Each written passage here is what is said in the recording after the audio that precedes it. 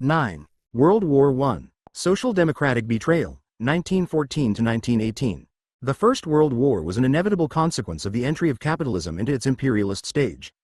It was a ruthless clash among the big imperialist powers, each fighting for a greater share of the world, its resources and its markets. They began a battle royal for mutual subjugation or extermination. This struggle, which had been previously fought by economic and political means, was now to be decided on the field of battle. The war grew out of the very nature of the capitalist system. Capitalism, based on greed and force, could find no other way than war for resolving the fundamental conflicts among the big powers. The outbreak of the war expressed the working out of the law of the uneven development of capitalism, which was first stated by Lenin. That is, instead of developing at an even pace, the rate of growth and state of development of all the capitalist countries varied widely in tempo and extent. This spasmodic, jerky course of capitalist growth inevitably threw the great powers into violent collision with each other, to battle out a redivision of the world according to their changed economic and political relationships. After the turn of the century, Great Britain, the pioneer imperialist landgrabber, held more foreign territory than Germany, France, Russia, Italy, and the United States combined. But she had already lost her industrial leadership of the world.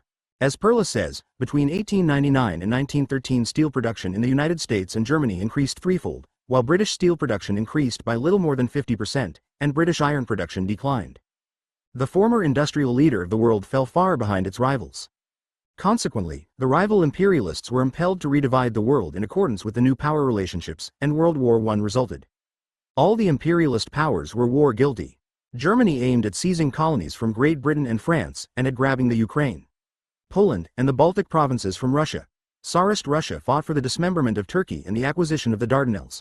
Britain strove to defeat its great rival, Germany, and also to take over Mesopotamia and Palestine. The French wanted the Saar, Alsace, and Lorraine from Germany, and the United States began to figure that with the weakening of its European rivals it could dominate the world. The alliance, primarily, of Great Britain, France, and Russia, eventually involving the United States, fought against the alliance of Germany, Austria-Hungary, and Turkey. All the great powers of the world were finally involved. The war, in which 65 million soldiers were engaged, started July 28, 1914, and lasted over 4 years, until November 11, 1918. It cost 10 million soldiers dead, 21 million wounded, innumerable civilian casualties, and it wasted $338 billion in wealth. In this typical capitalist wholesale butchery, the US British-French forces won the war and therewith the power to redivide the world to suit their imperialist greed. World War I was an explosion of basic imperialist tensions. It evidenced the fact that the world capitalist system had begun to sink into general crisis. The system's internal contradictions had now become so deep-seated and destructive that their working out began to undermine and destroy the capitalist system itself. World War I, by costing capitalism the loss of 1/6 of the world's territory, Russia, to socialism, did irreparable harm to the world's capitalist system. The Great Social Democratic Betrayal. The Marxists had long foreseen the coming of the First World War. Engels predicted it as early as 1892, and Lenin had repeatedly signalized its approach, its causes, and its imperialist character. Even the right-wing Social Democrats recognized the looming war clouds upon the world horizon. Consequently, after 1900 the question of the growing war danger was repeatedly considered at the Congresses of the Second International. These discussions climaxed at the Congress of Stuttgart, Germany, in 1907, in the adoption of an anti-war resolution containing the following key amendment, presented by Lenin, Rosa Luxemburg, and Martovy, for the Russian and Polish delegations. In case a war should, nevertheless, break out, the socialists shall take measures to bring about its early termination and strive with all their power to use the economic and political crisis created by the war to arouse the masses politically and hasten the overthrow of capitalist class rule. This resolution was adopted at the Copenhagen Congress of 1910 and unanimously endorsed at the Conference of Bâle in 1912. American Delhi. Gates from the SP and SLP attended these gatherings. Meanwhile, the syndicalist leaders in France, Italy, and elsewhere were also militantly declaring that they would checkmate and defeat the threatened capitalist war by declaring a general strike against it. But when the war crisis actually came, the right-wing social democratic leaders promptly and in general ignored the unanimous resolutions against war, which they had adopted tongue-in-cheek. These people, as history has since so abundantly proved, were not socialists at all. At most, they were but believers in a fake, progressive capitalism, and their interests all dovetailed with those of the capitalists in their countries. So they shamelessly followed the latter into the war, blessing it as a defensive war, and making no resistance to it whatsoever. This was the logical climax to their whole reformist, opportunist line.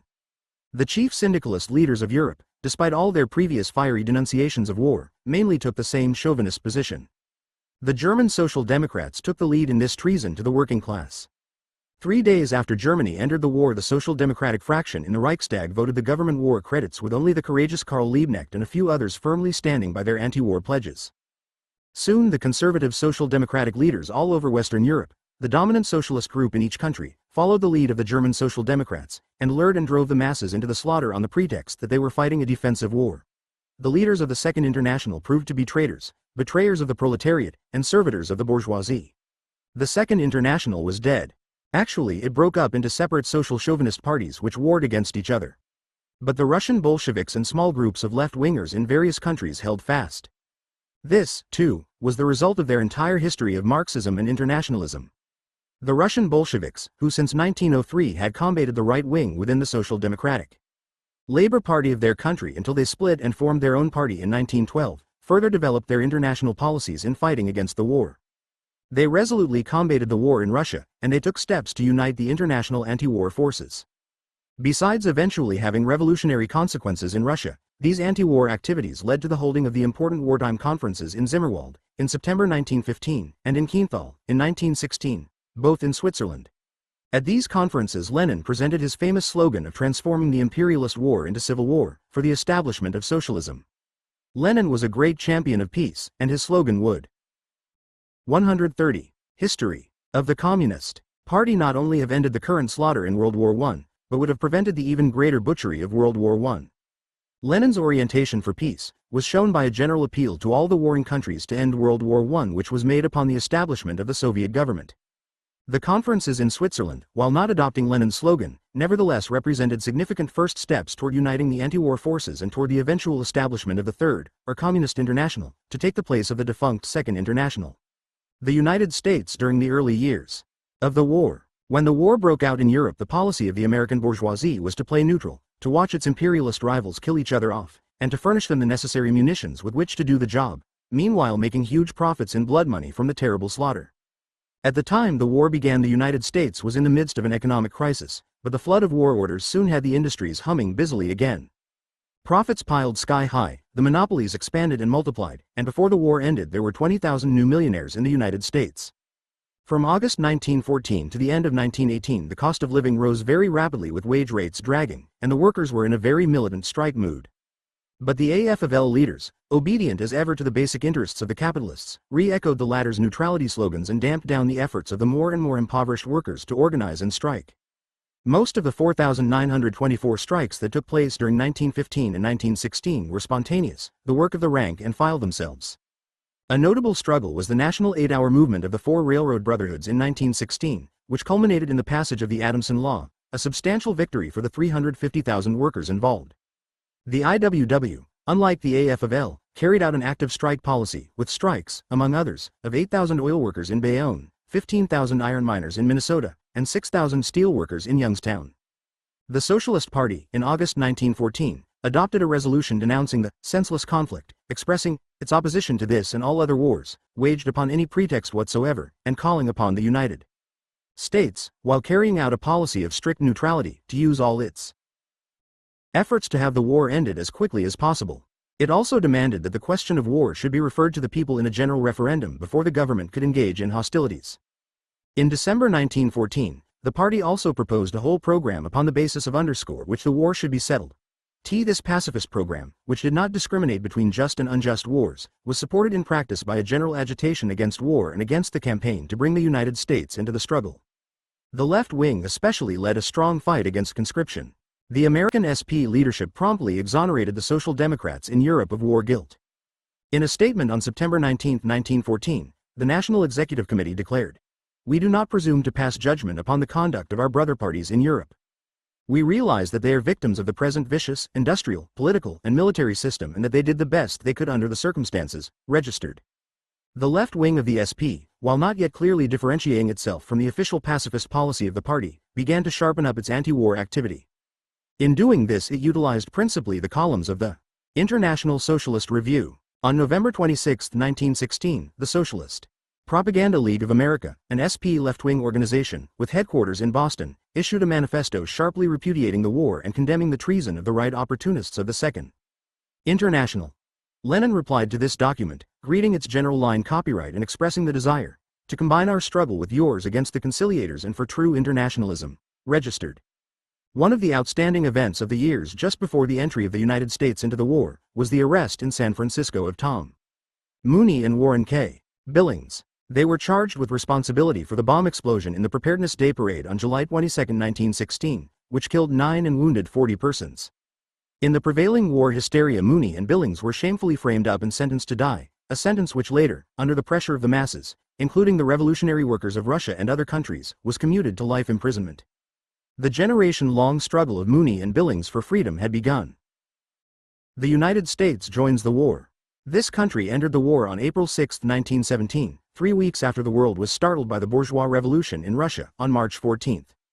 The reason why the United States went into the war was the fear on the part of the American bourgeoisie that the Anglo-French-Russian alliance would lose the struggle under the heavy blows of the German armies. The Wall Street monopolists, who could handle the declining British Empire, feared the rise of a far more powerful German empire. The latter would have jeopardized their whole structure of foreign trade and investments. Hence, they plunged the United States into the war, eventually turning the tide against Germany. Just 5 months before this, Woodrow Wilson got himself re-elected president with the hypocritical slogan, "He kept us out of war." This slogan was a pledge that the United States would continue to stay out. But as soon as Wall Street saw its vital interests threatened, it cynically trampled upon all such pacifist demagoguery and flung the nation into the wholesale slaughter. In doing this, the capitalists were quite unconcerned that the American people had repeatedly showed that they were opposed to going into the war. Monopolist America, as Wilson declared, was now out to make the world safe for democracy. In order to circumvent the peace will of the people, big capital needed to mobilize the support of the labor leaders for the war. This proved to be only a small chore, however. The Gompers clique, obedient servants of capitalism, were ready and eager for the task. Gompers, in the early stages of the war, called himself a pacifist, but keeping step with the war plans of the capitalists, he grew more and more belligerent, until finally he became the most rabid of warmongers. As the entry of the United States into the war approached, Gompers called a General Trade Union Conference of the top officialdom on March 12, 1917. This conference declared that, should our country be drawn into the maelstrom of the European conflict, we offer our service and call upon our fellow workers devotedly and patriotically to give like service. This gave the government the green light, and 3 weeks later it rushed the country into the war. Gompers, however, faced a considerable opposition to his war treason in the ranks of organized labor. The United Mine Workers, Typographical Union, Ladies' Garment Workers, Western Federation of Miners and Journeyman Barbers refused to attend his pro-war conference. He sides, local unions, city central bodies, and state federations in many parts of the country were evidencing a strong anti-war spirit. But the Gompers machine, with the active help of the government, overrode this peace sentiment. One of the most effective means for doing this was the American Alliance for Labor and Democracy, organized on August 16, 1917, by the AFL, jointly with pro-war renegades from the Socialist Party. The alliance, acting virtually as a government agency, held meetings in many parts of the country, peddling the war slogans of the imperialists. The Gompers machine promptly became part of American imperialism's war apparatus. Gompers himself was chairman of the Committee on Labor of the Advisory Commission of the Council of National Defense. Other officials occupied war posts of various kinds all over the country. Gompers remained a close co-worker of President Wilson all the way along, even at the Peace Conference of Versailles in 1919. The enemies of the workers hailed him as a great labor statesman. Gompers eventually wangled into the Versailles Treaty a watered-down version of his well-known dictum that the labor of a human being is not a commodity or article of commerce. This sentence was quoted from the Clayton Act of October 1914, which was supposed to, but did not, exempt organized labor from the Sherman antitrust law. Its deeper meaning, as Gompers stressed, was that, contrary to Marx, American workers were free. It was daily refuted by the fact that tens of millions of workers, acting under severe restraints, sold their labor power to their employers. The bosses, enjoying the reality of the wage system, which Gompers endorsed, were willing to allow the latter his demagogic assertion that labor power was not bought and sold in the United States. In addition to committing the labor movement generally to the war, the biggest service of the Gompers bureaucrats to the imperialists was to stifle the wartime efforts of the workers to organize and strike. Through the War Labor Board and National Defense Council, the AFL and Railroad Brotherhood leaders gave up the right not only to strike, but even to organize the open-shop basic industries. Lorwin says, organized labor relinquished its right to strike, and there was the understanding at Washington that the status quo in industrial relations should not be disturbed. Thenceforth, the Gompers' war policy was to smother strikes and to sabotage organizing campaigns. The workers, however, harassed by the rapidly rising living costs and having but little feeling of solidarity with the war, were in a very militant mood and much disposed to organize and strike. In 1917, the first war year, there were 4,233 strikes, or more than in any other previous year in American history. Consequently, despite its lead as ruinous policies, the AFL grew by 650,000 members during 1917-18. Had it not been for the treacherous Gompers, no organizing, no strike agreement with the bosses and the government, the AFL could readily have organized at least 10 million workers during the war and thus have accomplished the unionization of the basic and trustified industrix, a job, however, that had to await the arrival of the CIO, almost 2 decades later. The Socialists and the war. As the United States entered the war on April 6, the SP held its emergency convention in St. Louis to shape its policy to meet the situation. The sentiment in the party had been demonstrated by the adoption, by a vote of 11,041 to 782 in a national referendum, of a resolution proposing to expel any and all socialists holding public office who should vote money for the war. The party was slowly recovering from the blow of the 1912 split. Workers from the basic industries were again joining it. Membership increased from 79,374 in 1915 to 104,822 in the first 3 months of 1919. The St. Louis Convention was heavily anti-war. This was basically because of the tragic lessons of the socialist betrayal in Europe, the influences of the developing Russian Revolution, and the anti-war attitude of the new proletarian elements which had come into the party. Consequently, the outright pro-war socialists were swamped, and the Hillquit centrists also had to bend before the anti-war storm. At the convention 3 resolutions were presented on the war question. The majority resolution, submitted by Hillquit, branded the declaration of war by our government as a crime against the peoples of the United States and against the nations of the world, and declared the party's unalterable opposition to the war. It stated that the only struggle which would justify the workers in taking up arms is the great struggle of the working class of the world to free itself from economic exploitation and political oppression, and we particularly warn the workers against the snare and delusion of so-called defensive warfare. It proposed that the war be fought by continuous, active and public opposition to the war, through demonstrations, mass petitions and all other means within our power. Asterisk the second resolution, presented by Louis Boudin, varied but little from Hillquit's. The third resolution, by John Spargo, was openly pro-war, stating that, having failed to prevent the war, we can only recognize it as a fact and try to force upon the government through pressure of public opinion a constructive policy. The convention vote was as follows: for the Hillquit resolution, 140 votes, for Boudin's, 31 votes, and for Spargo's, 5 votes. Later on, in a national referendum, the majority resolution was endorsed by a vote of 21,000 to 350. The party's resolution was a product of a compromise between the center and the left. Ruthenberg was the outstanding leader of the left at the convention. He had also been a factor in the 1912 convention. Moreover, along with Wagenknecht, he had built a powerful party organization in Ohio, and he was increasingly active in fighting against the war. As secretary of the subcommittee which drafted the majority resolution, Ruthenberg was responsible for most of its fighting clauses. Hillquit's original draft was merely pacifist. Major weak spots in the resolution were that it did not more clearly distinguish between just and unjust wars, that it did not condemn the social chauvinists abroad, and that it did not provide a definite program for anti-war struggle. Following the convention, the pro-war elements, Simons, Benson, Stokes, Walling, Spargo, Hunter, Ghent, Russell, Gaylord, Frank and William Bone, et al., quit the party and joined the openly pro-war forces. Also many socialist trade union leaders, while formally remaining within the party, carried out the Gompers' war line. Relatively few rank-and-file members were included in these defections. The centrist Hillquit leadership of the party, while adopting the anti-war resolution, did little to apply it. This lip service was necessary in order to cover up its betrayal in practice. Centrism was the dominant form of opportunist leadership in the SP in 1916-17, because the war was already 2 years old, revolutionary moods were rising in the ranks of the workers and soldiers in Europe, and this fighting spirit was reflected in the United States. The radicalism of centrism was designed to deceive these militant workers.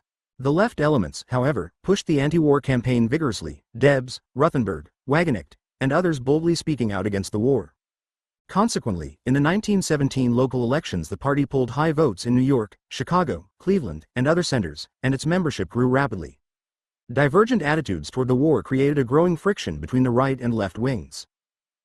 The ILW, and the war. The IWW, from the outset, took a position of opposition to World War won and maintained it courageously. A couple of months after the war began, by convention resolution the organization condemned the war and refused participation in it. It declared that, "We, as members of the Industrial Army, will refuse to fight for any purpose except for the realization of industrial freedom." This abstentionist attitude remained essentially the position of the IWW throughout the war. It was in sharp contradiction to the pro-war position of the French and other syndicalists. Paying but little attention to the political aspects of the war, the IWW devoted its main efforts to the prosecution of economic struggles and to building its own membership. Its operations concerned mostly agricultural workers, miners, and lumber workers. In carrying out this economic line, which was accompanied by anti-war agitation, the IWW encountered fierce opposition on the part of the government, the employers, the labor misleaders, and self-constituted vigilante gangs. The Agricultural Workers Organization, IWW, during the war years had an estimated 20,000 members. It conducted strikes of farm workers in many parts of the West, largely successful.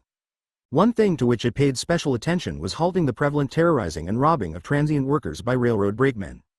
It became so that a card in the AWO was good to ride freight trains almost anywhere throughout the West. In June 1916, the IWW conducted a strike on the Mesabi Iron Range in northern Minnesota. All the miners in the district came out, some 16,000. Several strikers were killed, the leaders were arrested, and the strike was broken. Later, however, the companies had to improve the conditions of the workers. In Everett, Washington, in November 1916, the IWW, engaged in a campaign of organizing lumber workers, came into head-on conflict with local vigilantes. 5-1. WW members and 2 vigilantes were killed. The militant IWW, however, pressed its work, and during 1917 it led strikes of some 50,000 lumber workers in Washington, Idaho, and Montana. Out of these fights eventually came the 8-hour day for the industry. In 1917, the IWW also conducted big strikes of copper miners, 24,000 in Arizona and 14,000 in Butte, Montana. The companies fought the strikes violently. In Bisbee, Arizona, 2,000 strikers were seized, transported far out into the desert, and left there with no food or water. This outrage provoked a national protest. In the hard-fought strike in Butte, on August 1, 1917, several gunmen kidnapped Frank H. Little from his hotel and hanged him from a railroad bridge on the outskirts of the city. Little, a member of the General Executive Board of the IWW, was laid up with a broken leg when the lynch gang seized him. At the end of the war, the IWW's membership was variously estimated at up to 120,000. EBEALT, UL. The International Trade Union Educational League was formed in St. Louis, on January 17, 1915, at a conference of a dozen former members of the Syndicalist League from Chicago, Omaha, St. Louis, and Kansas City. Chicago was chosen as headquarters, and William Z. Foster was elected secretary. Its principal papers were the San Diego International, the Omaha Unionist, and the Chicago Labor News. The organization never really got established, however, basically because the left wing at the time, firmly wedded to the policy of dual unionism, had no use for the ITUEL's program of working within the old craft unions. A syndicalist organization, the ITUEL was anti-political, endorsed Industrial Union SM, and opposed the war. It held the opinion that the trade unions as such were essentially revolutionary, whether led by conservatives or revolutionaries. This was true, it argued, because they were class organizations, which followed a policy of securing all the concessions they could wring by force from the employers. In view of the ever-growing strength of the trade unions, the ITUEL falsely assumed that this policy would eventually culminate in the overthrow of the capitalist class by the economic power of the workers, whereupon, the unions would take over the control of society. This syndicalism, of course, expressed a gross overestimation of the power of trade unionism and an equally great underestimation of the power of the capitalist state. It also underestimated the disruptive capacity of reactionary social democracy, and it did not give necessary weight to the need for a class-conscious ideology and a vanguard political party. By the spring of 1917, the ITUEL had disappeared as an organization, about all that was left of it being a loose group of a couple of dozen militants in Chicago and a scattering of active workers in other cities. Most of the Chicago group, however, were leaders in their local unions and also delegates to the Chicago Federation of Labor. There they constituted a very important influence. The former League members had fought against the war and American participation in it, and had taken the general position that the outbreak of the war should have been countered by a revolutionary general strike. When the United States entered the war in April 1917, they took the position that, inasmuch as the revolution had been betrayed by the reactionary Social Democrats and syndicalists, the main task during the war was to organize the great unorganized masses into the trade unions. The trade unions, they held, were the all-important basic organizations that would one day emancipate the working class. The war situation, with the great demand for labor and the government's basic need for all possible production, presented an exceptionally favorable opportunity for such union-building work. This should be based on an active strike policy. Every other consideration in the war period was to be sacrificed to the central task of building the unions. Foster led this group. This, of course, was a highly opportunistic conception. While it did not involve actual support of the war, it nevertheless was an incorrect compromise. It was a sort of economism, an attempt to bypass the war and to focus the struggle upon immediate trade union questions. The very active unionizing and strike campaigns of the Chicago ITUEL group did, however, conflict directly with the no organizing, no strike policies of the pro-war Gompers machine. The Chicago group of militants were in a favorable position to get results in their aggressive unionizing campaigns. For several years they had been winning support in the Chicago Federation of Labor, and they had good working relations with the progressive Fitzpatrick-Nockels leadership. It was largely because of the work of this militant group that the CF of L became the most progressive central labor union in the United States. The left forces, by their influence, made the CF of L the national labor center in the big fight to save Mooney and Billings. It became the leader in the National Labor Party movement from 1917 on. It hailed the Russian Revolution and demanded the recognition of the Soviet government. It fought the Gompers machine on many fronts, and it became identified with every progressive cause. Significant of the left-wing influence in all this radicalism was the fact that when later on, in 1923, the left-center alliance in Chicago was broken, the CF of L soon degenerated into a routine, conservative Gompers organization. The first important wartime unionizing work tackled by the Chicago militants was in the railroad industry. Through the Railroad Labor Council, set up by a number of AF of L and Brotherhood local unions which they led, the left forces organized some 25,000 workers locally into the railroad craft unions during 1916-17. This general movement, under the leadership of L. M. Hoover, a League member, finally culminated in the unofficial 1919 national strike of 200,000 railroad shopmen. The next and still bigger campaign of organization undertaken by the Chicago militants, former members of the ITUEL, was to organize the national meatpacking industry. For 13 years this great industry had remained almost completely without unions, and was considered by the AF of L to be impossible to organize. But the Chicago group pushed through the work successfully, on the basis of a federation of the dozen craft unions in the industry and an active organizing and strike policy. John Fitzpatrick was chairman of this national committee and William Z. Foster was its national organizing secretary. Jack Johnston, organizer for the CF of L, eventually became secretary of the Chicago Stockyards Council, with 55,000 members. Joseph Manley and various other left-wingers held key posts. The campaign began on July 11, 1917. And after striking the national industry once and taking another national strike vote, it ended successfully on March Go, 1918, with an arbitration award by federal Judge Altshuler, granting big wage increases, the 8-hour day, union recognition, and other improvements. At these arbitration hearings the nation was amazed by the dramatic exposure of the horrifying wage and working conditions prevailing in the meatpacking industry. One of the greatest achievements in this packing house campaign was the organization of the Negro workers. They formed at least 20,000 of the 200,000 workers who were organized nationally. Their organization was of major importance and also unique in trade union history. They constituted the largest body of organized Negro workers anywhere in the world. Thus, the hopeless national packing industry, the despair of organized labor for many years, became organized. The whole labor movement was thrilled, and the prestige of the Chicago Federation of Labor and its left wing soared. The next big wartime organizing task which the Chicago ITUEL group set itself was the organization of the national steel industry, the toughest of all tasks confronting the labor movement. This campaign was begun on April 7, 1918, only a week after the Altshuler decision in the packing industry. The left-wingers presented the resolution on organization to the Chicago Federation of Labor, which endorsed it. Foster was elected delegate of the CF of L to the AF of L convention at St. Paul, in June 1918, and he had the steel resolution adopted there. The organizing campaign began under a national organizing committee of representatives of 23 unions, with 3 million members. Gompers was chairman and Foster was organizing secretary. Later on, as the strike approached, Gompers got cold feet, resigned the chairmanship, and put John Fitzpatrick in his place. The campaign was marked with the characteristic Gompers sabotage, employer violence, and government repression. Nevertheless, the organizers managed to unite 250,000 steel workers in all the major steel centers of the country. The plan of the lefts had been to force a favorable settlement through a strike in wartime, But owing to lack of funds the campaign was slowed and the national strike of 367,000 steel workers did not come about until September 22, 1919, about 10 months after the war's end. The strike was crushed, after nearly 4 months, by a combination of sabotage by the Gompers machine and wholesale strikebreaking and violence by the employers and the government. Although the Great Strike was lost, the employers had to abolish the 12-hour day and 7-day week and to introduce many improvements in wages and working conditions. The 1919 strike, by proving that the steel industry, the greatest of all trustified, open shop, company unionized industries, could be organized, paved the way for the completion of this basic task 15 years later by the CIO.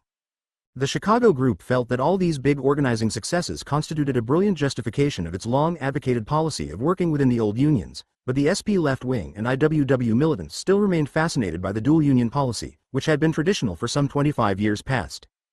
Government terror against the left.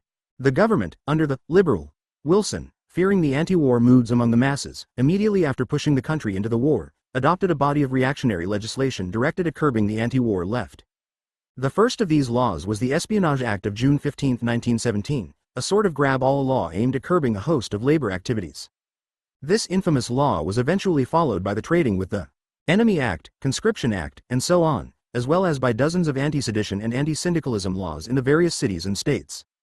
The sum total of all this legislation was to strip the American people of rights of free speech which at least the whites, if not the Negroes, had practiced ever since the founding of the Republic almost a century and a half before. Under these draconian laws the government, through Attorney General A. Mitchell Palmer, proceeded ruthlessly against the left wing of the labor movement. The IWW was the organization to suffer the heaviest blow. On September 5, 1917, simultaneous raids, with vigilante participation, were made by Department of Justice agents upon IWW headquarters all over the country.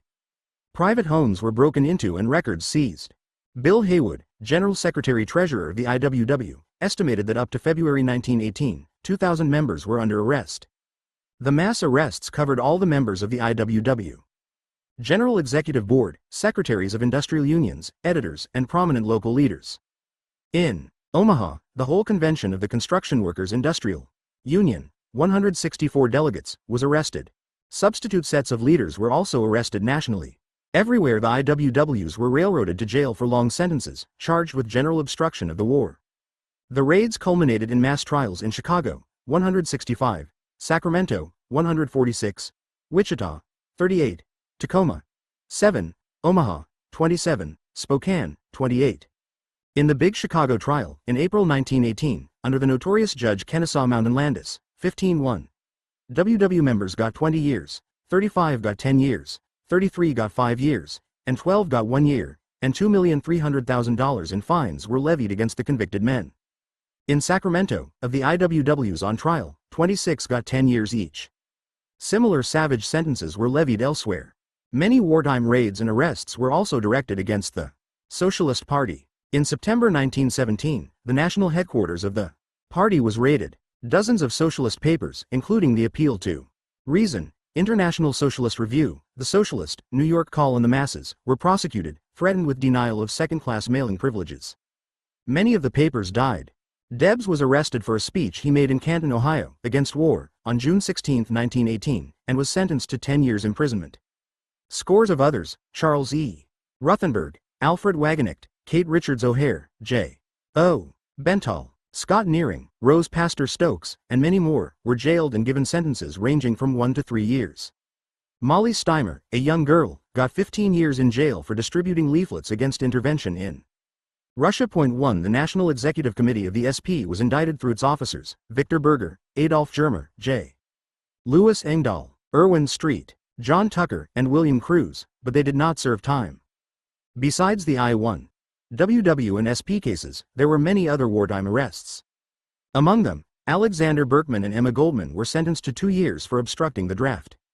There were also various pacifists, conscientious objectors, and others jammed into the crowded jails. It has been estimated that 1,500 were sent to prison during the war. Debs went to jail on April 12, 1919, and got out on December 25, 1921. It was not until December 1923 that the last of the IWW wore. Prisoners were set free under the pressure of a strong, united front mass campaign for their release. The wartime terrorism against the left was the first fruit of the imperialist war, to make the world safe for democracy. It was, however, only a foretaste of the still more bitter fruits that were to come, after victory was won and presumably democracy had been assured. The Great War, precipitated by the uneven development of world capitalism, made that unevenness even more pronounced. The United States, the real capitalist victor in the war, enormously expanded its industries during the war. It entered the war a debtor nation and emerged a great creditor nation, with $20 billion in outstanding loans. The dollar had defeated the pound and the mark, and the center of gravity had definitely shifted from Europe to the United States. Imperialist Wall Street was well on its march to world capitalist domination. World War I sowed the seeds for World War II. 10. The Russian Revolution, 1917 to 1919. The Great Russian Revolution of November 7, 1917, born of the deepening general crisis of world capitalism, was the first socialist breakthrough of the fortifications of the international capitalist system. The revolutionary masses of workers and peasants, led by the Bolshevik Party, which was headed by the great Lenin, smashed Tsarism capitalism in Russia and thereby dealt a mortal blow to the international capitalist system. World imperialism was broken at its weakest link. The revolutions of 1905 and of March 1917 had been but preliminary to the very basic Bolshevik Revolution of November 1917. A new era of world history was now ushered in, the era of proletarian and colonial revolutions and the decline of world capitalism. With revolutionary energy, the new Soviet government carried through the great tasks that the Kerensky provisional government could not and would not do. In order to consolidate the Soviet power, the old, bourgeois state machine had to be shattered and destroyed and a new, Soviet state machine set up in its place. Further, it was necessary to destroy the survivals of the division of society into estates and the regime of national oppression, to abolish the privileges of the church, to suppress the counter-revolutionary press of all kinds, legal and illegal, and to dissolve the bourgeois constituent assembly. Following on the nationalization of the land, all large-scale industry had also to be nationalized. And, lastly, the state of war had to be ended, for the war was hampering the consolidation of the Soviet power more than anything else. All these measures were carried out in a few months, from the end of 1917 to the middle of 1918. The Soviets withdrew from the war and called upon the world to make peace. The Russian Revolution sent a thrill of joy through the hearts of hundreds of millions of the exploited and oppressed all over the world. Its influence was decisive in the profound wave of revolution which swept Eastern and Central Europe upon the end of the war. Kings and emperors toppled as this revolutionary upsurge went through Germany, Austria-Hungary, and the Balkans. The whole of European capitalism was shaken to its foundations. United States intervention _ If the peoples of the world were inspired by the Russian Revolution, the capitalists of all countries were profoundly shocked by it. In their fright they trembled at the threatened destruction of their whole system of exploitation and robbery. So they lost no time in taking drastic measures to try to checkmate and defeat the revolution. Immediately at the close of the war, the victorious Allied powers began to pour their troops into Soviet Russia and to stimulate and organize the domestic counter-revolutionists to fight the Soviet government. Great Britain, France, Japan, the United States, Germany, Poland, and Czechoslovakia all had a hand in this counter-revolutionary intervention. The consequence was a tremendous civil war. The revolutionary Soviet people, although harassed by economic breakdown, famine, blockade, and general exhaustion from the world imperialist war, rallied their forces, built up a powerful Red Army, and with unparalleled heroism, beat back all their foreign and domestic enemies. In this desperate struggle they battled through 1,000 valley forges. At one time by far the greater portion of the country was in the hands of the interventionists and their Russian counter-revolutionary allies. But the Red Army finally defeated them all, smashing Denikin, Kolchak, Yudenich, Wrangel, and the host of other Tsarist and foreign generals. Consequently, at the end of 1920 Great Britain, France, and Italy had to lift their blockade, and soon thereafter Japan was forced out of Siberia. The United States troops had to get out, too. The revolution had won a decisive victory in its life and death struggle. The basis for this immense victory were the indomitable revolutionary spirit of the Russian people, their all-out support of the Soviet Red Army, the invincible power of the Communist Party, and the brilliance of its great leader, Lenin. Not the smallest factor in winning the victory was the supporting spirit among the workers in many other countries, which prevented the respective capitalist governments from mobilizing their full strength against the embattled Soviet people. The United States government, dominated by reactionary monopoly capital, took a leading part in the counter-revolutionary intervention against Soviet Russia during 1918-20. The liberal President Wilson, without even asking any authorization whatever from Congress, arbitrarily sent armed American expeditions to Siberia and North Russia. The alleged purpose of the one to Siberia was to guard against the danger from large numbers of German and Austrian prisoners, freed by the revolution, whereas the stated purpose of the expedition to North Russia was to attack Germany from the rear. Vention was nothing but a brazen attempt to overthrow the young Soviet government and to restore capitalist reaction to power.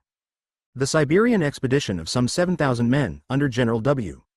S. Graves, co-operated with the Russian reactionaries and the Japanese to overthrow the local Soviet in Vladivostok. President Wilson supported the Tsarist General Kolchak in his efforts to smash the Soviet government and to make himself dictator of Russia. The Siberian adventure came to an inglorious end when Kolchak's forces were wiped out by the Red Army. The adventure in North Russia, centering around Archangel, was carried out in conjunction with the British, French, and White Guard. Russians, about 5,000 American soldiers, under Colonel Stewart, made up this country's armed forces. The aim of the Allied expedition was the capture of Petrograd and the overthrow of the Soviet government. But the northern invaders were defeated and in danger of annihilation. On March Go, 1919, Company I of the 339 U.S. Infantry refused to obey orders to proceed to Archangel. The men yielded only after one of their number who had been arrested was released. This unrest was blamed upon Bolshevik propaganda. Fear of a general mutiny was expressed, and General March, Chief of Staff, pledged the withdrawal of the American forces by June, which was carried out. Lenin roundly condemned this reactionary United States intervention, declaring that the British and Americans are acting as hangmen and gendarmes of Russian freedom, in the same sense in which the role was played under the Russian hangman, Nicholas I.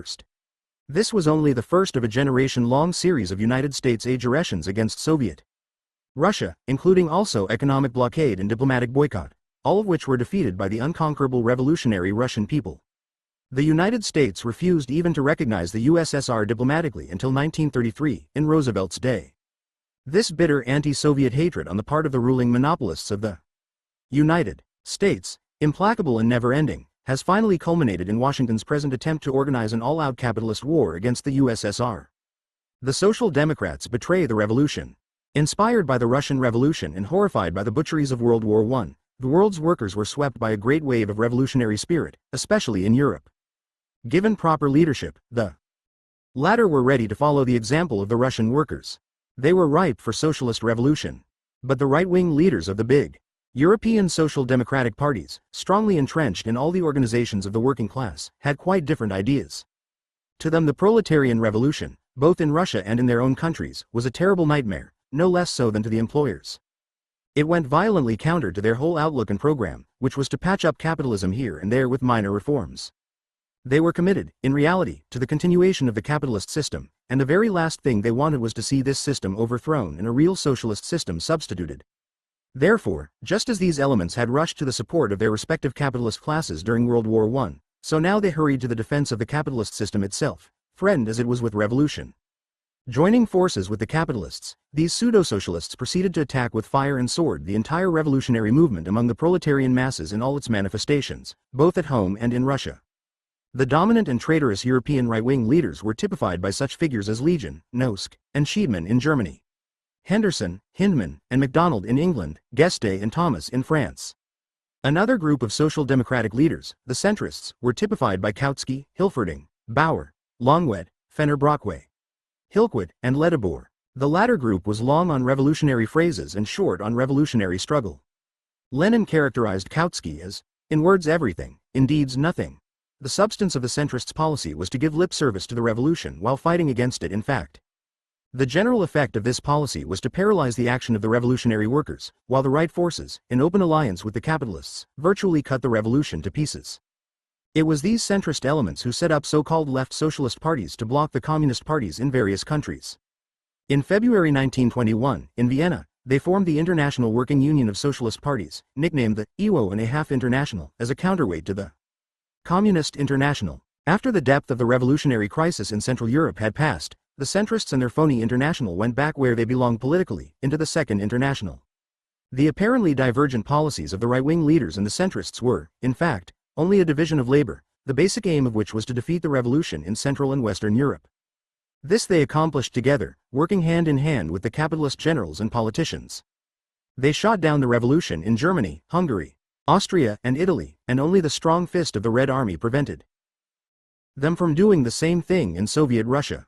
The right and centrist, social democratic leaders saved capitalism in Middle Europe, and thereby also in Western Europe. Upon the heads of these betrayers of socialism, therefore, rests the responsibility for all the evils that have since followed, the rise of fascism, World War II, and now the threat of another great world conflagration. Impact of the revolution upon the American labor movement. In the United States, as in other countries, a wave of fighting spirit was generated among the masses by the advent of the Great Russian Revolution, but, unlike Eastern Europe, it did not reach the intensity of a tornado. At last the workers had succeeded in smashing their way through the fortifications of the hated capitalist system and had opened up the way to socialism. Even the more conservative categories of workers realized that a great blow had been struck for freedom. Crowded meetings of workers in American cities, hungry for every scrap of information about the First Workers' Republic, made the rafters ring with applause at every mention of the Bolsheviks and their great leader, Lenin. Debs, with his genius for revolutionary expression of rank and file spirit, declared, "From the crown of my head to the soles of my feet I am a Bolshevik, and I am proud of it. The day of the people has come." The Seattle longshoremen, in the spirit of the period, struck against loading munitions to be used against Soviet Russia. The broad masses of the American proletariat distinctly felt that the great victory in Russia was also their victory. This was especially the case among the huge armies of immigrant workers. But the opportunist leaders of the American social democracy, like their kind in Europe, took an altogether different attitude toward the Russian Revolution. The AFL top leaders, for example, an undeveloped brand of social democrats who, because of the ideological undevelopment of the American working class, do not need to make demagogic use of socialist slogans, condemned the revolution from the outset. Their instinct, as labor tools of the capitalists, was as unerring in their hatred of living socialism as that of the big monopolists themselves. The 1919 convention of the AFL refused its endorsement of the Soviet government of Russia, and subsequent conventions, becoming bolder in their reaction, attacked the Soviets with unlimited violence and slander. From the earliest period right down to the most recent days, the big bureaucrats of the AFL have been outstanding and relentless instigators of every capitalist assault against the Soviet Union. The leaders of the Socialist Party, at the outset, were more circumspect. They were mostly centrists of the Hillquit brand, the bulk of the extreme right-wing leaders having quit the party after their failure to win it for a pro-war policy. The centrist opportunists, who also in their hearts deeply hated the Soviet government and considered it the repudiation of all their political plans and programs, adopted a policy of maneuvering regarding it, against the pressure of the militant rank and file of the party. Consequently, they weakly hailed the revolution, and in their 1919 convention, tongue-in-cheek, pledged our support to the revolutionary workers of Russia in the maintenance of their Soviet government. They also, pushed on by the rank and file, lodged a formal protest against the armed intervention of the United States and other capitalist powers in Soviet Russia. But when, as the sequel showed, the hypocrisy of these pretenses was unmasked, Hillquit and his co-leaders became no less violent in their opposition to the Soviet Union than were their political kin, the reactionary leaders of the AFL. Hillquit later pronounced the Soviet government the greatest disaster and calamity that has ever occurred to the socialist movement. The left wing tirelessly challenged the treacherous attitude of the Hillquit leadership toward the Russian Revolution, bringing to the masses, as best it could, the lessons of this tremendous political forward leap of the world's working class. And the Communist Party, born from the left wing of the Socialist Party, throughout its 32 years of life, has never flagged in its efforts to have the masses of workers understand the constructive meaning of this gigantic political development. The teachings of Marxism-Leninism. The Russian Revolution, and the long revolutionary struggle preceding it, resulted in the formulation of tremendous contributions to the body of Marxist social science. These were expressed in the reality of the Great Revolution itself and, inseparably, in the brilliant scientific writings of Lenin. The sum and substance of this whole theoretical development was to raise Marxism to the level of Marxism-Leninism. This, in a scientific sense, is the greatest of all the contributions of the Russian Revolution to world humanity. Leninism, says Stalin, is the Marxism of the era of imperialism and of the proletarian revolution. There are two major aspects to the theoretical work of Lenin. First, Lenin re-established the principles of Marxism, as already stated by Marx and Engels in the Communist Manifesto and their other works. These principles the right-wing theoreticians of the Second International had been busily tearing down and burying for the previous half-century. Second, Lenin further greatly developed Marxism, adding to it the basic lessons to be learned from the present period of imperialism and proletarian revolution. His work summed up to a complete theory of the socialist revolution. In the first aspect of Lenin's work, namely, the freeing of Marxism from opportunist revisionism, Lenin restated Marx's basic proposition that the present state is a repressive instrument of capitalism, the executive committee of the capitalist class, thereby theoretically destroying the current social democratic revisionist conception that the modern state under capitalism is a sort of people's state, without specific capitalist class domination. Lenin also proved the correctness, under modern conditions, of Marx's fundamental contention that the capitalist state, because of ruling class violent resistance to all democratic advance, would have to be abolished before socialism could be established. He declared that all the right-wing social democratic chatter about capitalism being gradually transformed step by step into socialism was opportunism. At the same time, Lenin showed the growing over of the bourgeois democratic revolution into the socialist revolution. Lenin, too, demonstrated irrefutably the fundamental correctness of Marx's conception of the dictatorship of the proletariat being the state form of the workers' rule under socialism, and he shattered all revisionist nonsense about socialism, or what the opportunists miscall socialism, being only a continuation, in a more advanced form, of bourgeois democracy. Lenin also brilliantly revalidated the great Marxist principle of the class struggle, as against the mess of class collaborationism, which actually means working-class subordination to capitalist class domination, into which the revisionist theoreticians of the Second International had bogged down the socialist movement. Finally, to mention no more of Lenin's tremendous rebuttressing of Marxism, he restated Marx's fundamentals of dialectical materialism, in opposition to the welter of bourgeois idealism and eclecticism which the degenerate social democratic theoreticians of the Second International had absorbed from their bourgeois masters. In the second major aspect of Lenin's theoretical accomplishments, namely, the development of Marxism to encompass the many problems of modern monopoly capitalism and proletarian revolution, Lenin performed a prodigious amount of pioneering theoretical work. Here we can give only the barest outline of his immense contributions in this respect. Lenin performed the basic task of analyzing capitalist imperialism, dissecting the whole structure of modern monopoly capitalism, and demonstrating that it is moribund capitalism, the final stage of the capitalist system. In doing this work, Lenin laid bare the basic causes of modern war. This general analysis he further strengthened by his profound discovery of the law of the uneven development of capitalism. The law which explains how and why the capitalist nations, instead of all developing at an even pace, grow at widely varying tempos, with the result that they periodically readjust by war their changing political relationships. Lenin also successfully challenged the bigwigs of the Second International, who held that socialism must come first in the most industrialized countries and, to be successful, must also occur in several of them at once. He proved that socialism, on the contrary, could be established in one country alone, specifically in backward, predominantly agricultural Russia. Stalin, later on, was also to make brilliant contributions on this key question. Lenin, while pointing out the ingrained warlike character of imperialism, also stressed both the necessity and the possibility of the peaceful coexistence of capitalist and socialist states in the world. Lenin, along with Stalin, developed the theory of colonial and national liberation revolution. He likewise demonstrated the basic need for cooperation between the colonial peoples and the revolutionary proletariat of the imperialist countries. Repudiating the entire body of social democratic revisionist theory, Lenin also showed the revolutionary potentialities of the peasantry in alliance with and under the general leadership of the proletariat. Lenin, who was as great a strategist and tactician as he was a theoretician, developed the role of partial demands, of trade unionism, and of parliamentarism, thus solving many difficult problems of methods and weapons in the general fight of the working class for socialism. Lenin, throughout his entire work, thoroughly unmasked the opportunist social democrats, showing them to be wedded to the capitalist system, and exposing the economic and political reasons why this was so. To cap his immense theoretical achievements, Lenin was also the architect and chief organizer of the great Russian Communist Party, which led the Russian people in their historic victory over capitalism. Lenin called this a party of a new type. It is incomparably the most highly developed political organization in the history of mankind. The Communist Party is composed of the best, most advanced elements of the working class, peasantry, and intellectuals. It is highly disciplined, yet it practices a profound democracy. It employs a regenerating self-criticism, learning from its own mistakes, which invigorates it in every phase and stage of its work. Its membership is inspired by the highest qualities of courage, devotion to the Soviet people's interests, and loyalty to the great cause of socialism.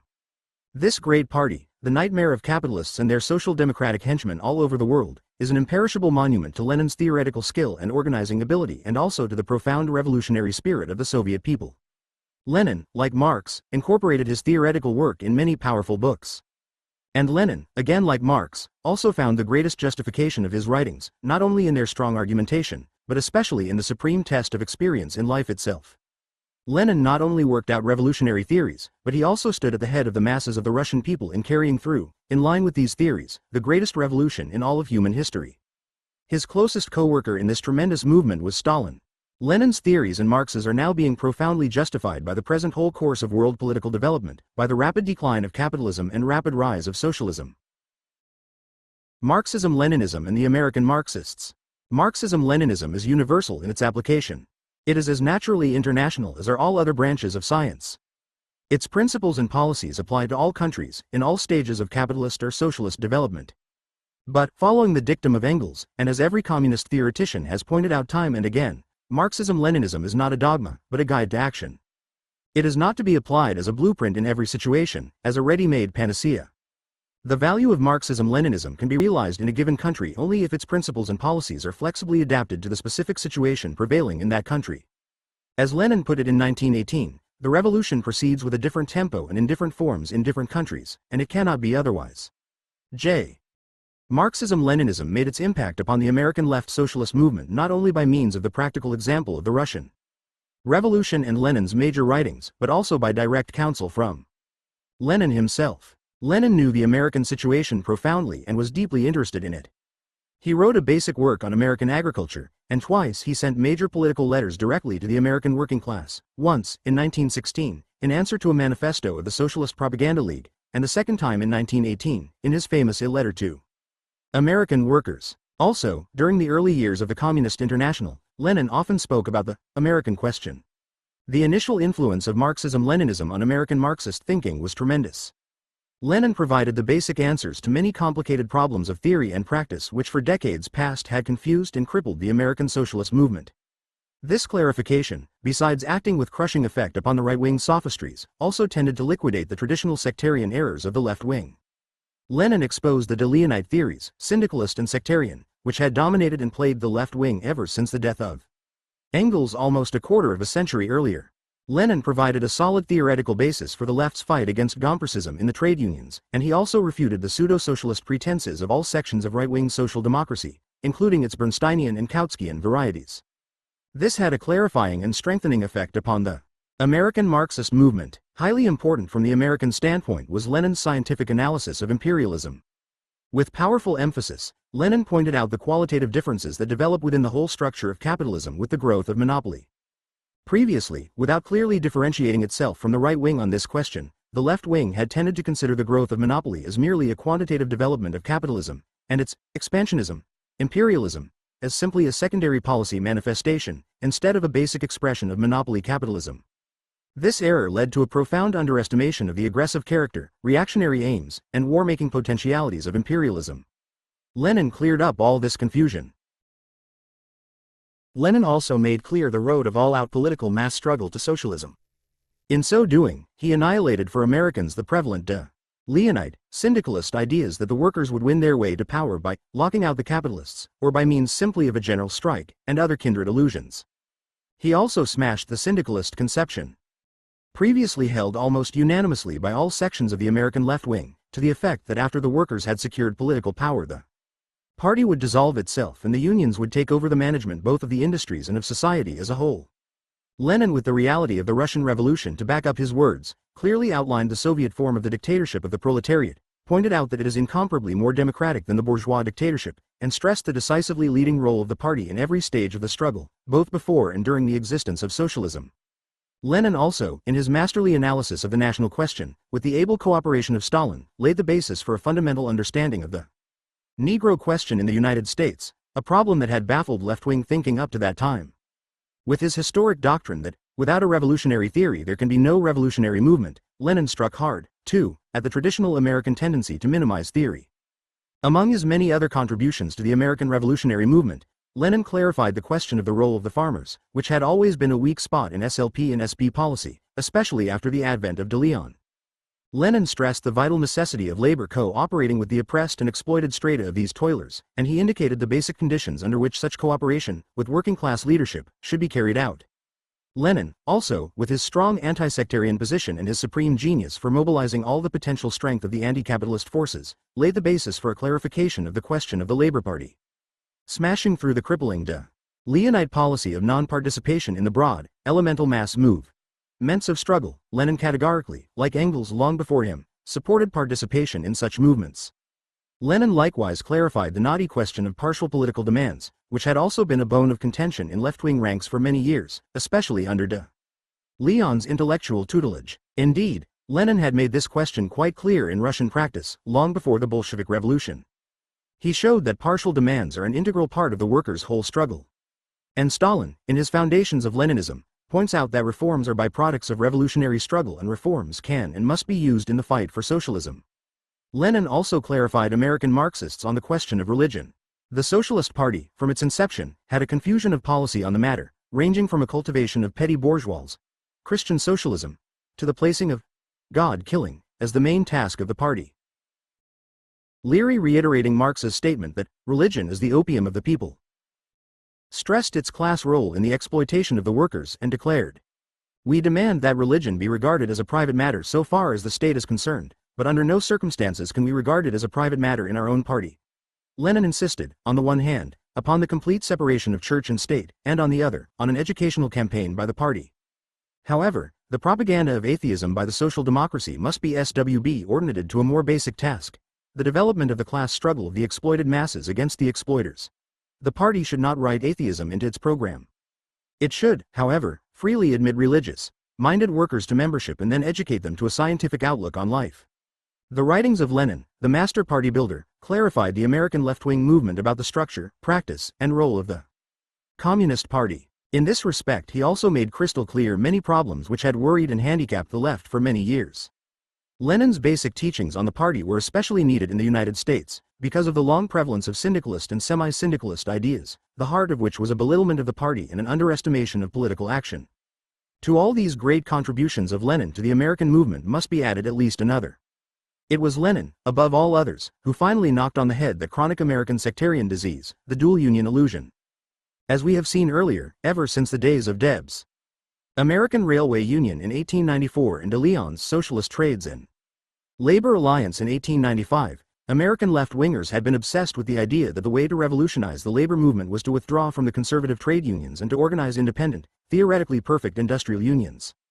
The general effect of this policy had been to leave the Gompers machine in virtually unchallenged control of the basic mass economic organizations of the working class and to waste the strength of the dynamic left-wing fighting trade unionists in innumerable utopian industrial union projects.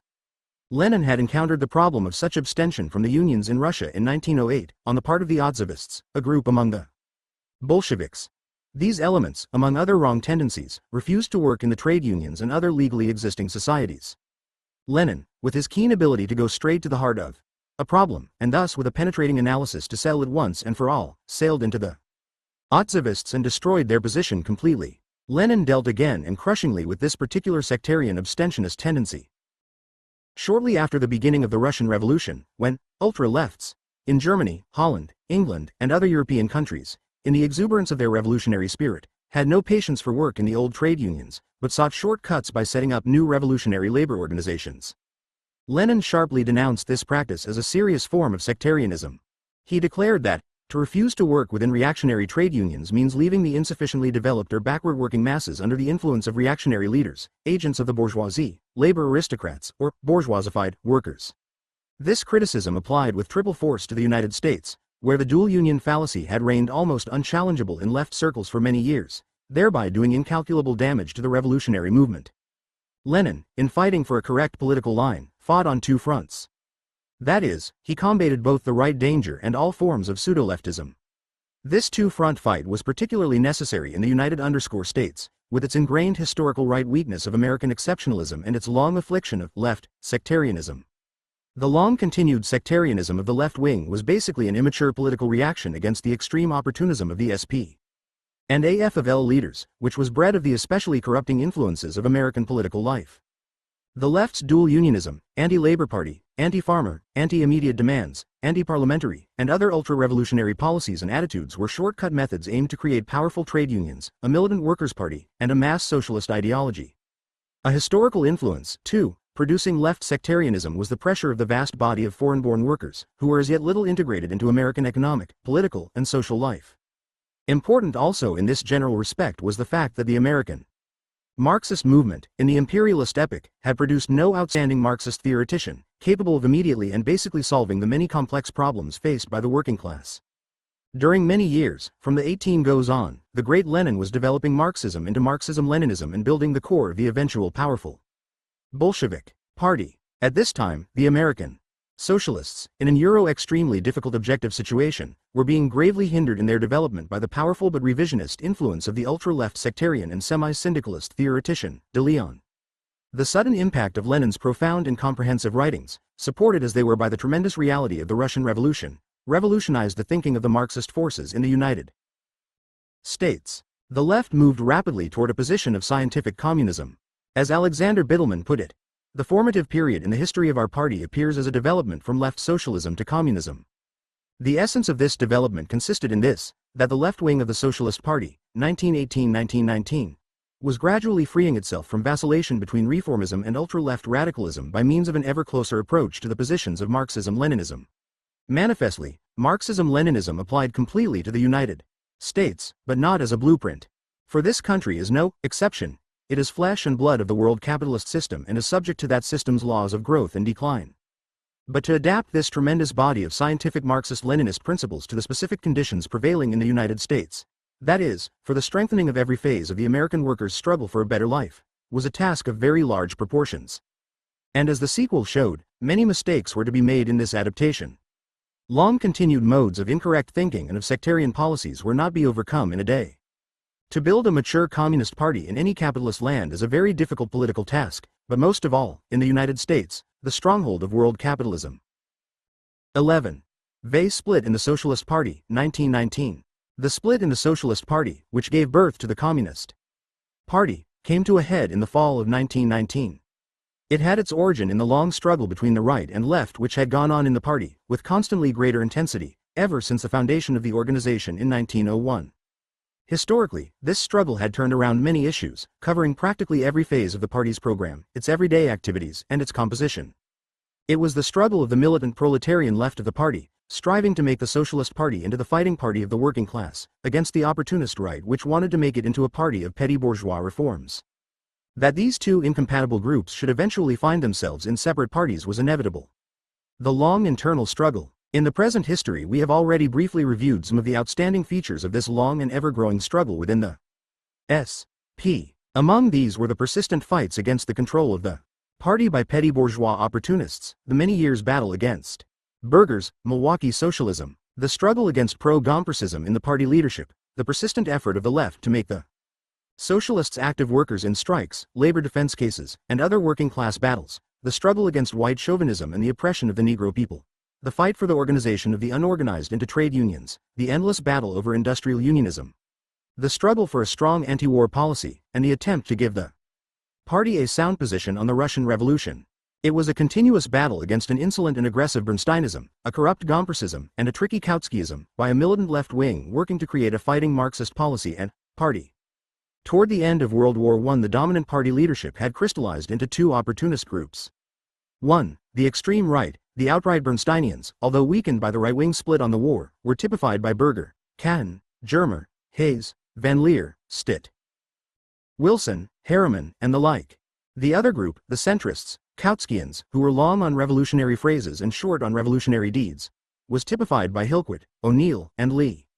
As the struggle against the left developed, these two groups tended to merge into one general right wing, resolved at all costs to prevent the party from becoming a fighting socialist organization. The constant internal struggle led, through the years, as we have seen, to a number of heavy political organizational collisions between the right and the left.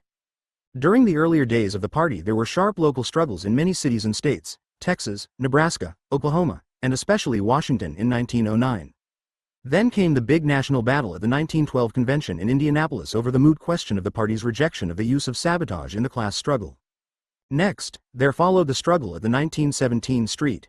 Louis Emergency Convention and afterward, with the party's anti-war policy as the main bone of contention. And finally, there came the decisive 1919 Chicago Convention, when the whole life and line of the party were at stake. During this long struggle the left wing, although not able to control the party, had been growing in political strength and maturity.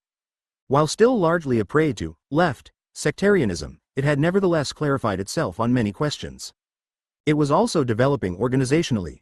Its growing consolidation as a definite national force was seen in its strong grouping in pre-war days around the International Socialist Review.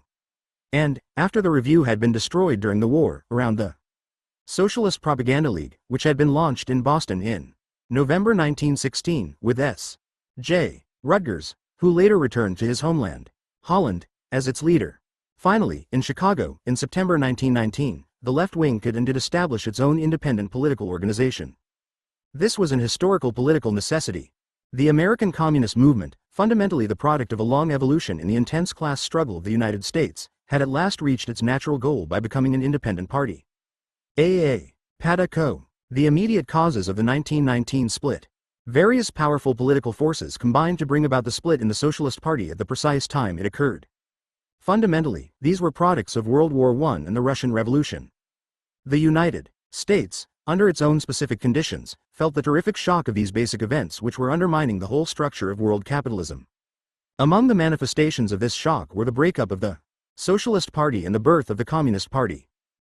A major immediate factor leading to the split within the party was the acute discontent among the rank and file at the way the opportunist party leadership had met the issue of the war. This was directed not only at the seceding pro-war leaders of the right, but also at the Hillquit group. There had been great enthusiasm after the St. Louis Convention, with its militant anti-war resolution, even the left wing being more or less taken in by Hillquit's anti-war demagogy. But soon thereafter disillusionment set in among the lefts, because many of the party leaders who had voted for the St. Louis resolution either failed to back it up in practice or came out in open support of the war. This course deeply outraged the proletarian membership, who ardently wanted the party to conduct a militant struggle against the imperialist war. Added to this rank-and-file discontent was an even greater resentment of the left-minded membership at the compromising manner in which the right-centrist Hillquit leadership handled the central question of the Russian Revolution. The militant membership of the party rightly looked upon the revolution as a supreme socialist triumph of the Russian working class, and they were determined to give it all the support and protection they could against the armed intervention and other attacks being made upon it by the capitalists of the United States. Consequently, the proletarian members of the party were not slow to understand that the Hillquit leaders of the party, with their weasel-worded, opportunistic endorsements of the Soviet government and their feeble protests against American intervention in Soviet Russia, were in reality enemies of the Russian Revolution. Additional fuel was added to the fire of party discord by the specific controversy over the question of the international affiliation of the party. This began to take shape during the war in connection with the wartime conferences in Zimmerwald and Kienthal, with the left wing pressing for active support of Lenin's fight for a sound international working-class policy. It became even more acute when in Moscow, under Lenin's direct leadership, on March 2–6, 1919, 19 left-wing groups and parties established the Third, or Communist, International. This was an indispensable development, growing out of the whole international situation, with the Second International broken down by the war treason of its leaders and the revolutionary workers of Europe on the march, demanding a new international organization. Errol, the left wing of the American Socialist Party, insisted that the party affiliate to the Communist International. But again the slippery Hillquit leadership, while speaking softly about the new organization, took an active initiative in trying to put the shattered Second International back on its feet. The latter elected delegates to the proposed Stockholm Conference of 1917, which never assembled, and they also supported the Bern Conference of September 1918, both of which were designed to disinter the dead Second International. These actions caused deep resentment in the Socialist Party of the United States. Still another factor intensifying the inter-party tension was the urgent need to develop a fighting program to support the current big struggles of the workers and to counter the post-war offensive of the employers. This was the time of the Seattle General Strike, January 1919, of the Winnipeg General Strike, April 1919, and of the Great Steel Strike, September 1919. Many other strikes were looming on the horizon. On all sides, too, the employers were obviously preparing for an aggressive anti-labor drive. The opportunist Hillquit leadership, to the deep discontent of the rank and file, was quite incapable of developing a program of militant action which would place the party in the vanguard of the tremendous class struggles which were then in the process of taking place. The relationship of the party forces. The left wing of the party was in a strong position in the growing internal fight. Its supporters had been basically educated in the fight against the war, and they were also profoundly inspired by the Great Russian Revolution. Most important in strengthening the ideology of the left wing during this critical situation was the initial publication in the United States during 1918 and 1919 of such fundamental documents of Lenin's as A Letter to American Workers, The Soviets at Work, State and Revolution, and Imperialism, the Highest Stage of Capitalism. The left clearly had behind it a majority of the party membership. It drew its strength from all sections of the party, but its main strongholds were in New York, Ohio, Michigan, Illinois, and Massachusetts, and especially in the language federations. Of these organizations, the Russian Socialist Federation, with about 8,000 members, was the largest and most militant. The party membership had gone up from 80,379 in 1917 to 104,822 in the first months of 1919, and most of these new members, workers who had been recruited by the federations, were definitely left in their thinking. Regarding the party press, the right-wing leadership eventually managed to hang on to control of the New York Call and most of the other English-speaking organs. The non-English press, however, with the notable exception of the Jewish Daily Forward, almost solidly supported the left wing. During the struggle, the left wing created several new English language papers, the most important of which were the Class Struggle, 1917, and the Communist, 1919, in New York, the Revolutionary Age, 1918, in Boston, the Proletarian, 1918, and the Communist, 1919, in Chicago, and the Socialist News in Cleveland. The Revolutionary Age served as the central organ of the SP left-wing movement. During the previous few years, the left wing had also been building up many new leaders. Outstanding among these were Charles E. Ruthenberg of Cleveland and John Reed of New York.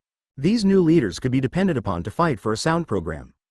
While the old left-wing leader, Debs, spoke militantly against the war and for the Russian Revolution and also supported other policies of the left, he nevertheless refused to carry on the indispensable struggle against the right-wing opportunists who held the leading posts in the party.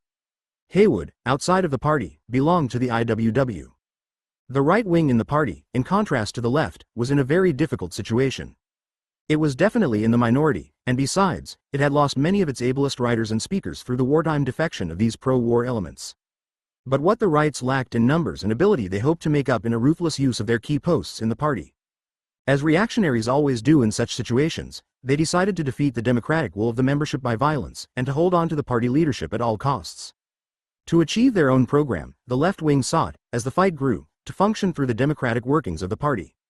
But the Hillquit-Berger leadership, with their desperate policies, would have none of party democracy under these conditions.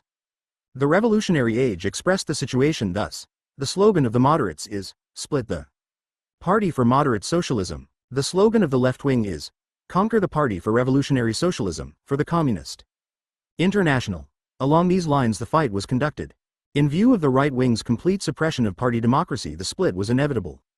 The developing struggle. With the beginning of the fateful year, 1919, the internal party struggle became more and more intense. By then the central issues between the two major party groupings had become clearly crystallized: class struggle against class collaboration, proletarian internationalism against national chauvinism, proletarian dictatorship against bourgeois democracy, the Third International against the Second International. Cis. In New York, the left wing was making rapid headway in winning locals, only to have them immediately reorganized and screened under right-wing leadership by the party bosses. Nevertheless, the party branches in Brooklyn, the Bronx, and Queens quickly came under left-wing leadership. On February 15, 1919, when the Central Committee of the Greater New York Locals of the Socialist Party, dominated by Julius Gerber, refused to censure the local socialist aldermen for supporting the war, the representatives of 20 left-wing locals from various parts of the city came together in a conference to take action. After listening to talks by John Reed, Jim Larkin, Rose Pastor Stokes, and by representatives of various federations, the conference organized itself as the left-wing section of the Socialist Party and elected officers. The conference also decided to publish a manifesto, and to issue a paper, which appeared on April 19, 1919, as the New York Communist, with John Reed as editor. The left wing can be said to have come into being as an organized force at this date. Chicago, Boston, Cleveland, and other centers, taking the New York Manifesto as their basis of policy, soon followed New York's example. Meanwhile, important events quickly followed one another in the national sphere. For one thing, in answer to the call for a conference in March in Moscow to organize the Communist International, the left wing had submitted to the SP in good time a referendum proposal to the effect that the Socialist Party should participate in an international congress or conference called by or in which participate the Communist Party of Russia and the Communist Party, Spartacus, of Germany. The referendum carried by a huge majority, but the wily Hillquit held up the returns until May, 2 months after the founding conference of the Comintern had been held. Then came the national elections within the party, which were also, as usual, conducted by referendum vote. Held early in the spring of 1919, the elections resulted in a sweeping victory for the left wing. Even such outstanding right-wing leaders as Hillquit and Berger went down to ignominious defeat. But Hillquit, with his rule or ruin policy, refused to make public the unfavorable returns. The election figures, as finally authenticated by the left wing, showed that for the post of International Secretary Hillquit had received only 4,775 votes, as against 13,262 for Kate Richards O'Hare, and for the second international representative, Berger had been swamped by John Reed to the tune of 17,235 votes to 4,871. The left wing also elected 12 of the 15 members of the National Executive Committee. Ruthenberg and Wagenknecht were elected to the National Executive Committee with over 10,000 votes each, or from 3 to 5 times as many as the corresponding right-wing candidates. Hillquit's Pink Terror. The significance of these events was not lost upon the party's official leaders. They saw clearly that if inner democracy were to be continued, the left wing would surely win national control of the party. Therefore, resolved to hold on come what might, they embarked upon a policy of expulsions which had never been equaled, even by the ultra-reactionary AFL leadership. The expelled members and organizations were given no semblance of trials, nor were formal charges even preferred against them. The National Executive Committee, in its May 24-30, 1919, meeting, arbitrarily expelled the Michigan State Organization with 6,000 members, and it expelled, the Russian, Lithuanian, Polish, Lettish, Hungarian, Ukrainian, and South Slav federations, with a total of over 40,000 members. The right-wing leadership especially wanted to get rid of the rapidly growing federations, whose militant spirit, based on abominable conditions in American industry, also largely reflected the revolutionary situations in their respective native countries. In the succeeding weeks, the state organizations of Massachusetts and Ohio were also expelled, and along with them the party organization in Chicago and whole groups of locals in New York and in various other centers.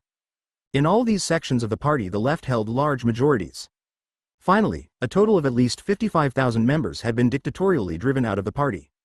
At the same notorious May meeting, the National Executive Committee set aside the results of the national election referendum and transferred the entire property of the party to a corporation of 7 members. The men who committed this crime against party unity and democracy were A. Shiplikoff, James O'Neill, G. H. Goebel, Fred Kraft, Seymour Stedman, Dan Hogan, John M. Work, and M. Holt. The 2 left-wing members present at this infamous meeting, Alfred Wagenknecht and L. E. Katterfeld, were powerless to halt the outrageous proceedings. 5. National Executive Committee members were absent. Hillquit, then sick in the hospital, engineered the whole shameful business. Meanwhile, on May 5, a call had gone forth summoning a national conference of the left wing to take action in the party crisis. It was signed by local Boston, local Cleveland, and the left-wing section of the SP of New York. The call aroused tremendous enthusiasm within the socialist ranks, and the membership rallied to support it. The wholesale expulsions perpetrated by the National Executive Committee majorities served to intensify the conflict. The National Left-Wing Conference. The National Conference of the Left Wing met in New York at Manhattan Lyceum on June 21, 1919. Present were 94 delegates from 20 cities, including New York, Boston, Buffalo, Cleveland, Rochester, Philadelphia, Pittsburgh, Hartford, Minneapolis, Duluth, St. Paul, Detroit, Kansas City, Denver, and Oakland. The delegates represented the bulk of the membership of the Socialist Party. The main purposes of the gathering, as stated in the call under which the conference had assembled, were to formulate a national declaration of left-wing principles, form a national unified expression of the left wing, a sort of general council, not a separate organization, and concentrate our forces to conquer the party for revolutionary socialism. Hardly had the conference gotten underway, however, when a serious division took place within it. This was caused by a statement by Dennis E. Batt of Detroit, later a renegade, to the effect that immediate steps were being taken by his group to form a communist party on September 1 in Chicago, and proposing that this be the line of the conference. Behind Batt's proposition stood the Michigan District and the 7 ousted federations. This was the beginning of a deep split in American communist ranks which took 2.5 years to heal. Those who advocated forming a communist party at once took the position that there was little or no prospect of capturing the SP Special Convention, scheduled for Chicago on August Goth, that the right-wing officials would hang on to control despite all attempts to oust them, that it was useless to capture a completely discredited party, and that the historic moment had now struck to form the Communist Party. The opposing group, which included such as John Reed, Charles E. Ruthenberg, Alfred Wagenknecht, Alexander Bittelman, W. Weinstone, and Charles Crumbean, maintained, on the contrary, that the present tactic of fighting to secure control of the SP, in the name of the party majority, was winning the support of the mass of the rank and file, that it was exposing the Hillquit leaders, with their ruthless expulsions, as the real splitters, and that, in order to win over the still wavering groups in the party, this policy should be continued up to the August Goth Convention. The latter, undoubtedly the more flexible and more correct position, was calculated to win the greatest body of supporters for the new party. The dispute over tactics occupied the main attention of the left-wing National Conference. After 3 days of deliberation, Batt's proposal to quit the struggle inside the $P and to proceed directly to launch the CP was voted down, 55 to 38. The majority decided that this conference shall organize as the left-wing section of the Socialist Party and shall have as its object the capturing of the Socialist Party for revolutionary socialism. This was carried by a vote of 43 to 14, with 14 abstaining. The conference, as part of its general tactical line, also decided that it would elect left-wing delegates, including the expelled organizations, to the SP convention, that it would seek to have the SP convention adopt the left-wing manifesto as the basis of its program, that it would fight for affiliation of the SP to the Communist International, that the results of the national election referendum should be accepted, and that, if through the courts and the police, the right-wing leaders should maintain control of the convention, then the Communist Party should be formed at once. The Michigan Federation Group refused to abide by these decisions. They let it be known to the conference that, regardless of that body's decisions, they were going to abandon work within the SP and in any event would orient themselves toward launching the Communist Party in Chicago on September 1st. The communist ranks were deeply split. The National Left-Wing Conference provided for the publication of a manifesto and program. It also established headquarters in New York and made the Revolutionary Age its official organ. The conference selected a national council of 9. Among these were Charles E. Ruthenberg, John Bollum, I. E. Ferguson, James Larkin, and Edmund McAlpine. Ferguson was chosen national secretary.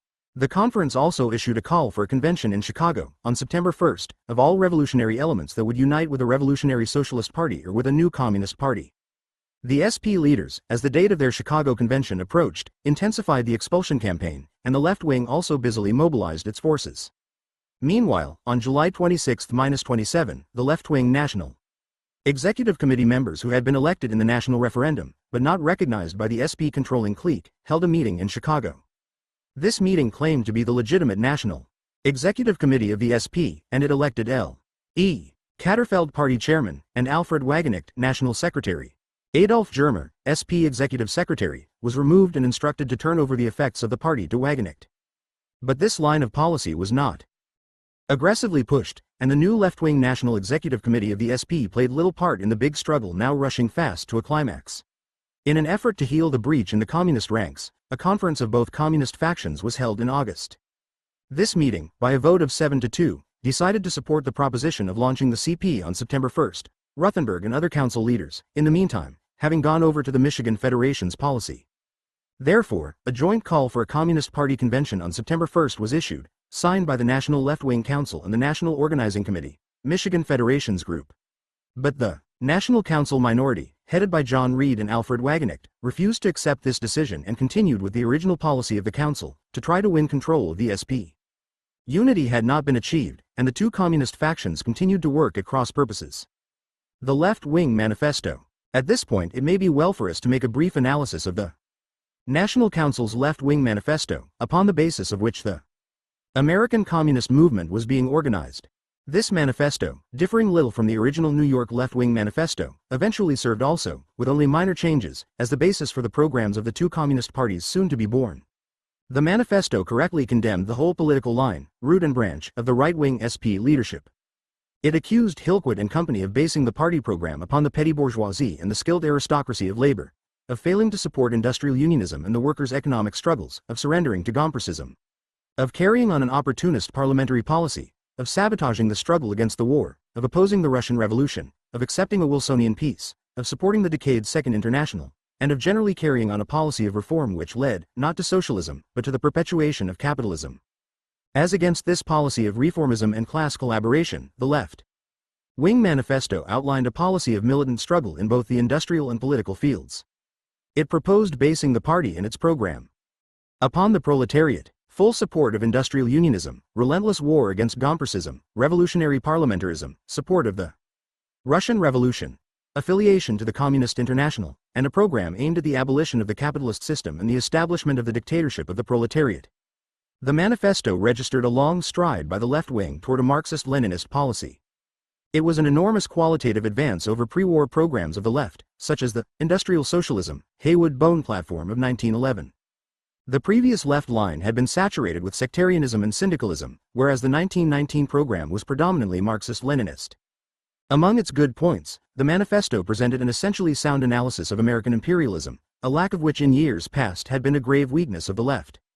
The manifesto also made a clear analysis of the recent imperialist war, which was also a vast improvement over the pacifist conceptions that had underscored hitherto prevailed in the party, even in its left wing. Another big step forward in the manifesto was its Marxist analysis of the state, both in its capitalist and socialist forms. In particular, its presentation of the dictatorship of the proletariat, while exhibiting some hangovers of Deleonism, was a marked advance over the previously prevailing syndicalist ideas of a labor union state. The program of organized mass action, as the way to socialism, showed the left wing was beginning to free itself of de Leonite illusions about locking out the capitalists, folded arms general strikes, and other fantasies. The manifesto also laid great stress upon the leading role of the party, as against a gross underestimation of the party in the past. That is to say, the manifesto, aside from such theoretical weaknesses as its failure to analyze social democracy correctly, marked real progress toward grasping the general theoretical principles of Marxism-Leninism, in the broad sense indicated above. On the negative side, however, the manifesto showed little skill in applying these correct fundamentals to the specific situation in the United States. The American communists had gotten a first grasp upon the powerful weapon of Marxist-Leninist analysis, but they had not yet learned how to use it correctly. They were still far from having mastered Lenin's great lesson that Marxism is not a dogma, but a guide to action, a weakness that was to plague the party for many years. Particularly with regard to the basic question of the road to the abolition of capitalism and the establishment of socialism, there was a tendency to overlook specific American conditions and to think mechanically in terms of the experience of the Russian Revolution. This weakness made for political rigidity, and it tended to stimulate long-existing sectarian tendencies. The manifesto, in its theoretical approach, dealt decisive blows against the opportunist right wing and also against sectarian errors of the left in the past, but on its practical side it did not even partially liquidate the leftist sectarianism which had always been a heavy handicap to the American Marxist movement, especially since the theoretical predominance of de Leon after 1890, by blocking broad united coalition action on immediate political, economic, and legislative issues. The left-wing manifesto, in fact, fairly reeked with this traditional sectarianism in practice. It continued the incorrect line of attempting to desert the old trade unions and to replace them with ideally conceived, dual industrial unions. It also took a narrow position toward the Labor Party, repudiating it as a danger to the working class. It likewise failed completely to develop a program of united front action with labor's natural allies, especially the Negro people and the farmers, considering the anti-capitalist struggle to be one for the working class alone. It ignored generally the basic Negro question. It also left the matter of partial demands completely out of the picture, and it reduced its parliamentary activities simply to one of agitation. The conception of an immediate, as well as an ultimate, program did not enter into the document. As Alexander Bittelman says, the left wing did not seem to realize that revolutionary mass action grows out only of the real living issues of the class struggle, as it develops day by day. Thus, it will be seen from the manifesto that the Communist Party, in its two sections, was born while in the midst of absorbing the great meaning of the Russian Revolution and of learning the basic essentials of Marxism-Leninism. This indefinite position was a handicap to it and was basically responsible for the party's later struggles to heal the split and to achieve a more correct, broad mass program. Ruthenberg noted this fact, registered remarking that most of the European communist parties were organized at later periods than ours, to their advantage. Whereas the American Communist Party was born in September 1919, the dates of other communist parties were England, August 1920, Germany, early in 1921, France, January 1921, Italy, 1921. By their later dates of birth, these parties were far better prepared ideologically to take up the tasks of independent parties than was the case in the United States. But the general situation in the United States, as we have seen, Bittelman, Milestones in the History of the Communist Party, p. 42. The first installment of Lenin's State and Revolution was not published until 2 months before the left-wing National Conference, the Communist, February 1919, and Lenin's famous left-wing Communism, an Infantile Disorder, with its devastating attack upon all forms of sectarianism, was not published until 1920, almost a year after the 1919 Party Convention. N.N. Dishoned irresistibly the birth of the Communist Party at the time it actually took place. It could not have been delayed. The decline of the Socialist Party, the split, now so rapidly coming to a crisis, was to prove disastrous to the Socialist Party. After the break, the membership dropped swiftly from 104,822 in 1919 to but 26,766 in 1920. The decline continued, until it had sunk to 7,425 in 1927. At the present time, in 1952, the SP has probably not over 4,000 members. The party's mass influence also tobogganed. It became a prey to internal dissensions, and finally splitting in 1936, it gave birth to the Bourgeois Social Democratic Federation. Moreover, the SP has degenerated politically to the extent that, as we shall see, it has become an unblushing supporter of warlike American imperialism. The Socialist Party came into existence as a sound reaction against the sectarian dogmatism of the Socialist Labor Party. After 25 years of existence, the latter had remained a skeleton organization, made up mainly of foreign-born workers, propagating socialism abstractly, and carrying on few activities related to the everyday problems of the American working class. The SLP's chronic failure to measure up to the needs of the period became especially glaring as the United States entered the stage of imperialism and the working class embarked upon broad mass struggles. Manifestly, the SLP could not be the vanguard party of the working class in this situation, hence the flag of socialist leadership passed to the Socialist Party. In its earlier stages, the Socialist Party displayed great activity in the class struggle. In the innumerable strikes of the period, the socialist workers were most active. Large numbers of trade unions were organized by socialists, and party members were always prominent in unionizing campaigns, labor defense cases, farmers' struggles, and the like. For many years the party, which was composed overwhelmingly of workers, fought the corrupt and reactionary Gompers machine. The party also carried on much valuable anti-capitalist propaganda among the workers. This is why it grew so rapidly and became an important political factor in the country. The healthy aspects of these accomplishments were the work primarily of the party's proletarian left wing. But, as we have seen, the Socialist Party, despite its considerable early achievements, also failed to live up to the tasks placed upon it by history, specifically by the era of imperialism into which it was born. It was not the needed party of a new type, but was patterned after the opportunist-dominated Social Democratic Party of Germany. From the outset it was crippled by a petty bourgeois leadership and afflicted with a bourgeois ideology rather than that of Marxist socialism. The Reformist Party leaders proved incapable of giving the necessary economic and political leadership to the working class. The party also suffered from strong sectarian and syndicalist tendencies in its left wing, which greatly hindered its development. The failure of the party, under opportunist leadership, to act as the vanguard of the working class inevitably produced within it the development of a strong left wing, fighting for a real class struggle policy. The growth of this left wing was the gestation of the Communist Party. The new party finally and inevitably came to birth in the fire of World War I and the Russian Revolution. The SP opportunist petty bourgeois leadership had especially failed to understand the political lessons of these great events, but, in meeting them, it definitely exposed itself instead as an enemy of the socialist system that had just been established.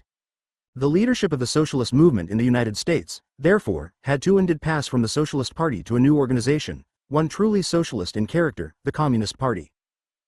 12. The formation of the Communist Party, 1919 to 1921. The Socialist Party convention opened on August 30, 1919, in Machinists Hall, 113 South Ashland Boulevard, Chicago. The Hillquit clique had complete control of the party apparatus, and from the outset they used this control drastically. Their contest committee, passing on challenge credentials, refused seats to delegates of the left wing from a dozen states.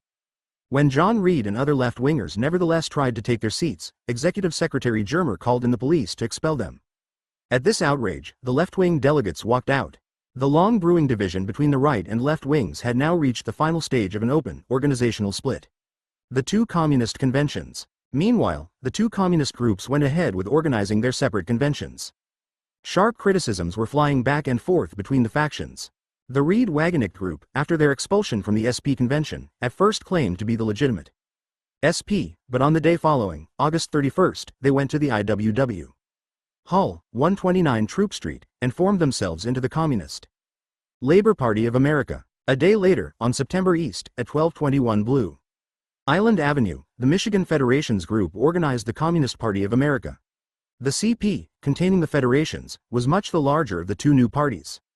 It had 128 regular and fraternal delegates and claimed a membership of 58,000.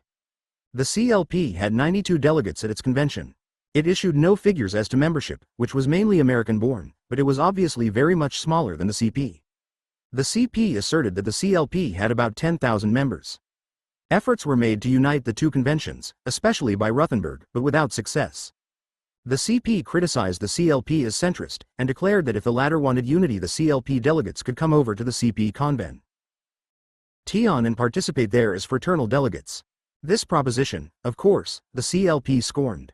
Meanwhile, the Michigan group at the CP convention, led by Batt and Carricker, took exception to the strong control exercised by the Federation leaders and refused to vote for the CP program.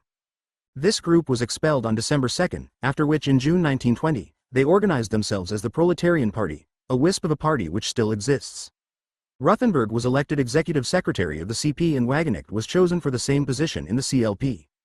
The Communist became the organ of the CP, and the Toiler, formerly the Socialist News, the journal of the CLP.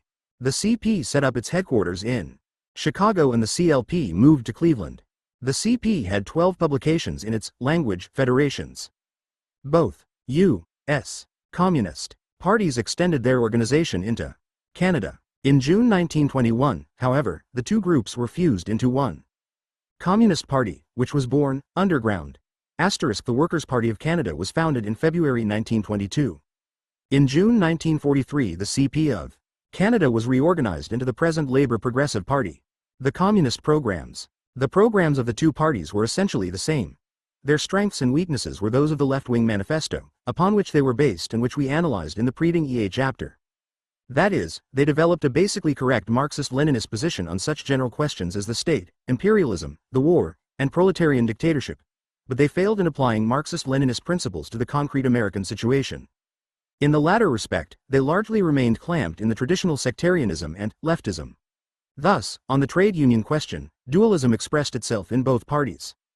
The CP, for example, proposed the formation of a General Industrial Union organization embracing the IWW, WL1, U3 independent and secession unions, militant unions of the AFL, and the unorganized workers, on the basis of the revolutionary class struggle.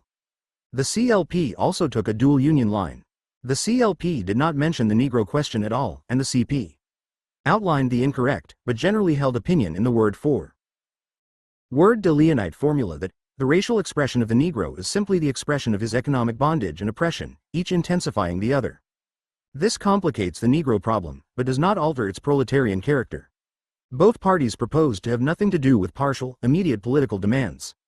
The CP said that its parliamentary representatives shall not introduce or support reform measures, and the CLP declared that its platform can contain only one demand: the establishment of the dictatorship of the proletariat. Parliamentary action was thus reduced to a question of agitation of revolutionary formulas. The parties' platforms were also incorrect in their approach to the question of the workers' potential United Front allies in the class struggle. For example, said the CP, the Communist Party, accordingly, in campaigns and elections, and in all its other activities, shall not cooperate with groups or parties not committed to the revolutionary class struggle, such as the Socialist Party, Labour Party, Nonpartisan League, People's Council, Municipal Leaguers, etc. The CLP was no less leftist. Both parties declared for affiliation to the Communist International. Both also stressed the leading role of the party, but this they did in an abstract manner, failing to realize that the party had to be the leader not only in periods of revolutionary struggle but also in every day-to-day issue of the working class, no matter how small. The political basis of the leftism that prevailed in both parties was a wrong estimate of the general political situation in the United States. The tacit assumption of both parties was that the country was approaching a revolutionary crisis. Thus, the CLP program realizes that the time for parleying and compromise has passed, and that now it is only the question whether all power remains in the hands of the capitalists or is taken by the working class. The CP program expressed a similar spirit of revolutionary urgency. Little analysis was developed at the time of this key proposition, however. Much of Europe then was in a revolutionary situation. Moreover, the revolution in Germany, had it not been betrayed by the Social Democrats, could have spread widely, thereby directly affecting the United States. It was therefore quite correct for the American Communist parties to have a general socialist perspective. Their mistake was in conceiving this in an altogether too immediate sense and in a mechanical fashion. They failed to make a clear distinction between a Europe devastated by the war and the scene of active revolutionary struggle, and a capitalist America enriched by the war and by no means ready for socialism. This faulty analysis contributed directly to the young Communist Party's underestimation and neglect of the daily struggles of the workers for partial demands. Raising the slogan of Soviets for the United States was a serious political error, indicating the political immaturity of the party. The two conventions, between them, laid the organizational and political foundations for the eventual Communist Party of the United States. But many urgent tasks confronted this young and split movement. The first and most important of these was to bring about unity between the two communist parties. There were also very many left-wing elements still to be assembled, including sections remaining in the SPs, the more advanced IWW members, the militants in the AFL, and other groupings moving toward Marxist socialism. Above all, there was the necessity of securing a better grasp upon the great theoretical principles of Marxism-Leninism so newly come to the knowledge of the American left wing. But before these urgent tasks could be done, the movement was to undergo its first test by fire. The Palmer Raids. The Communist Party of the United States was born in the midst of sharp economic and political struggles, both abroad and at home. The Russian Revolution was surging ahead, smashing the armies of the counter-revolutionary interventionists, and Germany and all of Central and Eastern Europe were stirring with revolutionary spirit. In the United States, the workers, reflecting something of the revolutionary mood of the working class in many countries, were fighting on the offensive. The historic Seattle and Winnipeg general strikes were still fresh in memory, and the Great Steel Strike, a thrust by over 1/3 workers at the very heart of the open shop industries, was just beginning. In this situation came the formation of the party, the most advanced expression of the workers' militancy and fighting spirit. The capitalists, frightened at all these threatening developments, were beginning their intense post-war offensive to give the workers another bitter taste of the democracy they had saved by winning the war. They arbitrarily used the state power for the illegal suppression of the people's rights. This growing employers' offensive hit the communist parties with full force in the infamous Palmer raids at the end of 1919.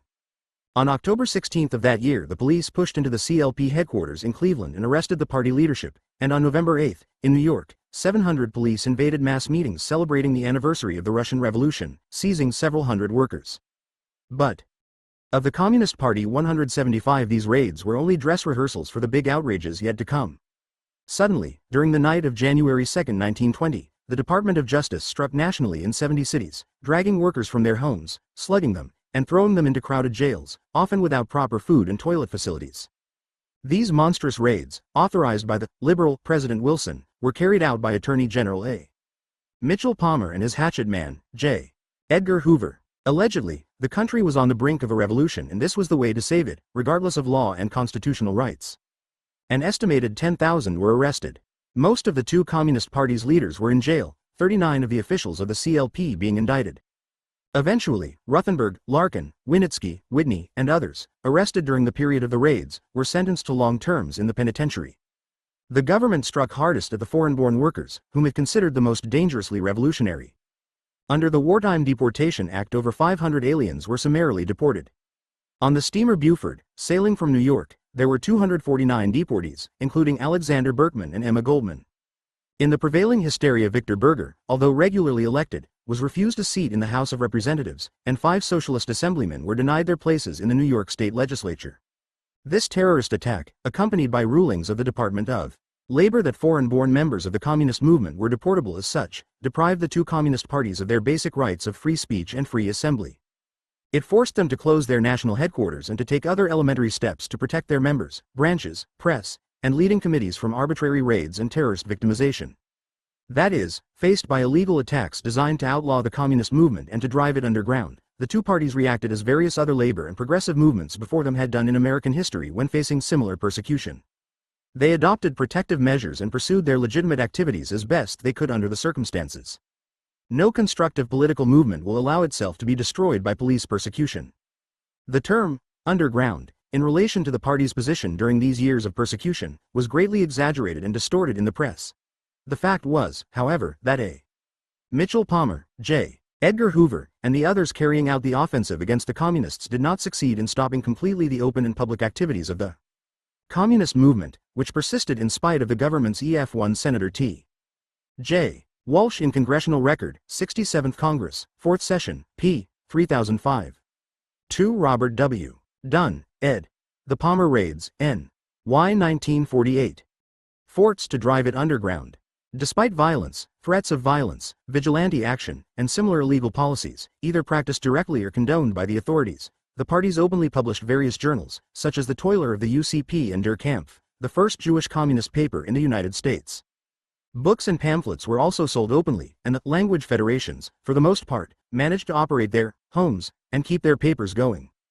The Workers' Council also functioned openly and published its paper. The term, illegal, as applied to the status of the two parties during this period, was a misnomer. In reality, the advocacy of the party's programs and the practice of their general activities were legal, in that they were entirely within the Constitution, but because of the prevailing violent and illegal suppression, the party was unable to exercise these democratic rights openly.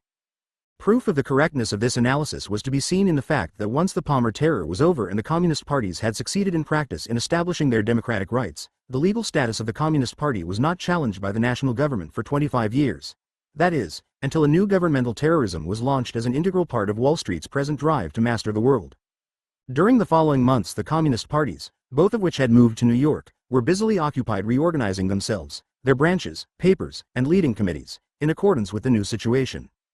When, later on, in their 1920 conventions, the parties took stock of their membership, they found that they had held together only about 10,000 degrees out of the approximately 60,000, who had earlier flocked to the standard of the left wing. The Palmer raids had seriously weakened the party's numerical strength, but had by no means broken their backs. They were now reduced to the hardcore of resolute communist fighters. Their reduction in size after the government's ruthless onslaught was not surprising. During the terror following the 1905 revolution in Russia, for example, the Bolshevik Party was greatly reduced in numbers. Similar shrinking in size, but not in revolutionary spirit, was later to be observed of the Communist Party of China under Chiang Kai-shek's terror, and also of the parties in many European countries under the ruthless fascist regimes. The 50,000 or so of erstwhile members who dropped out of the communist parties in the United States under the Palmer terror generally became non-member supporters and sympathizers of the party. Formation of the United Communist Party. Obviously, party unity in the United States was a burning necessity. The leaders of the Communist Labor Party, from the time of the conventions, pressed for a consolidation of the two parties, but the Federation leaders in the Communist Party were reluctant. Their unity proposition to the CLP was, in substance, that the latter should join up with the CP as individuals and locals. Unity with the CLP as a party of centrists, said they, was impossible. The Federation leaders raised two definite issues, which stood in the way of unity. First, they charged that the CLP leaders were opportunists, holding that their own members, mostly foreign-born, were imbued with a more revolutionary spirit than the predominantly American-born CLP membership. Second, they feared that the CLP leaders, underestimating the role of the foreign-born generally in the class struggle, would destroy the language federations, not realizing what a powerful means these were for organizing the foreign-born workers of the respective national groups, most of whom at that time did not speak English. A further general bar to unity was the fact that, since they were in the process of grasping the great body of Marxist-Leninist thought, there was a tendency in both parties to magnify the importance of every detail of difference, to dispute over minor points with rigidity, and to apply Marxism-Leninism to the United States in a blueprint fashion, rather than upon the basis of actual American conditions. This sectarian attitude led to secondary splits in the parties during this formative period. Notwithstanding these differences, the two parties, early in 1920, began unity negotiations. Ruthenberg, executive secretary of the CP, was an ardent advocate of party unity in that body. Despite these efforts, the unity proceedings dragged on without any results, with each side voting down the proposals of the other. Finally, the CP itself split over the unity question, with a large section of that organization, led by Ruthenberg, joining up with the CLP. Segments broke off from several of the federations, and the bulk of the Jewish Federation, led by Alexander Bittelman, disaffiliated from the CP and joined the CLP. A unity convention was held at Bridgman, Michigan, in May 1920. As a result, the United Communist Party of America was born. Ruthenberg was elected executive secretary, and the new Central Executive Committee was made up of 5 members from the CP and 5 from the CLP. The UCP made no important changes in political policy from that of the CLP and CP. The big question at issue in the convention was the role of the federations. The CP was practically a federation of federations. These bodies had a high degree of autonomy, holding their own conventions, electing their officials, and having the power, used upon occasion, if they saw fit, to withdraw from the party. The UCP, on the other hand, was opposed to this loose system. While authorizing federations, the UCP declared that these would hold national conferences, not conventions, and that their decisions, activities, officials, and journals were all to be under the direct control of the Central Executive Committee. The basic party unit was set by the convention at not more than 10 or less than 5 members. The CP, in turn, held its convention of 34 delegates, also, underground, in July 1920, in New York City. There was much bitterness over the recent unity proceedings, which had split the CP, and the new UCP was dubbed the United Centrist Party. No important programmatic changes were made by the CP. Incorrectly, however, the UCP was accused of giving undue prominence to the Negro tilde question in its convention by considering it as a separate item. Reports to the CP convention showed that whereas the total dues payments of the CP for the last 3 months of 1919 averaged $23,744 per month, the number was down to $5,584 for the first 4 months of 1920. The estimated membership at convention time was 8,500. It was reported that 18% of the membership had been lost to the UCP in the unity proceedings. Charles Durba was elected executive secretary of the CP. The role of the Communist International. Founded in March 1919, the Comintern, by the time of its second Congress in July 1920, was actively functioning. Henceforth, during the next 20 years, the American communist movement was to have the invaluable advantage of the advice and experience of the Marxist-Leninists of the world in the development of communist policy in the United States. This was of great importance because the American left had been practically isolated from the left wing in other countries since the death of Engels in 1895. The Communist International, made up in its congresses and leading committees of worker delegates from all over the world, was a highly democratic organization, far more so, in fact, than the Second International had ever been. No decisions were arrived at without the most thorough discussions with the delegations directly concerned. Charges by Social Democrats and other capitalist agents that the Comintern issued arbitrary orders and directives to its affiliates were only so many examples of the current anti-communist slander campaign. Stalin, years ago, answered this calumny. The assumption that the American communists work under orders from Moscow is absolutely untrue. There are no communists in the world who would agree to work under orders from outside against their own convictions and will and contrary to the requirements of the situation. Even if there were such communists, they would not be worth a cent. The Comintern was a disciplined organization, and international capitalism dreaded its decisive action. But its Leninist discipline was based upon a profound democracy throughout its entire structure. Enemies of communism also made many fantastic charges about the Comintern sending its agents to various countries, including the United States. These delegates were painted in an especially sinister fashion. In reality, however, with respect to its representatives traveling to various countries, the Comintern functioned much like any other international labor body. Such representatives, members of brother communist parties, simply undertook to give the parties concerned the benefit of their own particular experience in the light of the general policies and decisions of the Comintern. Stupid and baseless also was the charge that the existence of the Communist International, and now of the respective communist parties, since the Comintern was liquidated, constituted interference by the Soviet Union in the internal affairs of other countries. The Comintern was a movement, based on the communist parties of all the major countries in the world and growing out of the socialist movement, which had been developing for at least 75 years before the USSR was born. Among its many general decisions, the Second Congress of the Comintern, in July 1920, formulated 3 of special importance. These were the well-known 21 points, the Colonial Resolution, and the development of the policies laid down in Lenin's famous pamphlet, Left-Wing Communism, an Infantile Disorder. The 21 points laid down the working principles of the communist movement, both on a national and international scale, in the intense revolutionary situation then existing. The points provided for a revolutionary party, in regard to its membership, leadership, policy, press, and discipline. Their primary purpose was to establish what a communist party should be in order to lead the masses. CPA.D struggle then rapidly developing in Europe. The points were guides, not inflexible rules. In the practice of the various communist parties, they were widely varied. At this time the 2 American communist parties were only in fraternal affiliation with the Comintern, and the Communist Movement of the United States, after its eventual unity, never officially endorsed the 21 points. If the 21 points were a devastating blow against the right, Lenin's left-wing communism, an infantile disorder was no less sharp an attack against the ultra-left. It was a slashing assault upon sectarianism among communists in all its forms. In this great booklet, Lenin especially demolished the illusion of dual socialist unionism, using among other illustrations the experience in this matter in the United States. Lenin also cracked down on such virulent forms of leftism as non-participation in bourgeois parliaments, refusal to fight for partial demands, failure to develop fighting alliances with labor's small farmer and other allies, tendencies to try to apply the Russian experience mechanically in other countries, and the like. The Colonial Resolution, written by Lenin, was of major importance. It explained the relations between the struggle of the working class in the imperialist countries and those of the colonial peoples fighting for national independence. It clearly forecast the immense revolutionary struggles now shaking the whole colonial world. Party unity achieved. Despite the failure of the UCP Convention of May 1920 to establish party unity, strong rank-and-file pressure continued in that direction. The UCP leadership also redoubled its unity agitation.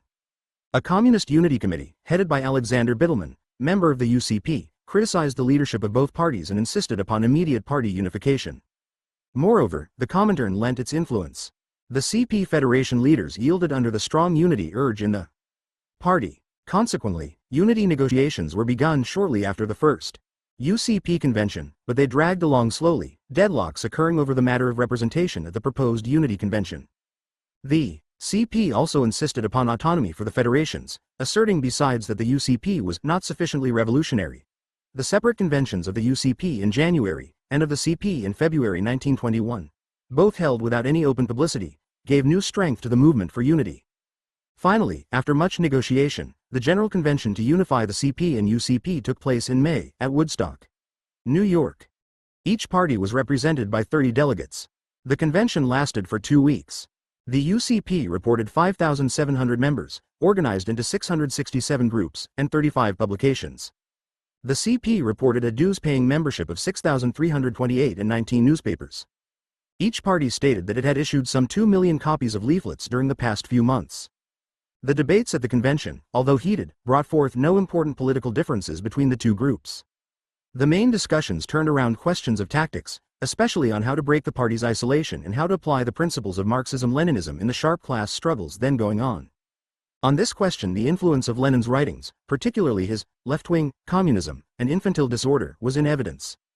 The most important change in policy adopted by the convention was the abandonment of the historic left-wing policy of dual unionism. In this respect, the convention declared that the policy of the IWW and similar organizations of artificially creating new industrial unions has been shown by experience to be mistaken, and the Communist Party condemns the policy of the revolutionary elements leaving the existing unions. This stand against dual unionism constituted a heavy blow against sectarianism, but the party was not yet prepared to draw the full implications from its new tactical line, particularly as expressed in Lenin's pamphlet against leftism. While endorsing the principle of partial demands, it developed no program of such demands. The party also, in its Unity Convention, while speaking for cooperation with the exploited rural masses, worked out no practical united front policies for so doing. Nor was it, as yet, prepared to endorse the Labour Party movement. And as for the Negro question, little or no progress was made on this. The matter was not included in the party's program, but was referred to the manifesto. Despite these many shortcomings, however, the convention's proceedings, above all in the abandonment of dual unionism, went far toward the elaboration of a sound Marxist-Leninist mass policy for the United States. A serious dispute at the UCP circa P. Unity Convention took place over party structure. The role of the federations was the principal bone of contention. Finally, a compromise was arrived at which held the federations under general party control, while allowing them considerable autonomy. Henceforth, the federations would hold conferences, not conventions. They would be subject to general supervision of the Central Executive Committee, and their members would have to pay their dues directly to the party. The fused organization was called the Communist Party of America, and its headquarters was established in New York. Ruthenberg was elected executive secretary. Stead of the proposed 9 members, had to be enlarged to 10, 5 from each constituent party. It was a joyous delegation that completed the arduous work of this long and decisive convention. Amid the general enthusiasm of the convention, party lines melted away. Comrades, who had been separated for years, embraced each other. Hands clasped hands. The delegates sang the International with as much energy as could be mustered after the trying 48-hour continuous sessions, concentrating the communist forces. Meanwhile, as the former left wing of the Socialist Party, now crystallized into the Communist Party, went ahead unifying itself and developing an American Marxist-Leninist program, it was also absorbing strength from other militant currents. First, there was the IWW. From the outset, the Communists exerted great effort to win over members of this fighting organization. In January 1920, the Comintern addressed a special letter to the IWW, polemizing against its syndicalist illusions and offering it the hand of brotherhood. Many of its outstanding leaders turned to the party, including William D. Haywood, George Hardy, Art Shields, and Roy Brown. Elizabeth Gurley Flynn, who joined the party some years later, also came from the IWW. Haywood declared, "As soon as the consolidation of the Communist Party in the United States was effected, I became a member." He died in Moscow in 1928, where, a sick man, he had gone to avoid a 20-year prison sentence for his anti-war stand. In 1920, the IWW General Executive Board formally endorsed the Communist International. However, because most of the IWW leaders were nevertheless opposed to communism, they finally succeeded in driving a wedge between the IWW and the Communist Party. In the spring of 1921, the IWW sent a delegate to the First Congress of the Red International of Labor Unions in Moscow. But upon receiving an unfavorable, highly biased, report from its delegate, George Williams, on what had happened there, the IWW decided not to affiliate to the new Labor International. Like a number of other syndicalist organizations in Europe and Latin America, the IWW oriented toward the so-called Berlin Syndicalist International, which was being organized at the time. Despite the IWW's strong syndicalist trend, however, considerable numbers of its members became communists. Gams says, possibly, the IWW have lost as many as 2,000 members to the Communist Party. The Socialist Labor Party furnished but few members to the Communist Party: Boris Reinstein, Caleb Harrison, and some others. The SLP, immersed in the sectarian dogmas of de Leon, was totally unable to understand the Russian Revolution and its profound implications for the world labor movement. It condemned the revolution as premature, and ridiculed the CI as only a circus stunt. The SLP soon degenerated into a frenzied red-baiting and Soviet-hating sect. An important development of this period, signalizing the beginning of one of the, eventually, most important of all the membership sources of the Communist Party, was the growth of the communist movement among the Negroes in New York. This took place chiefly around the journal, The Messenger. This paper, of which we shall have more to say in a later chapter, was established in 1917 by a group of Negro intellectuals and trade unionists, including A. Philip Randolph, Chandler, Owen, Richard B. Moore, and Cyril Briggs. The Messenger, which had the backing of many socialist-led trade unions, followed an essentially left line. It opposed the war, supported the Russian Revolution, and was in favor of an active fighting policy for labor and the Negro people. During the period of the SP 1919 split, the editorial board of The Messenger was divided, the lefts, Briggs and Moore, resigning. Randolph, hanging onto the paper, transformed it into a typical right-wing socialist journal. Eventually, in 1925, it became the official organ of the newly organized Brotherhood of Sleeping Car Porters. Out of the Messenger group came several pioneer communists. The youth were also a source of strength for the gathering communist forces.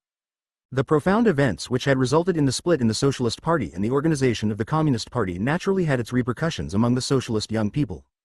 The SP, in April 1913, after several years of preliminary work of the Intercollegiate Socialist Society, had constituted the Young People's Socialist League. The YPSL in 1916 consisted of 150 clubs and 4,000 members.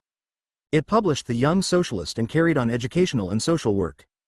During the war, the organization, leftward inclined, held many anti-war meetings and made much agitation against conscription. The treacherous attitude of the social democratic leaders of the Second International toward the Russian Revolution and the war, produced profound repercussions in the YPSL, as in other sections of the American Socialist movement. At the YPSL's first national convention, held in May 1919, this left spirit in the organization found expression. The convention passed resolutions condemning the Second International and supporting the Third International. In December 1919, after the Socialist Party had split in September, the YPSL held a special convention, in response to left-wing demands. It thus set itself up as an independent organization, declaring for the Young Socialist International, which was then in the process of transforming itself into the Young Communist International. When the Palmer raids against the labor and communist movement took place, the independent YPSL disintegrated as a national organization, although some of its sections remained in existence. W.M.F. Cruz, the head of the YPSL, joined the Workers' Party at its formation in December 1921, and many former YPSL members also took part in forming the Young Communist League. The YCL came into existence, at a convention in April 1922, in underground conditions. The Young Workers' League was organized in May 1922, out of the numerous youth groups then existing. Among its leaders were Harry Genez and John Williamson. In the breakdown of the Socialist Party and the formation of the Communist Party in 1919, women socialist fighters also played an important role. Most of them went over to the new party, or became active sympathizers. At the founding convention of the CP and CLP, there were several women delegates. Among the most outstanding of the pioneer women communists may be mentioned Ella Reeve Bloor, Anita Whitney, Margaret Prevey, Kate Sadler Greenhalgh, Rose Pastor Stokes, Hortense Allison, Sadie Van Veen, Jeanette Pearl, Rose Wertis, Margaret Crumbine, Rose Barron, Becky Bouhet, Dora Lifshitz, Clara Bodian. Another important source of recruits for the Communist Party was the Trade Union Educational League. The TUEL, the successor to the old Syndicalist League and International Trade Union Educational League, was founded in Chicago in November 1920. After the loss of the big national steel strike, the group of Chicago militants who were behind that movement more than ever felt the need to organize the militant minority in the trade unions. The organization also included trade unionists in Canada. The TUEL was not so definitely syndicalist as its predecessors, the SLNA and Lieutenant UEL, had been.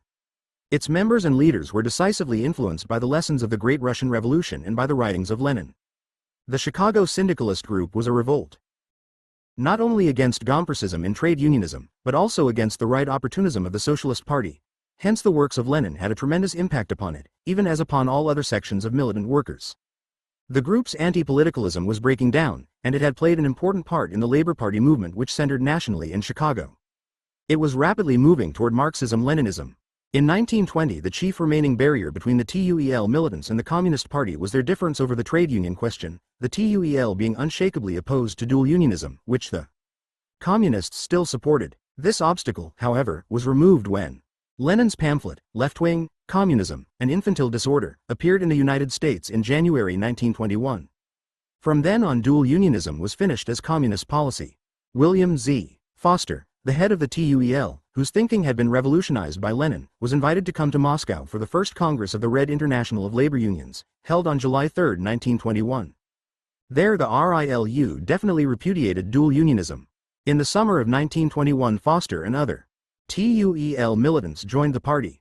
This brought in a considerable group of active and experienced trade unionists, among them Jack Johnston, J. Fox, Joseph Manley, David Coutts, Sam Hammersmark, and many others. The TUEL, however, remained an independent, broad united front organization, made up of left-wingers and progressives generally. 13. The Workers' Party, 1921. The years immediately following World War I were years of virulent capitalist reaction. We shall deal with this offensive of capital more fully in the next chapter. During this period, the United States went through many hard-fought strikes, numerous race riots, and labor frame-up cases. The labor movement was fighting for its very existence. The severe economic crisis of 1920-21 sharpened the class struggle. This was the time when the Ku Klux Klan, flourishing as never before, claimed to have 5 million members. In order to play an important part in the current big class struggles, it was necessary that the Communist Party should carry on public activities and all kinds of tasks so far as possible under the existing circumstances. The fusing together of the two, underground, communist parties at the May 1921 convention was a long stride in this general direction. But to get the party fully into the open was no small problem. In fact, it was a unique task, which was to take nearly 2 years to accomplish. The basic difficulty, of course, was to develop the mass work of the party in the face of the reactionary capitalist offensive then going on. There was little known communist experience to serve as a guide in this specific situation. Of course, there were cases of communist parties which, forced underground by capitalist terrorism, had emerged into legality during periods of revolutionary upheaval. Striking examples of this were given by the Bolsheviks during the 1905 and March 1917 revolutions in Russia, and also by the parties in the Balkans after World War I. There were similar experiences later in many European countries upon the defeat of Hitler and the revolutionary upsurge of the working class in the aftermath of World War II. But few, if any, examples were to be found then of communist parties that had legalized themselves during periods of sharp reaction, such as existed in the United States. Besides these objective difficulties to the parties assuming a fully open status in the face of the current capitalist reaction, there were also subjective reasons making this task even more difficult. That is, the sectarianism still prevailing in the party, the tendency to stand apart from the daily struggles of the masses and to deal only with socialist agitation, under the pressure of the force and violence of the authorities, led to the tacit acceptance of underground conditions, to the idea that of necessity a communist party had to be illegal in a capitalist country. Such false conceptions were strengthened by the fact that the left-wing non-citizen immigrant workers were victimized by arbitrary deportation and needed all possible protection from ruthless reaction. The American Labor Alliance, the Communist Party, as the basic champion of democracy, always strives to carry on its activities in the greatest possible publicity, in order most effectively to reach the masses with its message. This was the fundamental orientation of the CPUSA. During this difficult formative period, the party, as best it could, moved toward winning for itself the prevailing popular democratic rights of free speech and free assembly, in spite of all the barbarous persecution to which it was subjected. And it eventually succeeded in this endeavor. Nevertheless, the opportunities for mass communist work were being neglected because of sectarian moods in the party. The May 1921 CP Convention correctly declared, far greater and much more effective use of legal channels can and must be made. Our legal activities, always under the control of the Central Executive Committee of the CP, should be amplified and intensified. In line with this decision, the Workers' League was set up in New York City, and it ran candidates in the fall elections of 1921. Attempts by the local election board to disqualify these candidates on the grounds that they were either in jail or indicted were defeated. The party also began to take an active part openly in various current local political struggles. The party's first organizational step toward a fully open status, however, was taken with the establishment of the American Labor Alliance. This body was set up, rather tentatively to begin with, at an open convention in New York City in July 1921. There were 15 organizations present, including the Irish American Labor League, National Defense Committee, Finnish, Socialist, Federation, Associated, Toiler, Clubs, American Freedom Foundation, Ukrainian Workers' Clubs, Independent, Socialist League, Marxian Educational League, Hungarian Workers' Federation. The ALA convention elected Elmer L. Allison as secretary and established headquarters at 201 West 13th Street. The alliance declared that its aim was to unify, through a central body, the great mass of discontented, left, political and economic forces of the country and rally them about a common aim. Later, and more specifically, the ALA stated that it is of the opinion that the time is ripe for the organization of the class-conscious workers of America into a new revolutionary party, and it announces that in the near future it will call a national conference to form such a party. To this general end, one of the essential moves of the ALA was to come to an agreement with the Workers' Council. The Workers' Council, after the big split in the Socialist Party in 1919, which led to the formation of the two communist parties, there remained a number of opposition elements within the SP who were still nursing the hope of using that organization as the working class party. This tendency was led by J. Louis Engdahl, Alexander Trachtenberg, William Cruz, Margaret B. Prevey, and M. Oljan. Numerous centrists also went along, including Salutsky and others. The lefts in this group made the serious error of not leaving the SP with their following immediately upon the formation of the Communist Party in 1919. At the Chicago SP Convention, in September 1919, this group was responsible for the passage of a resolution making a qualified, originally unqualified, application for affiliation to the Comintern. The latter sharply rejected this, stating that the Socialist Party of the United States is not a working-class party, but an auxiliary of the American bourgeoisie, of American imperialism. At the New York Convention of the SP, in May 1920, the Engdahl-Trachtenberg group was again defeated, although Trachtenberg, candidate for international secretary against Hillquit, received 1/3 of all votes cast. This group supported the nomination of Debs, then in jail, by the convention, Victor Berger, who favored Hone, declaring that no American would vote for a man in jail. At that convention, the group functioned as the Committee for the Third International, which it had previously organized to carry on propaganda within the SP. They also formed, in May 1921, the Workers' Council, which was a functioning political organization, claiming the support of the Jewish, Finnish, and Czech federations, the German Workers' Educational Society, and a part of the Italian Federation.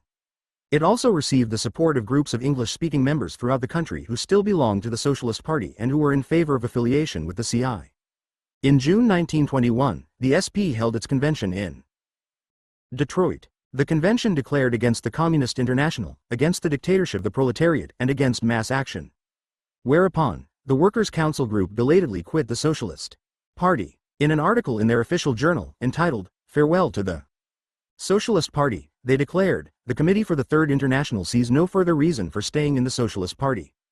It believes that the Socialist Party has completely and beyond recovery outlived its usefulness as an agency for propaganda and as an instrument for the realization of socialism." During this period, the SP suffered a series of losses, in addition to the withdrawal of the Workers' Council. Most important, the Finnish Federation, with several thousand members, seceded on December 20, 1920. The Jewish Federation followed suit in September 1921. And 1 week prior to this, the Bohemian Federation had voted by 10-1 to withdraw from the Socialist Party. 2. From 1920 to 1922, the SP declined from 27,000 to 11,000 members. The wholesale splittings from the Socialist Party in 1919 to 21 left Debs almost the sole prominent left still within the party. He cut a tragic figure, this one-time battler for the left who had been such a brilliant propagandist for socialism but who was now unable to follow the path towards socialism. When the big communist split was developing early in 1919, Debs kept silent, making no statements as to his position. In the basic conflict within the party. Evidently, however, while supporting the Russian Revolution, he did not understand the dictatorship of the proletariat because of his bourgeois democratic prejudices, nor could he realize that his old co-workers in the leadership of the SP were in actuality enemies of socialism. He was in jail when the 1919 split took place. D. Karsner, who visited Debs at his home and at the Atlanta Penitentiary, states that the latter said to him, "I do not see any difference between the Workers' Party and the Socialist Party," and he proposed a fusion of the two parties. Debs is also reputed to have told Karsner, "I have arrived at the definite conclusion that my place in the future as in the past is in the Socialist Party." Whatever he may have said to Karsner, the fact is that Debs remained in the bankrupt Socialist Party until he died on October 20, 1926. Formation of the Workers' Party. The American Labor Alliance, with the active support of the Communist Party, began, in August 1921, to charter locals for a new organization. At the same time, the Workers' Council, which supported the plan for such a party, also began organizational work to the same end. On October 15, the Workers' Council issued a call for a conference to consider the possibilities of forming the new party. In consequence, the American Labor Alliance and the Workers' Council, after considerable negotiation, got together and issued a joint call to establish a new party. The call was endorsed by the following organizations: American Labor Alliance and its affiliated bodies, the Finnish Socialist Federation, Hungarian Workers' Federation, Italian Workers' Federation, and the Jewish Workers' Federation, the Workers' Council of America, Jewish Socialist Federation, and Workers' Educational Association, German. The call was signed by Elmer L. Allison for the Workers' Party Convention Committee. Accompanying the convention call was a statement of principles, which the participating organizations were required to approve. It read, A. The Workers' Republic. To lead the working masses in the struggle for the abolition of capitalism through the establishment of a government by the working class, a workers' republic in America. G. Political action. To participate in all political activities, including electoral campaigns, in order to utilize them for the purpose of carrying our message to the masses. The elected representatives of the Workers' Party will unmask the fraudulent capitalist democracy and help mobilize the workers for the final struggle against their common enemy. 3. The labor unions. To develop labor organizations into organs of militant struggle against capitalism, expose the reactionary labor bureaucrats, and educate the workers to militant unionism. 4. A fighting party. It shall be a party of militant, class-conscious workers, bound by discipline and organized on the basis of democratic centralism, with full power in the hands of the Central Executive Committee between conventions. The Central Executive Committee of the party shall have control over all activities of public officials. It shall also coordinate and direct the work of the party members in the trade unions. 5. Party press. The party's press shall be owned by the party, and all its activities shall be under the control of the Central Executive Committee. The convention for the new party was convened at the Labor Temple on East 84th Street, New York, December 23 to 26, 1921. There were 150 delegates from all over the country. Among the most important organizations represented, with power to affiliate, were, in addition to the American Labor Alliance and the Workers' Council proper, the Russian, Finnish, South Slavic, Ukrainian, Irish, German, Greek, Jewish, Italian, Estonian, Spanish, Armenian, Lettish, Scandinavian, and Hungarian federations and sections. There were also fraternal delegates from such organizations, among others, as the Proletarian Party, Left Coalition, Young Workers' League, and the African Blood Brotherhood. The convention acted for a combined membership of some 20,000 in the fully accredited organizations, which issued 9 daily and 21 weekly publications. The convention was opened by J.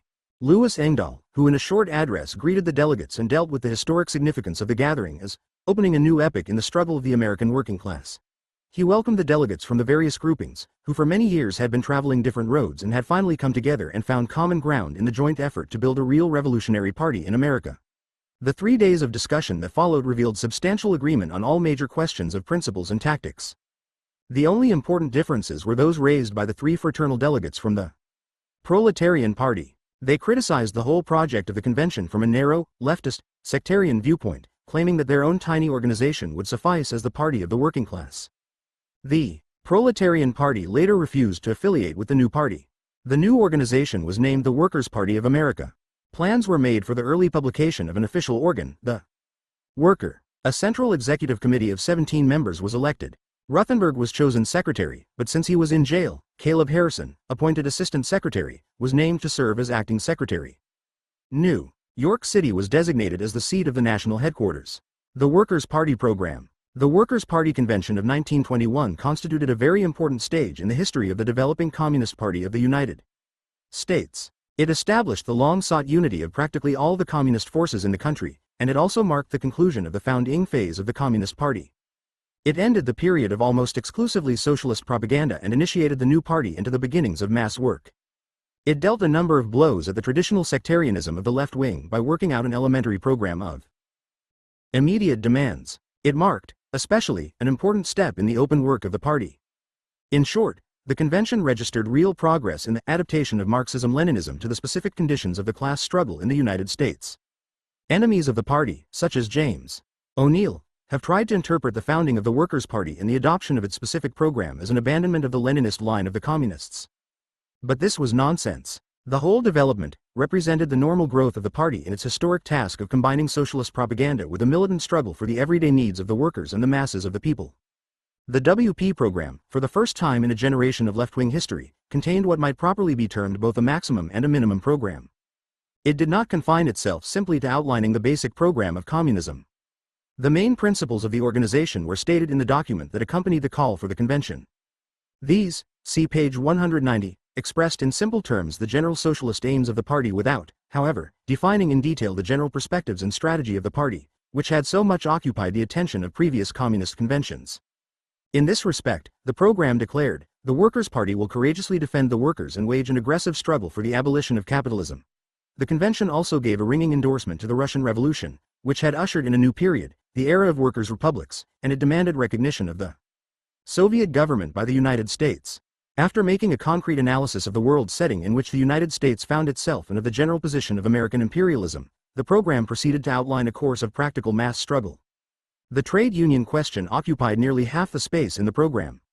After dealing with the shameful desertion of the workers by their social democratic leaders in the current bosses' offensive, the program called upon all workers to join the union of their trade, to form minority groups of left-wing workers within the unions, to work for fighting programs in the organizations, and to depose the reactionary union leadership. The program condemned dual unionism and all ideas of destroying the old craft unions. It supported the amalgamation of the trade unions into industrial organizations. On the Negro question, much progress was registered over the past neglect of this vital matter. Under the head of the race problem, the program, beginning with an analysis of the history of Negro oppression in the South, went on to say that the Workers' Party will support the Negroes in their struggle for liberation, and will help them in their fight for economic, political, and social equality. It will point out to them that the interests of the Negro workers are identical with those of the white. It will seek to end the policy of discrimination followed by organized labor. Its task will be to destroy altogether the barrier of race discrimination that has been used to keep apart the black and white workers, and weld them into a solid union of revolutionary forces for the overthrow of their common enemy. While falling short of an understanding of the Negro question as a national question, this was the most advanced resolution on the matter ever adopted by any Marxist party in the United States up to that time. The resolution on the youth provided that the CEC, Central Executive Committee, of the WP appoint a Provisional National Organization Committee to amalgamate all existing militant young workers' organizations, to create new ones wherever possible, and to carry on all work preparatory to the calling of a national convention which will unite these forces and officially launch the Young Workers' League of America. Pursuant to this resolution, a conference was held a couple of months later and the proposed league was established. A further resolution declared that the Workers' Party recognizes the necessity for an intensified struggle to improve women's conditions and to unify them in the common struggle with the rest of the working class against capitalism. It was to take the initiative in organizing and leading them in struggle. The convention pledged its support to the workers in agriculture. It also denounced the frame-ups against Mooney and Billings, and Sacco and Vanzetti, and it called upon the workers to fight for their freedom. Debs had been freed by President Harding, under strong mass pressure, and to him the convention said, "We greet with joy your homecoming from prison, and fervently hope that you will soon again be fighting in the ranks of the American working class in their struggle for emancipation." On the question of parliamentary action, the program, while pledging participation in elections and in the general political life of the country, still displayed heavy indications of the traditional left sectarianism by considering parliamentary action exclusively as a means of exposing capitalism and of conducting socialist agitation. The partial demands worked out for the elections and for other phases of the workers' struggles were altogether inadequate and in no sense presented a rounded-out program for the day-to-day struggle. The party, as yet, also took no steps toward participation in that broad mass political activity of the American working class, the Labor Party. The party asserts its democratic rights. The establishment of the Workers' Party was an important step in winning the democratic rights of the communist movement after it had been stripped, in its two original sections, of free speech and assembly by the ferocious Palmer raids of January 1920. But this progress was not achieved without a serious split in the Communist Party. 3 members of the Central Executive Committee, believers in the theory that, of necessity, the communist movement had to be underground in a country such as the United States, took the position that the very existence of the Workers' Party would tend to liquidate the Communist Party both programmatically and organizationally. So they took a flat stand against this policy and developed a factional struggle to support their point of view. All attempts at resolving the differences having failed, the rebellious dissident group was suspended on November 2, 1921. On February 3, 1922, the ousted group, under the name of the Workers' Defense League of New England, issued a call for a national conference, to be held in New York City on February 18. Here was formed the United Toilers of America, which, with a leftist line, was sharply opposed to the newly organized Workers' Party. The new party set up headquarters in New York and issued the Workers' Challenge as its official organ. The United Toilers had a small following, mostly in the New York area, but it claimed a membership of 5,000. The movement was liquidated at the Bridgman CP Convention of August 1922, nearly all of its members returning to the party. After the formation of the Workers' Party in December 1921, the fight to establish in practice the democratic rights of the Communist Party proceeded apace. This question was the central issue at the party convention in Bridgman, Michigan, in mid-August of 1922. Given the continuing post-war offensive of the employers against the whole labor movement, however, the convention, by a close vote, decided against liquidating the underground aspects of the party. In the existing factional lineup, the majority group, led by Katterfeld and others, were known as the Goose Caucus, and they called the minority group, led by Ruthenberg, the liquidators. As an indication that the government's attempt to outlaw the party was not yet over, the party convention was raided on August 22 by agents of the FBI and the state of Michigan, just as it had concluded its deliberations and was dispersing. 17 delegates were arrested with 4 more jailed later on. They were all charged with violating the Michigan anti-syndicalist law, concretely, with unlawful assembly. This was the beginning of a long legal fight, see next chapter, to win for the party the elementary democratic right of freely presenting its program to the American people. However, the conditions, marked by the illegal force and violence of the authorities, which had deprived the party of its democratic rights, were changing. A new turn was developing in the general political situation, as we shall see in ensuing chapters, with the employers' offensive against the working class assuming less violent forms. The opportunity was, therefore, at hand for the party to reach its desired goal of a completely public existence. Consequently, on April 7, 1923, the Communist Party declared its full consolidation with the Workers' Party. Thus, the underground period of the Communist Party, forced upon it by the barbarities of the Palmer raids, came to an end after 29 months. At its 1925 convention, the Workers' Party changed its name to the Workers' Communist Party and, finally, at its 1930 convention, to the Communist Party of the United States. The winning of its elementary legal rights of free speech and assembly by the Communist Party was an important victory for democracy in the United States. 14. The Communists and the Capitalist Offensive, 1919 to 1923. Immediately after their foundation, the young communist parties had to face a most vicious employers' offensive. American imperialism, as we have remarked, emerged from World War I as the leading world power in a capitalist system which, as the sequel has showed, had received a blow during the war from which it would never recover. It was stricken with an incurable, deepening general world crisis. The United States, now more firmly controlled by monopoly capital, and greatly enriched and centralized as a result of the war, was powerful, arrogant, and reactionary. It took a decisive hand in writing the Versailles Imperialist Treaty, and then stayed out of the League of Nations in order to preserve its own complete freedom of action. With its successive Dawes and Young plans, the United States largely dominated the economic life of the conquered countries of Europe. It asserted its growing power in the Pacific in the Nine Power Pact. Under the open door policy, it maneuvered to seize hold of war-torn China. With an active trade and political offensive in Latin America, it strengthened its grip in that great area at the expense of the Latin American peoples and of its weakened imperialist rivals, Great Britain and Germany. Animated by the reactionary spirit which was soon to produce fascism in Europe, sensing its new position as the leading world capitalist power, and panic-stricken at the revolutionary spirit of the workers in Russia and elsewhere in Europe, Wall Street undertook to cripple the organization of the militant American workers. Consequently, during the first 4 post-war years there developed the most violent anti-labor drive in American history. This offensive, aimed at every phase of the labor movement, had as its main objectives to cut the heart out of the trade unions and to destroy the newly born communist movement. During the war, the Worker XS, despite the treacherous attitude of the top leadership of the AFI and railroad brotherhoods, had won the 8-hour day in many areas of industry and had managed to extend trade unionism into various Wall Street financial plans ostensibly to save European capitalism.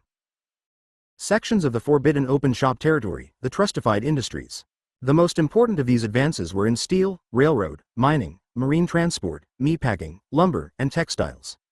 Therefore, monopoly capital set out to drive the unions from these advanced posts and, if possible, still further back than they had been before the war. The capitalists would demonstrate in practice just how cynical had been their wartime slogan, "Make the world safe for democracy." They would give the workers a real taste of democracy, Wall Street brand. Big capital in the United States deliberately sought to destroy the trade union movement and to replace it by its own system of the open, anti-union shop and company unionism. Company unions, first suggested by 1J. C. Bales in 1886, began to grow after 1900.1. By the end of World War I there were 250 company unions, in the metal trades, on the railroads, and in the trustified industries. Generally, the employers built these company unions as barriers to the spread of the trade unions proper. The post-war plan was to extend this poisonous system as far as possible, thereby rendering the trade union movement virtually powerless. In developing this system of employer-controlled unions, American big business gave the lead to Mussolini and Hitler with their later, fully developed, fascist unions. Hardly had the war ended when the employers began their drive against the trade unions, but it only got really underway during the Great Steel Strike of September 1919. This offensive was in evidence at the National Industrial Conference of October 1919, called by President Wilson presumably to adjust the stormy industrial situation. At this conference, the big industrial dictators not only refused to settle the current steel strike, but they virtually declared war upon all organized labor. Labor unions are no longer necessary, had said the arrogant Judge Gary, head of U.S. Steel, and the conference acted in this sense. The open shop movement, with its slogan of the American Plan, was soon raging throughout the country. All the big employers' associations, National Association of Manufacturers, United States Chamber of Commerce, and many powerful bodies in the individual industries, were in it, backing the National Open Shop Association. By the autumn of 1920, say Perlman and Taft, the country was covered with a network of open shop organizations. In New York State alone, at least 50 open shop associations were active. In the Middle West and West, the drive was no less malignant than in the industrial East. The first blow falls upon the left. The first to feel the blow of the capitalist offensive were the more advanced and militant workers. The employers understood very well then, as they do now, the fighting role of the most class-conscious among the workers, and they always give them the heaviest and earliest blows. The capitalists particularly feared and hated the new communist movement, which they sensed was the vanguard of the working class. We have already seen how the two young communist parties were assailed and violently persecuted by the ferocious Palmer raids of 1919 and 1920.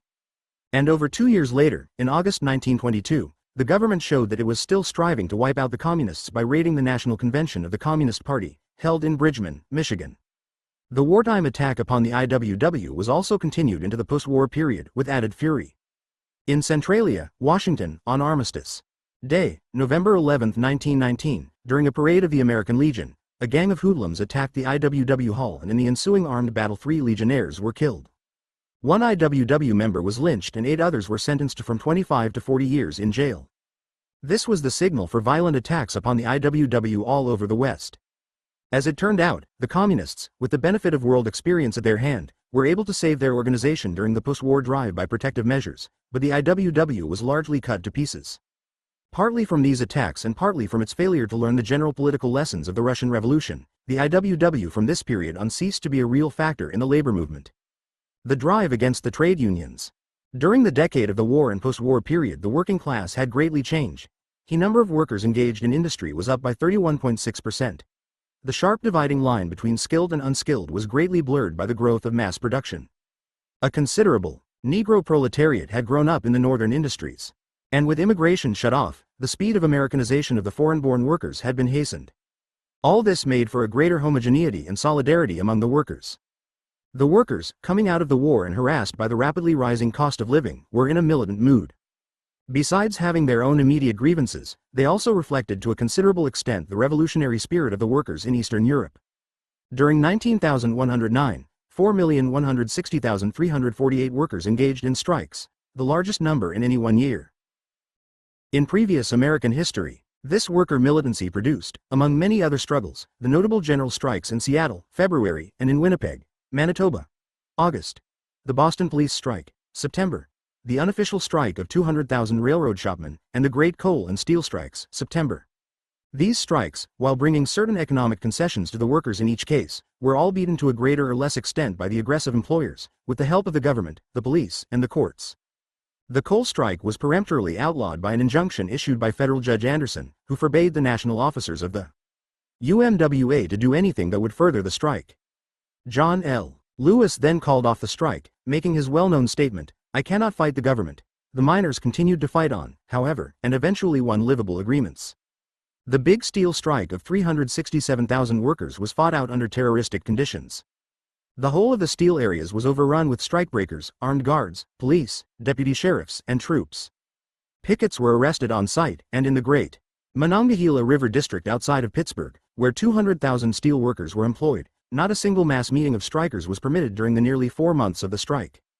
Finally, the strike was broken and the unions completely smashed.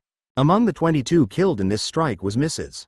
Fanny Sellins, UMWA organizer in the Steel Campaign, who was brutally murdered by Steel Trust gunmen at New Kensington, Pennsylvania. The strikes of 1920-21 were sharpened by the outbreak of a severe economic crisis. This was caused primarily by difficulties in the changeover from war to peace production and by a heavy falling off of American exports, from $6,516 million in 1920 to $3,771 million in 1921.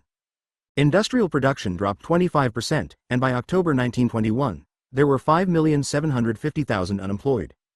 Although profits remained at levels 100% higher than in 1913, the employers took advantage of the situation by slashing wages from 25 to 50% and by intensifying their assaults upon the trade unions. The workers did not take these wage cuts unresistingly, and the years 1920-21 were marked by many hard-fought strikes.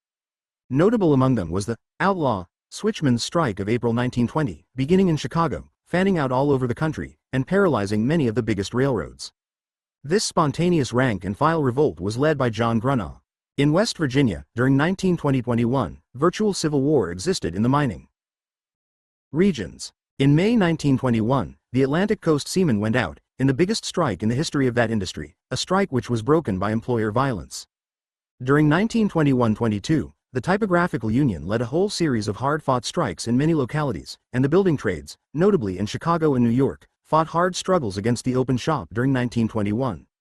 The year ended with the defeat, in December, of 45,000 packing house workers in 13 cities, resulting in the nationwide breakup of the unions in that industry. The big post-war open shop drive came to a climax in 1922. This year saw many big strikes, chief of which were those of the New England textile workers, the coal miners, and the railroad shopmen. The textile strike began in January, and it lasted 6 months, in the face of wholesale use of strikebreakers, court injunctions, and troops by the employers and the government. The workers were largely defeated. The coal strike, starting on April 1, 1922, involved 600,000 hard and soft coal miners.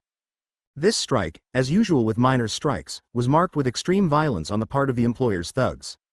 But in Herrin, Illinois, these gunmen bit off more than they could chew. In June they murdered a couple of strikers there in cold blood, whereupon the miners mobilized, killed 19 gunmen, and drove the rest out of the community. Result: 214 miners were indicted for murder, treason, and conspiracy, but in the strongly Union coal country it proved impossible to convict them. The national strike resulted in an agreement which, however, left out the 100,000 unorganized miners who had struck in Western Pennsylvania, a disastrous betrayal by Lewis, as it turned out later. The strike of the 400,000 railroad shopmen began on July 1, 1923, against repeated wage slashes put through by the Railroad Labor Board. The Harding administration, which was bringing the country back to normalcy, announced that it would break the strike by every means necessary. It was helped by the train service unions, which remained at work while the shopmen were striking, and by the maintenance of Way Union, 350,000 strong, which pulled out of the strike movement on the eve of the strike date. On September 1, Attorney General Daugherty secured a federal injunction virtually outlawing the strike. These blows were too much, and on September 13, with the strike practically broken, some 225,000 of the men were signed up in a surrender agreement known as the B and O Plan, of which more later. About 175,000 went back without any agreements or unions. All told, some 10 million workers were on strike during the 4 years of intense struggle from 1919 to 1922 inclusive. Organized labor lost much hard-won ground. The unions in the steel, meatpacking, lumber, and maritime industries were almost completely wiped out. Working conditions suffered accordingly. Even such well-established organizations as those in the coal, railroad, printing, building, textile, and clothing industries were deeply injured. As a result, the membership of the AF-L dropped from 4,160,348 in 1920 to 2,926,462 in 1923. It was the most serious defeat ever suffered by the American labor movement. Misleaders of labor. The top leaders of the AF-L and railroad brotherhoods, lazy, incompetent, corrupt, and reactionary, were shocked and demoralized by the big offensive from their capitalist friends of wartime. Their policy to meet the offensive was a combination of crass betrayal and cowardly flight. In the midst of the drive, on February 23, 1921, the AF-L Executive Council called a meeting of high officials to consider the critical situation, to combat the problems arising from unemployment, reaction, and Bolshevism. The conference proposed nothing but a publicity campaign to win popular support. As Lorwin says, it could offer little tangible aid to the unions. Each international union had to face its own problems. This was bankruptcy in the face of the aggressive enemy. The leaders of each union tried to save themselves at the expense of the other unions. An orgy of labor betrayal and union scabbing took place. In the steel strike, the workers were shamelessly abandoned to their fate by the AF-L leaders. In meat packing, the AFL leaders split the federation that had organized the industry, expelled the stockyards labor council, and alienated the Negro workers. In printing, the typographical union fought for its life, all the other unions in the industry continuing at work, trying to profit at the striking union's expense. When the pressmen struck, on rank and file initiative, the ultra-reactionary leader, Berry, cynically replaced them with union scabs. The betrayal of the 100,000 unorganized striking miners in western Pennsylvania in the settlement of 1922 ultimately became a disaster to the UMWA. During the railroad shopmen's strike, the union scabbing reached its lowest depths.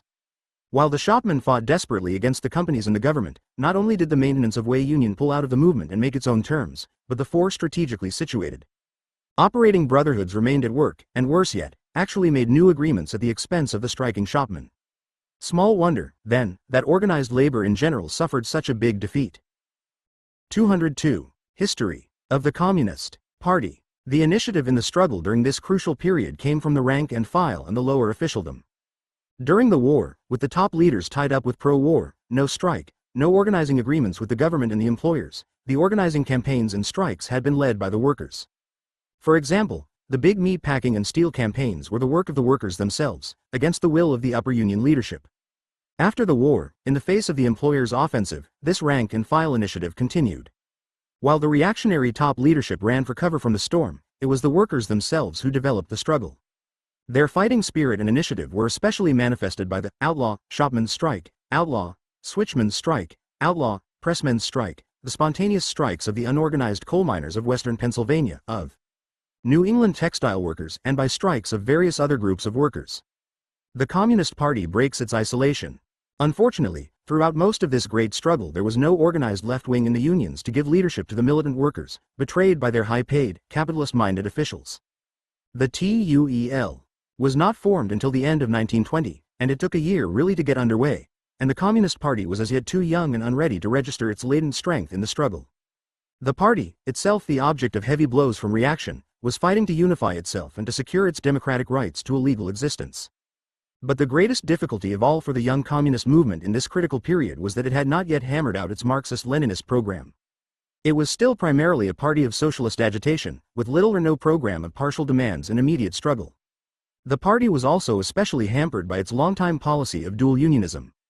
Ruthenberg remarked later, the Communist Party of 1919 stood outside of the labor movement, endeavoring to draw the workers into its ranks through agitation and propaganda which pointed to the necessity of a revolutionary party fighting for the overthrow of capitalism. And the party in 1919, and during 1920, was isolated from the trade union movement.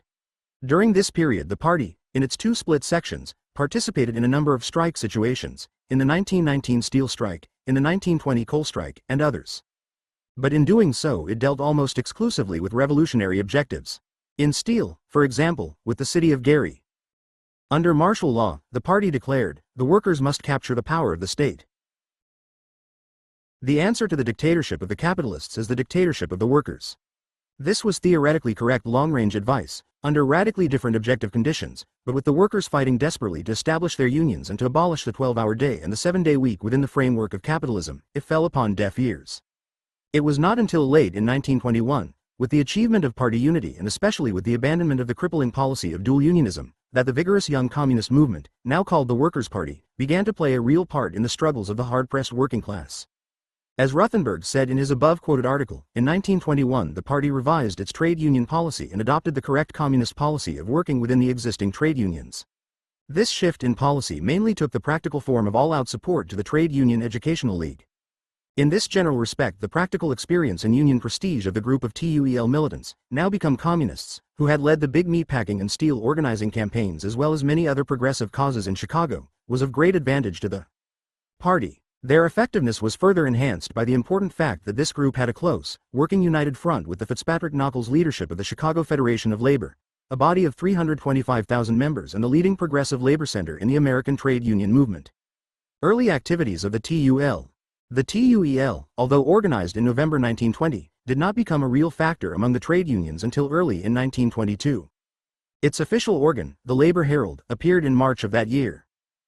Its program, printed in the first issue, assailed the reactionary bureaucracy and proposed a fighting policy instead of class collaboration, amalgamation of the craft unions into industrial unions, organization of the unorganized, independent political action, affiliation to the Red International of Labor Unions, recognition of Soviet Russia, and the abolition of capitalism and the establishment of a workers' republic.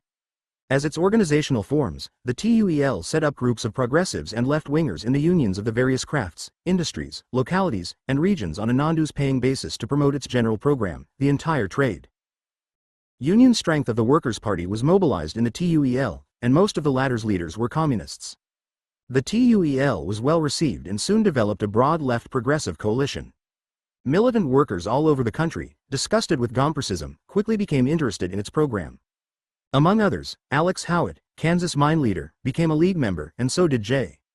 G. Brown, national head of the Labor Party, while John Fitzpatrick and Ed Nockels looked upon the organization with a friendly eye. Debs endorsed the League and wrote, "The Trade Union Educational League is in my opinion the one rightly directed movement for the industrial unification of the American workers." The TUEL quickly established flourishing local and national groups in various industries: mining, textile, building, clothing, food, leather, etc. At its National Railroad Conference in Chicago, in December 1922, there were 425 delegates from all over the country. Otto Wangerin led this strong movement. TUEL groups were also established in Canada under the general leadership of Tim Buck. Almost at once the League began to exert a strong influence in many situations. In Chicago, TUEL militants, Charles Crumbeen, Nels Kajar, and others, were largely responsible for a union demonstration of 125 workers against the infamous Landis Building Trades Award. At the Detroit Convention of the Maintenance of Way Union in 1922, the aroused delegation, led by a few TUEL members, fired Grable, the union president, and his entire administration, for their crass betrayal of the railroad shopmen's strike. In the current Machinists' Union national election, the left-wing nominee for general president, the TUEL candidate, polled 14,598 votes against 41,837 votes for the incumbent, William H. Johnston. Andrew Overgaard led this movement. In the needle trades, the left wing at once became an important factor. In the National Coal Strike of 1922, League militants, by calling huge protest meetings of miners, prevented Frank Farrington, the Illinois District UMWA leader, from making a separate settlement that would have broken the strike. At the UMWA convention of that year, the League members, working jointly with Alex Howitt on the question of the latter's expulsion because of his all-out fight against the infamous Kansas Industrial Court law, polled a majority of convention votes to a dual unionist deviation from communist trade union policy. At this time was the formation of the United Labor Council of America, in New York in November 1921, by a group of communists. This organization assembled a number of the many small independent industrial unions of the period, but it soon passed out of existence. C. The Toiler, November 11, 1921. Against John L. Lewis. Early in 1923, Joseph Manley and Margaret Cowell were instrumental in preventing a split of some 50,000 foreign-born workers from the UMWA throughout the Pennsylvania anthracite regions. This secession movement was provoked when the conservative district leadership suddenly decided to change the union organization from a language to a mine basis, the purpose of which was to throw the union's control into the hands of conservative English-speaking elements. Pat Toohey and Tom Myerscough were the League's outstanding leaders among the miners. The League members were especially active in the 1922 National Railroad Shopmen's Strike.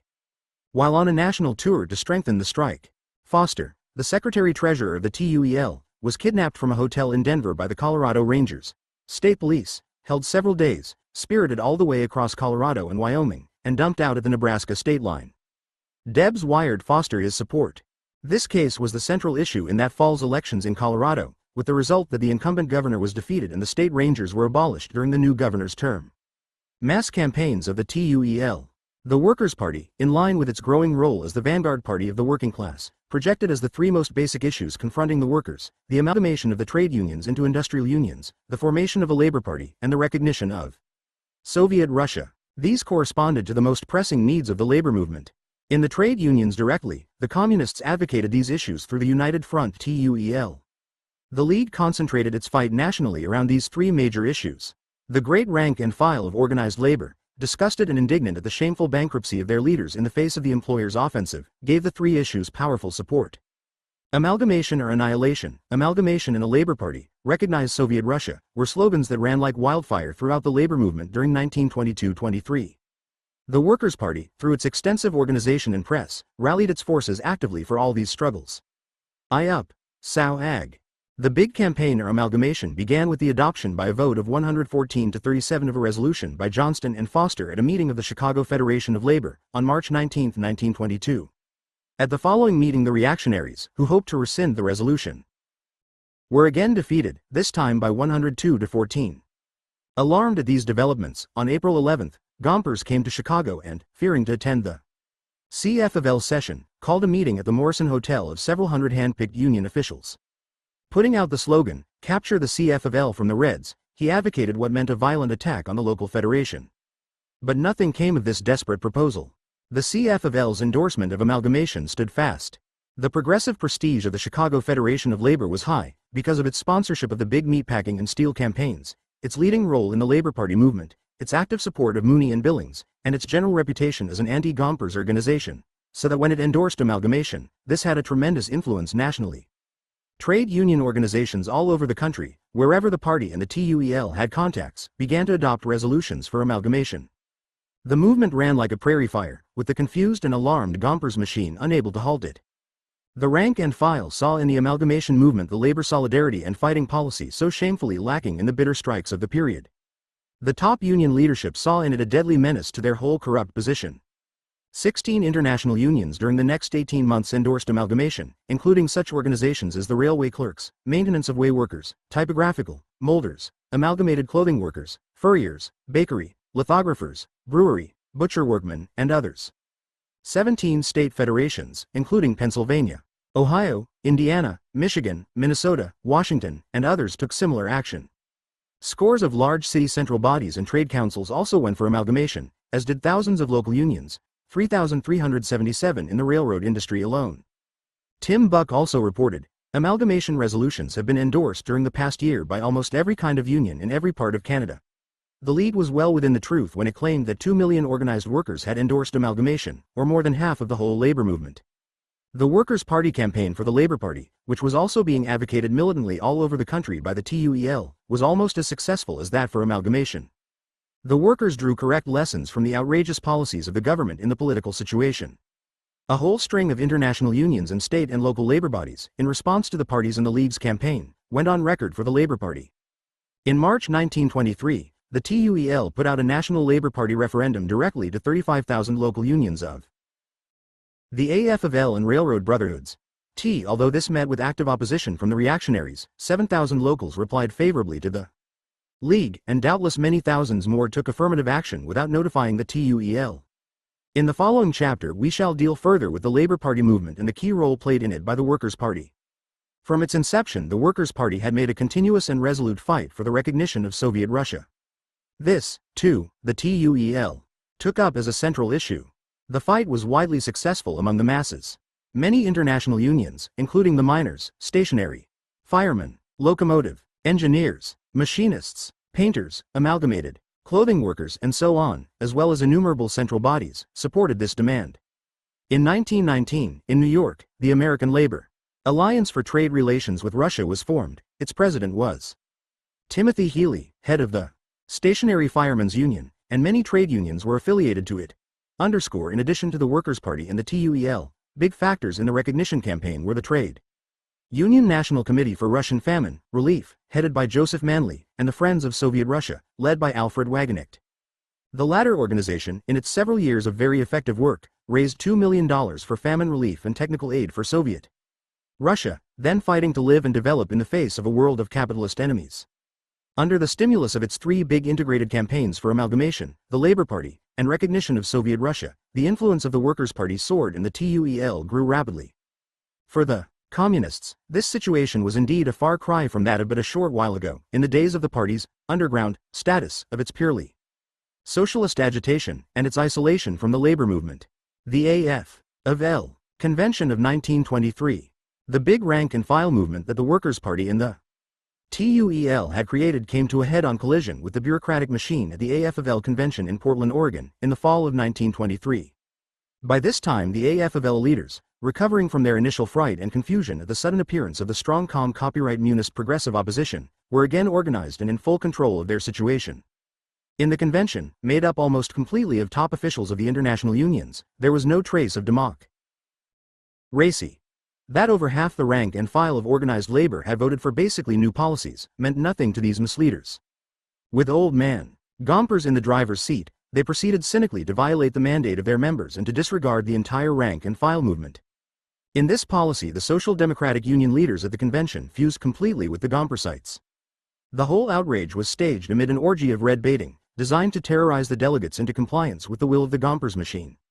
Amalgamation was condemned as communistic, with no discussion or roll call vote permitted. The Labour Party resolutions were steamrollered to defeat, as un-American, the vote on them being 1,895 for and 25,066 against. The resolution for recognition of Soviet Russia got the most support, Hayes of the Typographical Union, Healy of the Firemen, Smart of the Switchmen, Johnston of the Machinists, and others all speaking for it, but it too was swamped by the machine vote. Thus, the AFL leaders, faithful to the interests of their capitalist masters, cold-bloodedly condemned a program that would have brought real life to the labor movement, which they had nearly ruined by their reactionary policies. To cap the climax, a communist delegate at the convention was illegally and dramatically expelled from the convention upon the motion of Philip Murray, then of the Miners' Union. A number of forces combined to make it possible for the AFL leaders to succeed with this monstrous flouting of rank-and-file wishes. First, the economic situation had ameliorated somewhat and the violent union-wrecking campaign of the bosses had also materially slowed down. Second, the AFL leaders at this convention came forth with a whole new program of class collaboration, of union management cooperation, of this more later, which they elaborately paraded as a constructive and progressive policy. Third, the Workers' Party and the TUEL had much too loose a following to back up their wide agitational support by vigorous organized action. Fourth, and highly important, was the fact that 3 months before, the Workers' Party had a serious split with its progressive allies of the Fitzpatrick Group over the Labour Party, and the Gompersites were able to take advantage of this split situation and to carry out the attack against the left wing. The Portland Convention was the signal for a violent assault upon the Workers' Party, the TUEL and all their friends and supporters throughout the labor movement. Defense of class war prisoners. Labor defense was a very important activity of the Workers' Part during the period of intense capitalist offensive after World War I. There were the numerous IWW cases of the war and early post-war periods, the cases of Debs, Ruthenberg, and many others arrested in connection with the war. The historic Mooney Billings case, the famous McNamara-Schmidt case, and various others. Then there were scores of cases of foreign-born workers arbitrarily jailed or deported by the reactionary Wilson and Harding governments. At first the party either organized or co-operated with special defense committees around these various cases, but on June 23, 1925, in Chicago, it took the initiative, with other forces, in establishing the International Labor Defense, a united front organization on a mass basis. Prominent in this work were Elizabeth Gurley Flynn, Anna Damon, and Rose Barron. In the same period the Council for the Protection of the Foreign-Born was established. On May 5, 1920, another celebrated case was added to the many frame-ups that were already disgracing American democracy. This was the arrest in Massachusetts of Nicola Sacco and Bartolomeo Vanzetti. They were anarchists and both foreign-born, the first a shoemaker and the other a fish peddler. They were falsely charged with committing a $15,000 payroll robbery in South Braintree, Massachusetts, during which a guard was killed. After a farcical trial, marked by the most cynical redbathiog and national chauvinism, the two defendants were convicted and sentenced to the electric chair. The Workers' Party became the heart of the fight to save them. The outrageous frame-up aroused indignation in labor and liberal circles all over the world. For the next 7 years demonstrations, strikes, and protests against the legal lynching took place in many cities, with communists everywhere playing a leading role. But the ruthless capitalists refused to let their prey escape, the conviction of Sacco and Vanzetti being sustained all through the courts despite its obvious injustice. The two victims of class hatred were finally executed on August 23, 1927, in the midst of a great international protest. There were demonstrations in many cities in the United States, and also in Panama, Manila, Brussels, Havana, Mexico, Buenos Aires, Montreal, Warsaw, Belgrade, Melbourne, Cairo, and the Soviet Union. In Geneva, Switzerland, 50,000 demonstrated. Armed guards were posted at United States embassies all over the world. After the executions, 150,000 marched on the United States Embassy in Paris and fought the police from barricades. In Boston, 250,000 turned out for the funeral in a downpour of rain. The Sacco-Vanzetti lynching was one of the bitter outrages for which the workers will one day exact retribution. Then there was the defense of the 57 communist leaders arrested and indicted in connection with the Communist Convention in Bridge, Man, Michigan, in August 1922. The Labor Defense Council was set up to lead in the defense. This was a broad united front movement, including in its executive committee such figures as Eugene V.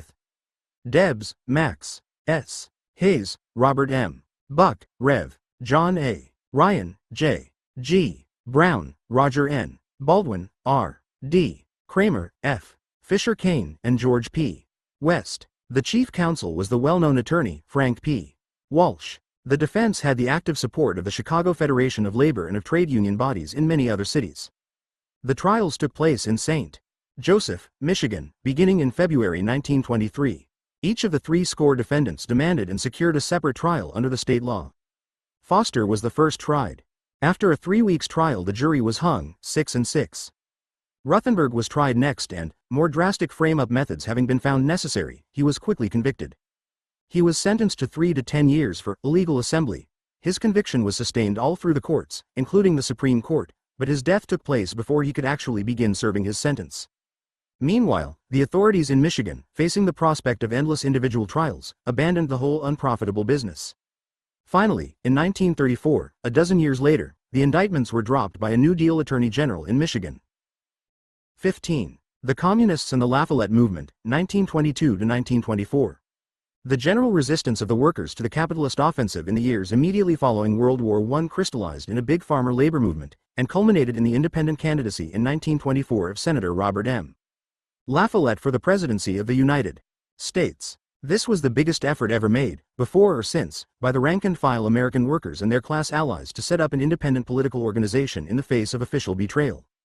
The Workers' Party, the Communist Party of the period, played a most important role in this significant development. For the past century and a half, one of the American capitalists' most powerful means of dominating the workers has been to keep them affiliated to, or under the domination of, the capitalist political parties. Since Civil War times, this device of the capitalist rulers has manifested itself in the so-called two-party system. Throughout all these years, the advanced workers repeatedly rebelled against this infamous political control by organizing labor parties, but these attempts did not succeed. Various reasons combined to bring about their failure. Basic among these were the following: the political immaturity ideologically and organizationally of the working class, its lack of homogeneity, made up as it was largely of great masses of workers with different languages, religions, and cultural backgrounds, the persistence of petty bourgeois illusions among the workers, the stubborn opposition of the trade union bureaucracy since the rise of the AFL, and last, but not least, the lack of a clear lead from the Marxists, chiefly because of sectarian reasons. In the decades immediately following the Civil War, the early American Marxists, with the personal advice of Marx and Engels, did in general follow the sensible policy of participating in these elementary working-class parties and of co-operating with the closely affiliated farmer political organizations, although not without making many sectarian and opportunist mistakes. Lenin wrote, "Marx and Engels taught the socialists to break at all costs with narrow sectarianism and affiliate with the labor movement, so as to rouse politically the proletariat, since the proletariat displayed almost no political independence either in England or America." In the last third of the 19th century, from 1890 on, however, the sectarian de Leon put an end to this essentially correct mass policy, holding that the labor and farmer parties were basically reactionary and that the Socialist Labor Party alone sufficed as the party of the working class. The Socialist Party continued this narrow line, and it was not until as late as 1921 that it began to look upon the spontaneous Labor Party movement as anything but a rival. The Workers' Party inherited from the Socialist Party the long-standing hostile attitude toward the Labor Party. In 1922, however, the Workers' Party broke sharply with the 30-year-old anti-Labor Party policy of the SLP and the SP and took its place in the forefront of the growing struggle for a Labor Party. The Workers' Party, through discussions at home and with European Marxists in Comintern sessions, understood that the political development of the working class in the United States was not following an identical pattern with that in continental Europe. In Europe, where the trade unions were organized sither after or simultaneously with the Socialist Party, this party developed independently with an individual membership, a social democratic program, and a recognized political leadership of the working class. On the other hand, in certain countries, owing to factors specifically retarding the political development of the workers, the trade unions came before the political party in the development of working-class organization. There the workers, seeking to wage a political as well as an industrial struggle, eventually came to set up a labor party based primarily upon the trade unions. This latter course has been true of Great Britain and its several dominions, Australia, Canada, New Zealand, South Africa, and also of the United States. Here the general line of development is also toward a broad party based on the trade unions, but the tempo of its growth is far slower because the retarding political factors have been much greater. Further elaboration upon this point is to be found in Chapter 37. Over many years the American Marxists failed to understand the foregoing facts, finally pointed out by Stalin, about the general line of working-class political development and the role of the Labor Party in it.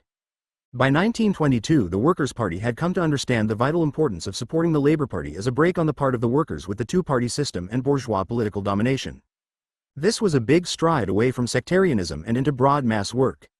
At its second convention, held in New York City in December 1922, the delegates, therefore, confirmed the earlier decision by the Central Executive Committee in May 1922, and declared, "The Workers' Party favors the forma of a Labour Party, a working-class political party, independent of, and opposed to, all capitalist political parties. It will make every effort to hasten the formation of such a party and to effect admittance to it as an autonomous section." It added, "A real Labour Party cannot be formed without the labour unions, and organizations of exploited farmers, tenant farmers, and farm labourers must be included." The political situation at this time was propitious for the formation of a Labour Party. The workers in the United States, passing through the bitterest offensive of big capital, had carried out a whole series of fierce strikes. They had been largely disillusioned by Wilson's liberalism, and, of course, they had no use for Harding's brand of reaction. Besides, the Gompers leaders had been deeply discredited in the whole post-war struggle, and they were little able to stem the strong tide for independent working-class political action. Also, for the first time in over 35 years, the Marxists, in the Workers' Party and the TUEL, were making a real fight for a Labour Party. Consequently, the workers turned sharply toward independent political action. The developing La Follette movement, four main streams of mass political organization, finally culminated in the movement behind the La Follette presidential candidacy of 1924. These were a. The group of local labor parties that grew up during 1918-19 in Chicago, New York, Bridgeport, and other cities, with state parties in Illinois, Connecticut, Michigan, Utah, Indiana, and Pennsylvania. The Chicago Federation of Labor was the recognized leader of this movement. B. The Nonpartisan League, founded in 1915 as a left wing in the Republican Party and headed by A. P. Townley, formerly an SP organizer. The NPL claimed 188,365 members in 1918. It was centered in the Dakotas, and loosely grouped around it were a number of state farmer parties in the Middle West and Northwest. C. The Committee of 48, founded in 1918 and headed by J. A. H. Hopkins. This was an extensive petty bourgeois liberal organization. D. The Plum Plan movement, which was organized in 1919. Its leaders were Warren S. Stone and William H. Johnston, the heads of the locomotive engineers and machinists unions respectively. It was based on the 16 railroad unions and had a program calling for government ownership and democratic operation of the railroads. The NAACP eventually also endorsed La Follette. In November 1919, the various state and local labor parties met in Chicago and combined into the National Labor Party.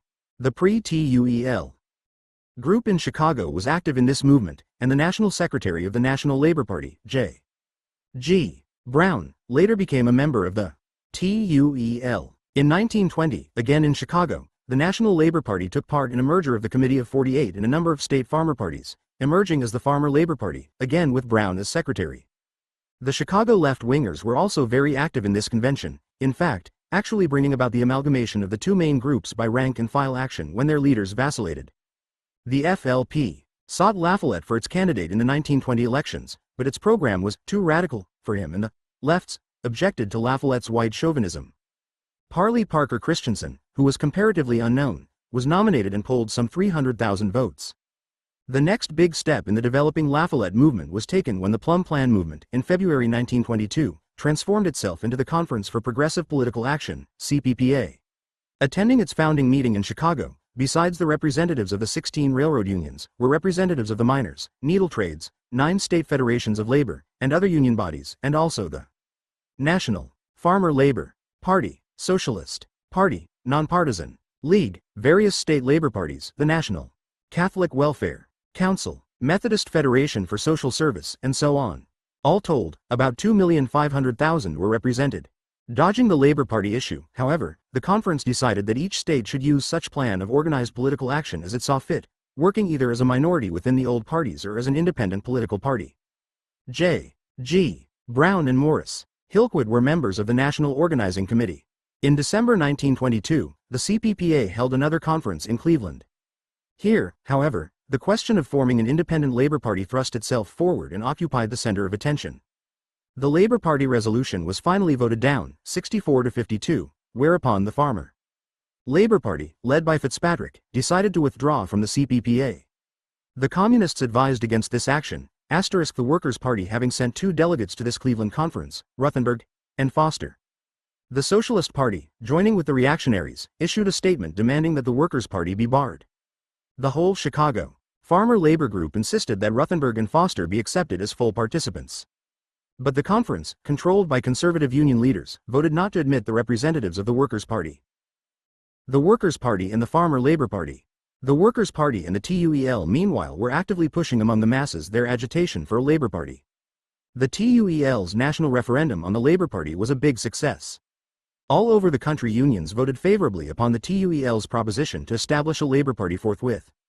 The Labor Herald reported that the unions now on record in the League vote extend over 40 states and 47 international unions. In the thousands of locals in which the issue has been raised, we have been informed of less than a dozen which failed to approve of a Labor Party. The leaders of the Chicago Federation of Labor endorsed this referendum. It was during this time, in April 1923, that the Communist Party, at a special convention, liquidated its underground phase. The Workers' Party now became in fact, if not in name, the Communist Party. The Workers' Party moved its headquarters from New York to Chicago in July. At its third convention, in December 1923, the party reported a membership of 25,000. Meanwhile, definite working relations were developing nationally between the Workers' Party and the Fitzpatrick-Nockels-Brown Group. The 10 years of cooperation between the Federation leaders and the Chicago TUEL militants, which had resulted in so many constructive national campaigns, was now developing finally into a united front between the Workers' Party and the Farmer Labor Party. By mutual agreement of the two parties, a call was issued by the Farmer Labor Party for a general convention to take place in Chicago, on July 3, 1923, of all economic and political organizations favoring the organization of a Farmer Labor Party.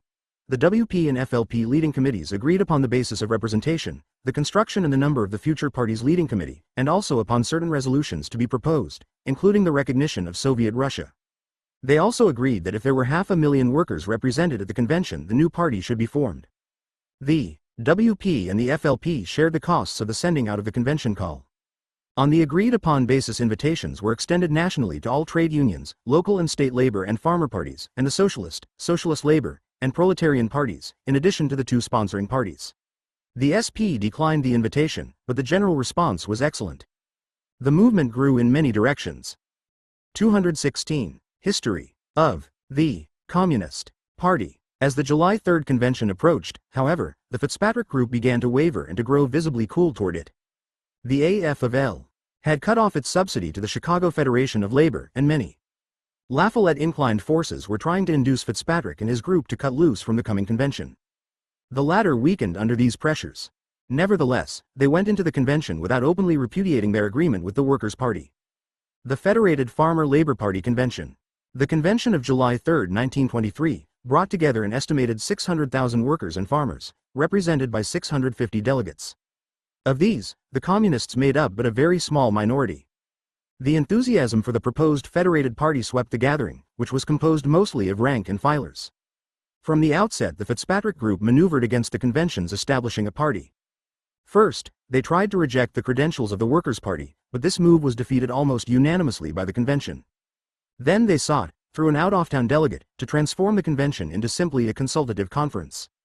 This move was countered by an amendment to form the new party, made by Joseph Manley, a Workers' Party member representing Local 40 of the Structural Iron Workers Union, and supported by Ruthenberg. Only on the night of the third and last day of the convention did the confused Fitzpatrick Group bring in a definite proposition as to what they wanted done. They then proposed that all the organizations present should affiliate to the Farmer Labor Party as autonomous units, except that the revolutionary elements, meaning the Workers' Party, should be excluded. The FLP proposal said, it would be suicide to bring into such affiliation any organization which advocates other than lawful means to bring about political changes, strange charges indeed coming from the radical Fitzpatrick Group, which had invited the WP to this convention and which only a few months before had voted to seat Ruthenberg and Foster at the CPPA gathering in Cleveland. The convention rejected the Fitzpatrick proposition with a roar and decided by a vote of about 500 to 40 to organize the Federated Farmer Labor Party, which was done. As Fine says, the Fitzpatrick Group wanted to bolt, but they did not have enough of a following for that. A representative group of workers and farmers were then elected as the Executive Committee. Joseph Manley was chosen Secretary-Treasurer, and the FFLP established its headquarters in Chicago. The program of the FFLP proposed to free the farm and industrial worker from the greedy exploitation of those who now rule this country and to win for them the right to life, liberty, and the pursuit of happiness which their exploiters deny them.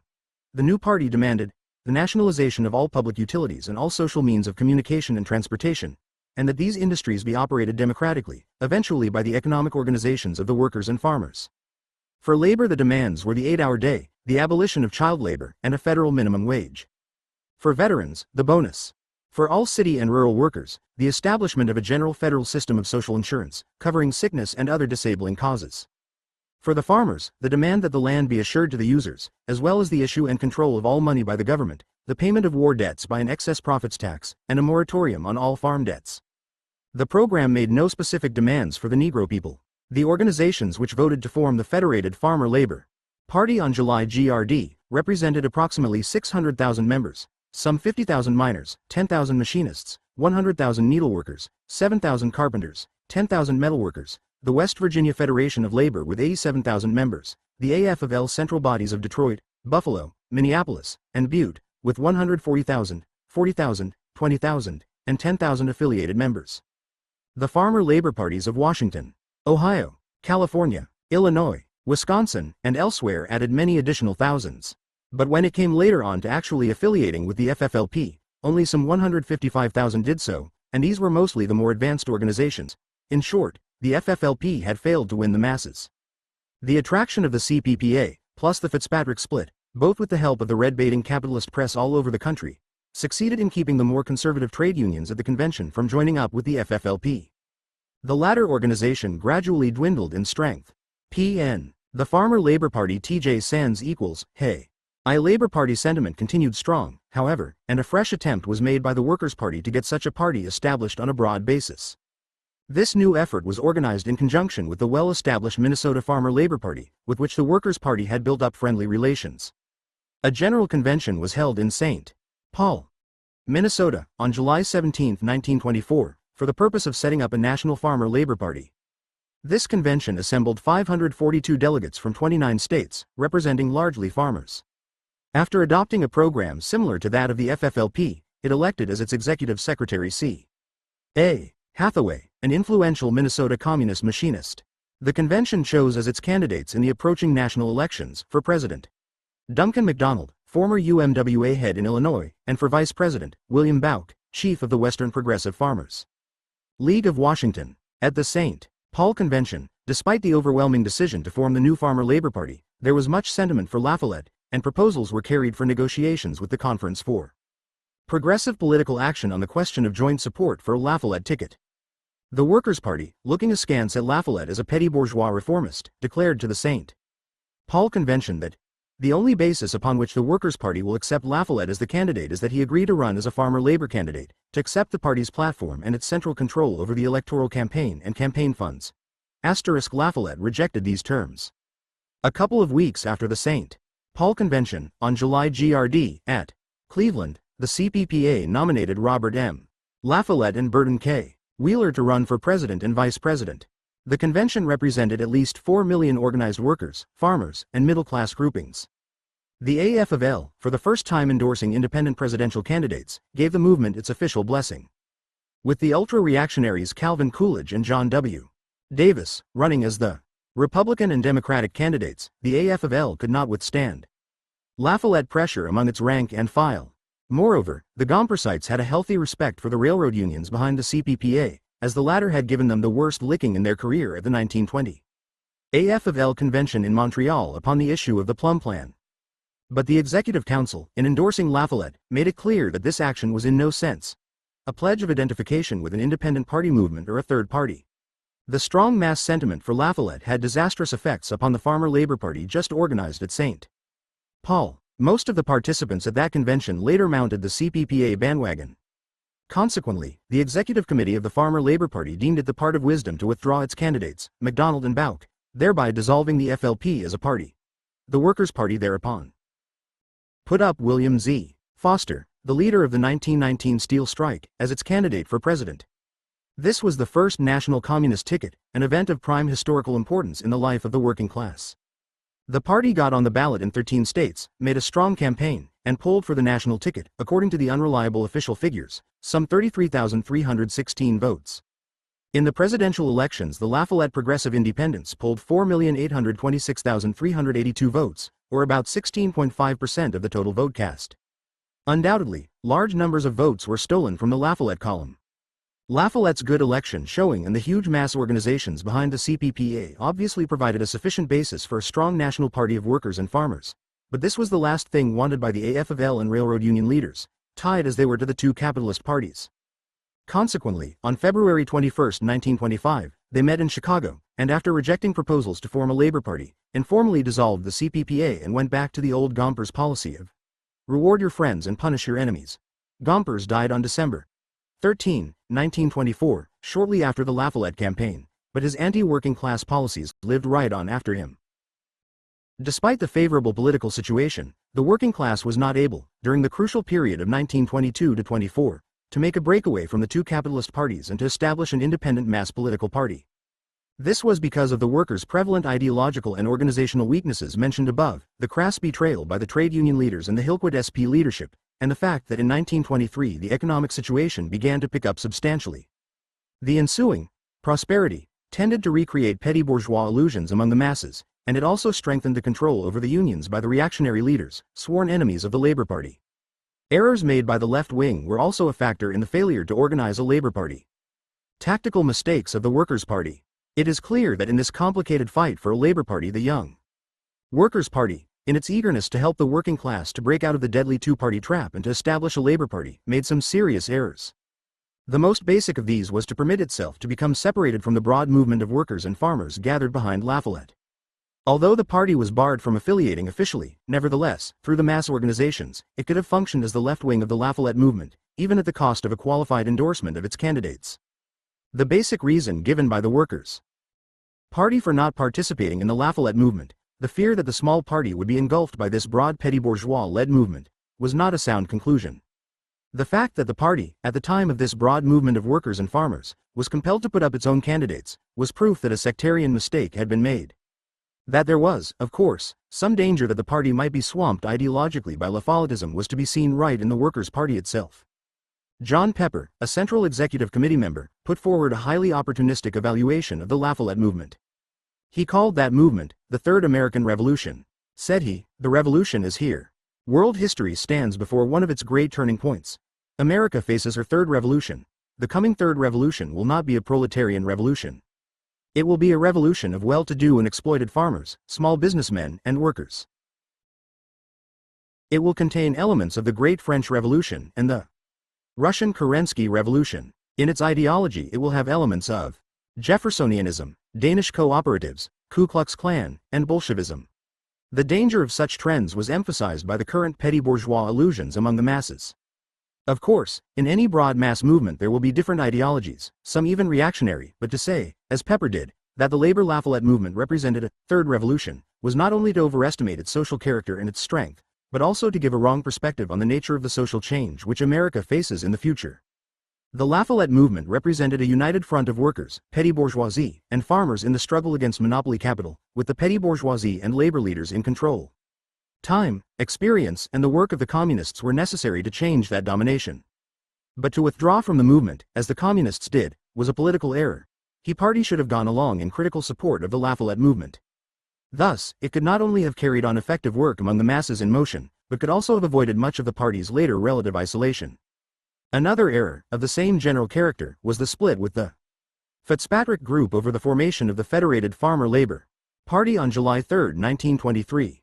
In view of the strong tendency among the masses to turn toward the CPPA and a Lafayette ticket, which was already then in prospect, and also in view of the vacillating attitude of the Fitzpatrick forces, it was unwise for the communists to insist upon setting up the FFLP at that time, even though this was formally in accordance with the pre-convention agreement between the WP and the Fitzpatrick Farmer Labor Party Group. The Workers' Party should have been able to realize that under these circumstances there was as yet no solid basis for the new Labor Party. The result of this mistake was the stillborn Federated Farmer Labor Party. The later formation of the Farmer Labor Party at the June 17, 1924, convention in St. Paul, merely compounded the original error with another premature party, which had to be abandoned almost at once. The WP Fitzpatrick split on July 3, 1923, was particularly harmful in that it spread throughout the trade union movement.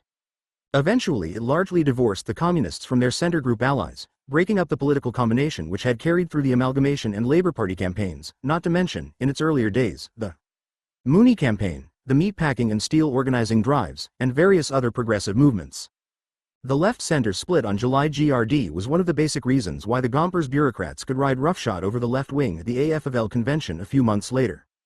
From a policy standpoint, what had happened was this: the Workers' Party started out with the correct theory that the Labour Party had to be based on the broad trade union movement. But when its affiliation to the CPPA was denied, it mistakenly concluded that the left-center combination of the WP and the Fitzpatrick Group would suffice to build the Labour Party.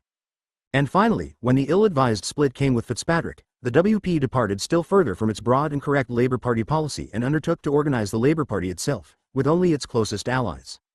This narrowing line was quite futile, as both the July 3, 1923 and June 17, 1924, conventions demonstrated, and as was shown by the relative isolation of the Workers' Party. Factionalism in the Workers' Party. The Labour Party campaign of 1922-24 gave birth to a sharp factional struggle within the Workers' Party, which was to continue, with greater or less intensity, until 1929. Grave inter-party differences developed over the strategy and tactics to be pursued in the fight for the Labour Party. The party was split into two major groups which, in the heat of the internal fight, came to act almost like two separate parties, with their specific caucuses and group disciplines.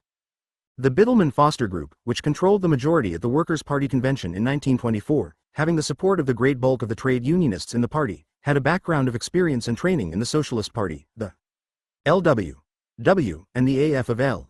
The Ruthenberg-Pepper minority group, on the other hand, came almost exclusively from the left wing of the Socialist Party and had party and political experience but had done little or no practical trade union work. A number of its leaders were intellectuals, and there also were some intellectuals in the Biddleman-Foster Group. The factional struggle was not entirely negative, however. What took place basically during the long internal fight from 1923 to 1929 was a slow process of gradually welding together these divergent party groups into a united Marxist-Leninist leadership. The Biddleman-Foster Group, themselves not without blame for the July GRD split, soon thereafter concluded that a serious error had been made in organizing the Federated Farmer Labour Party, and they wanted to do away with the narrow Labour Party policy that had brought it about. They argued that this split with the progressive elements was isolating the party in the trade unions, a situation which they, as active trade unionists, felt keenly. They also maintained that by keeping left Labour parties in the field, which cost the Workers' Party heavily in finances, personnel, and prestige, the party was in fact tending to liquidate itself. They insisted that a Labour Party should be established only when this could be done on a broad trade union basis. But in maintaining that there was then no such broad basis for the Labour Party, the Biddleman-Foster Group made the serious error of proposing that the Labour Party slogan be dropped, at least for the time being. This would have had the effect of further isolating the party from the Labour Party movement. The statement eventually cost the group the party leadership.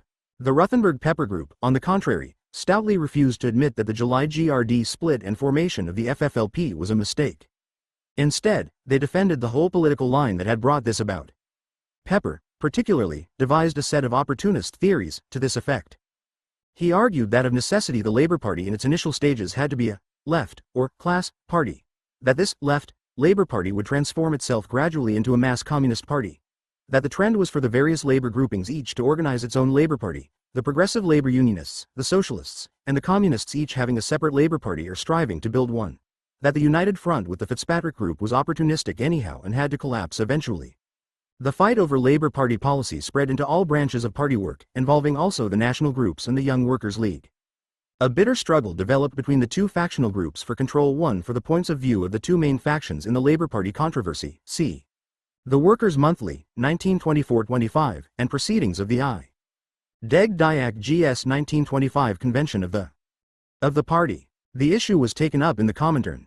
After a long discussion, a resolution was worked out, early in 1925, to the effect that the Biddleman-Foster Group was wrong in proposing to drop the Labour Party slogan and that the Ruthenberg-Pepper Group had placed the Labour Party question somewhat too narrowly. It was characteristic of the existing factional situation that both groups claimed that their position had been sustained, and the struggle went right on.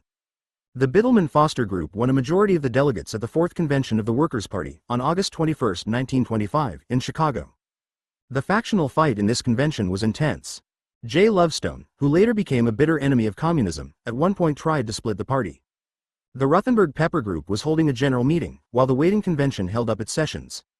Lovestone introduced a motion in the caucus, proposing that the minority should not return to the convention, a move which, if carried out, would have split the party. But this splitting motion was defeated by one vote. At this convention, the Biddleman-Foster group gave up its majority on the Central Executive Committee, a mistake, because of criticism from Zinoviev, head of the Comintern.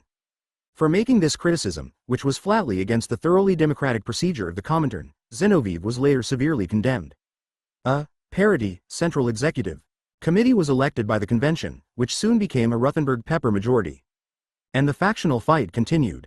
An important constructive measure of the 1925 convention was the expulsion of the small Lohr group of right opportunists. The party also added the word communist to its name, becoming the Workers' Communist Party. The death of Lenin. On January 21, 1924, the peoples of the Soviet Union and the world suffered a tremendous loss by the death of the great Lenin, at the age of 54. Lenin, who stands in history as a peer of the brilliant Karl Marx, was extraordinarily gifted as a theoretician, organizer, and practical leader.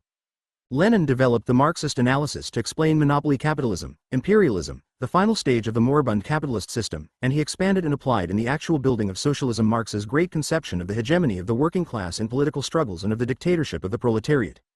He fought against all the bourgeois idealist schools of thought. It was he, too, who worked out the basic principles for the organization of the resolute, disciplined, flexible Communist Party, the party of a new kind, dreaded the world over by the capitalists and their labor leader lackeys. It was Lenin, also, who taught the workers the indispensability of the peasants and the colonial peoples as revolutionary allies. To climax his innumerable achievements, theoretical and organizational, Lenin demonstrated the correctness of all his work by leading in person the Great Russian Revolution to a shattering socialist victory over world capitalism. Lenin was the capable continuer and developer of the historic work of Marx and Engels. Stalin, the present brilliant head of the Soviet people, who has further enriched and expanded Marxism-Leninism, was the ablest pupil of Lenin. Lenin, a devoted son of the people, and a bold and indomitable leader, was the towering political genius of the 20th century. 16. Toward Negro White Labor Solidarity, 1919 to 1924. One of the most important developments of the World War I and post-war period was the beginning of an active cooperation between the Negro people and the labor movement. A number of factors combined to produce this most significant movement. Not the least of these factors was the educational work of the Workers' Party, and a more correct attitude toward the Negro question on the part of the broad left wing of the labor movement. An important element, too, was the growth of a substantial body of Negro workers in the North. During the period from 1910 to 1920, there was a migration of well under 1 million Negroes from the South to the North. Conditions were so terrible for the Negro people in the southern states that they sought in great masses to escape from them by fleeing north where, however, things were not radically better. The Negro population during these years increased in New York by 66%, in Chicago by 148%, in Detroit by 611%, and in other cities similarly. The Negro migrants flocked into the industries, such as were open to them. The existing body of Negro wage workers was greatly increased. According to the federal census figures, the number of Negro workers in manufacturing industries rose from 631,280 in 1910 to 886,870 in 1920, a 40% increase. The principal industrial strongholds of the Negro workers in 1920 were in steel, 17%, meatpacking, 15%, railroads, 8%, and coal mining, 7%. The growth of the Negro proletariat was one of the most significant political features of this general period. The Negro people suffered most in the wave of reaction unleashed by the capitalists during and after the war. The lynchers were abroad with gun and torch and rope. Not a week passed but sadistic lynch horrors were splashed in the newspapers. In 1917, at least 38 Negroes were lynched. In 1918 the number went up to 58, and in 1919 to 70. In the 45 years from 1885 to 1930 there were 3,256 lynchings, or an average of 73 per year. Race riots were precipitated by the employers and their lackeys in scores of towns and cities, including Chicago, Detroit, East Street, Lewis, and Washington. The Ku Klux Klan, huge in size and bold and ruthless, attacked the Negro people, the foreign-born, and the communists as its main targets. The Klan invaded many northern states and insolently announced that it would eventually seize control of the national government.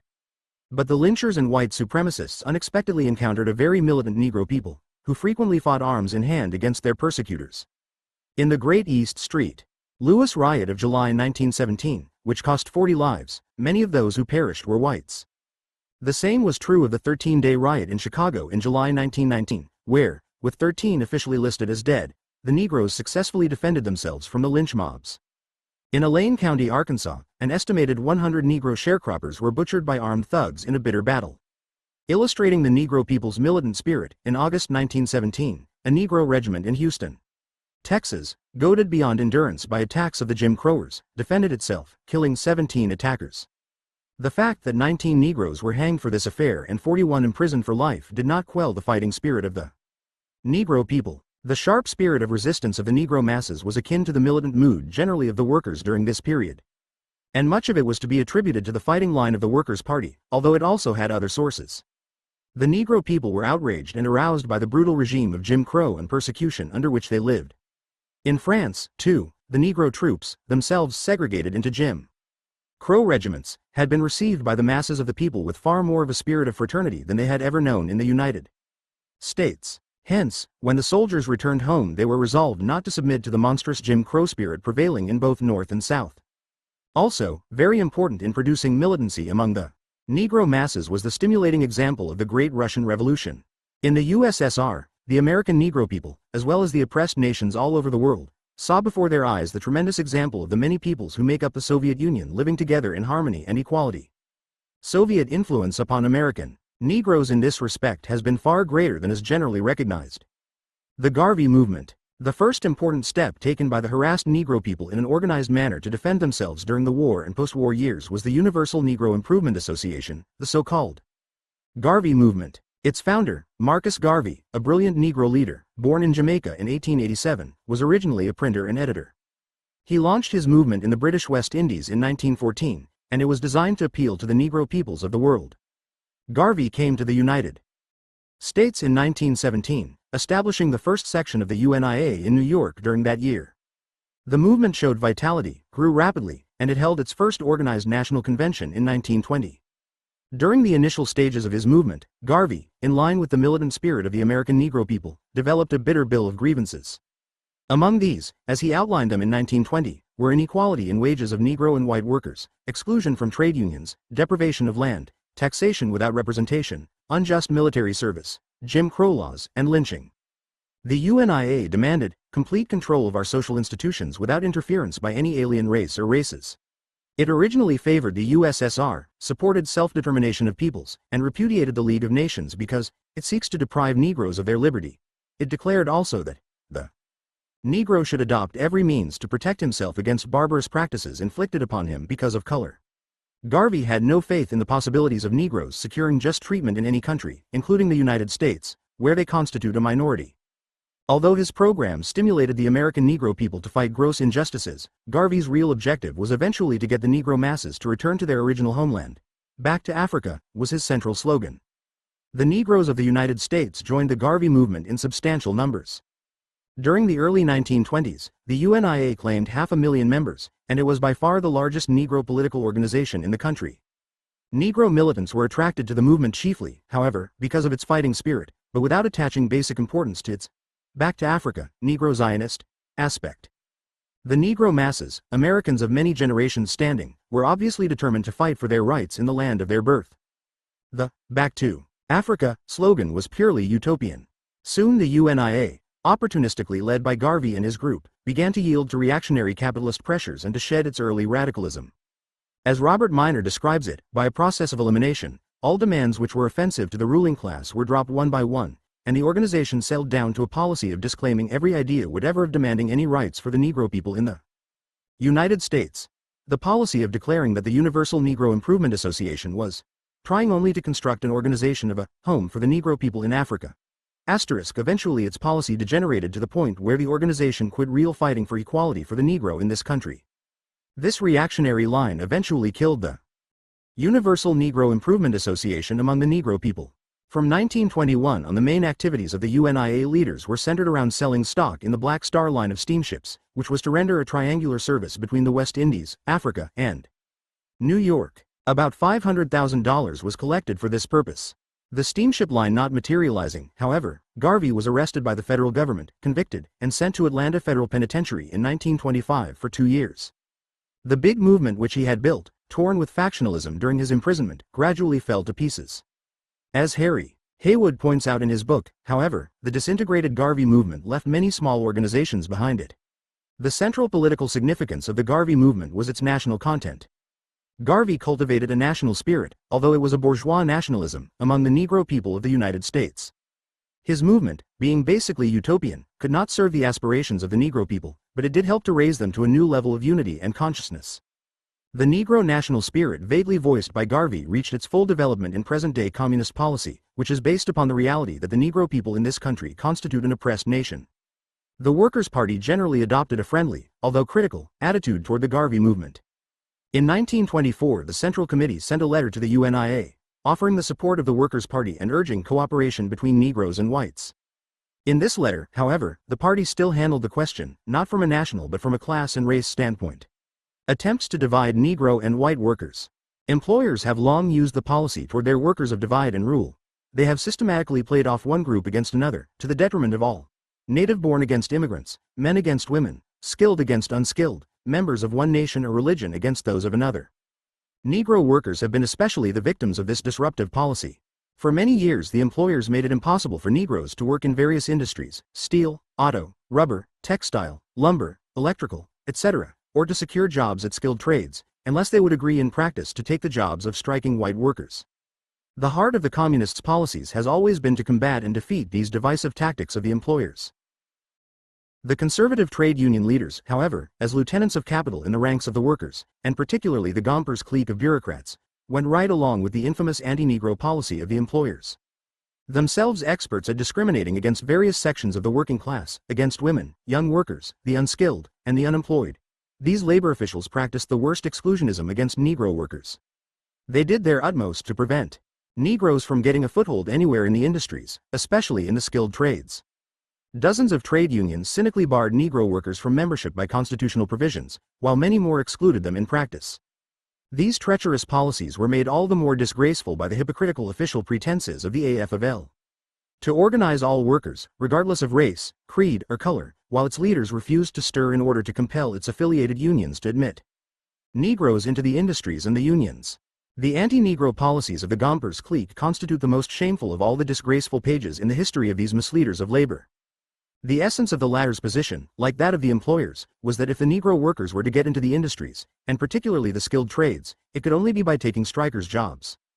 And the tragedy was that such reactionary policies of the union leaders had a certain amount of support from the more backward and chauvinistic sections of the white workers.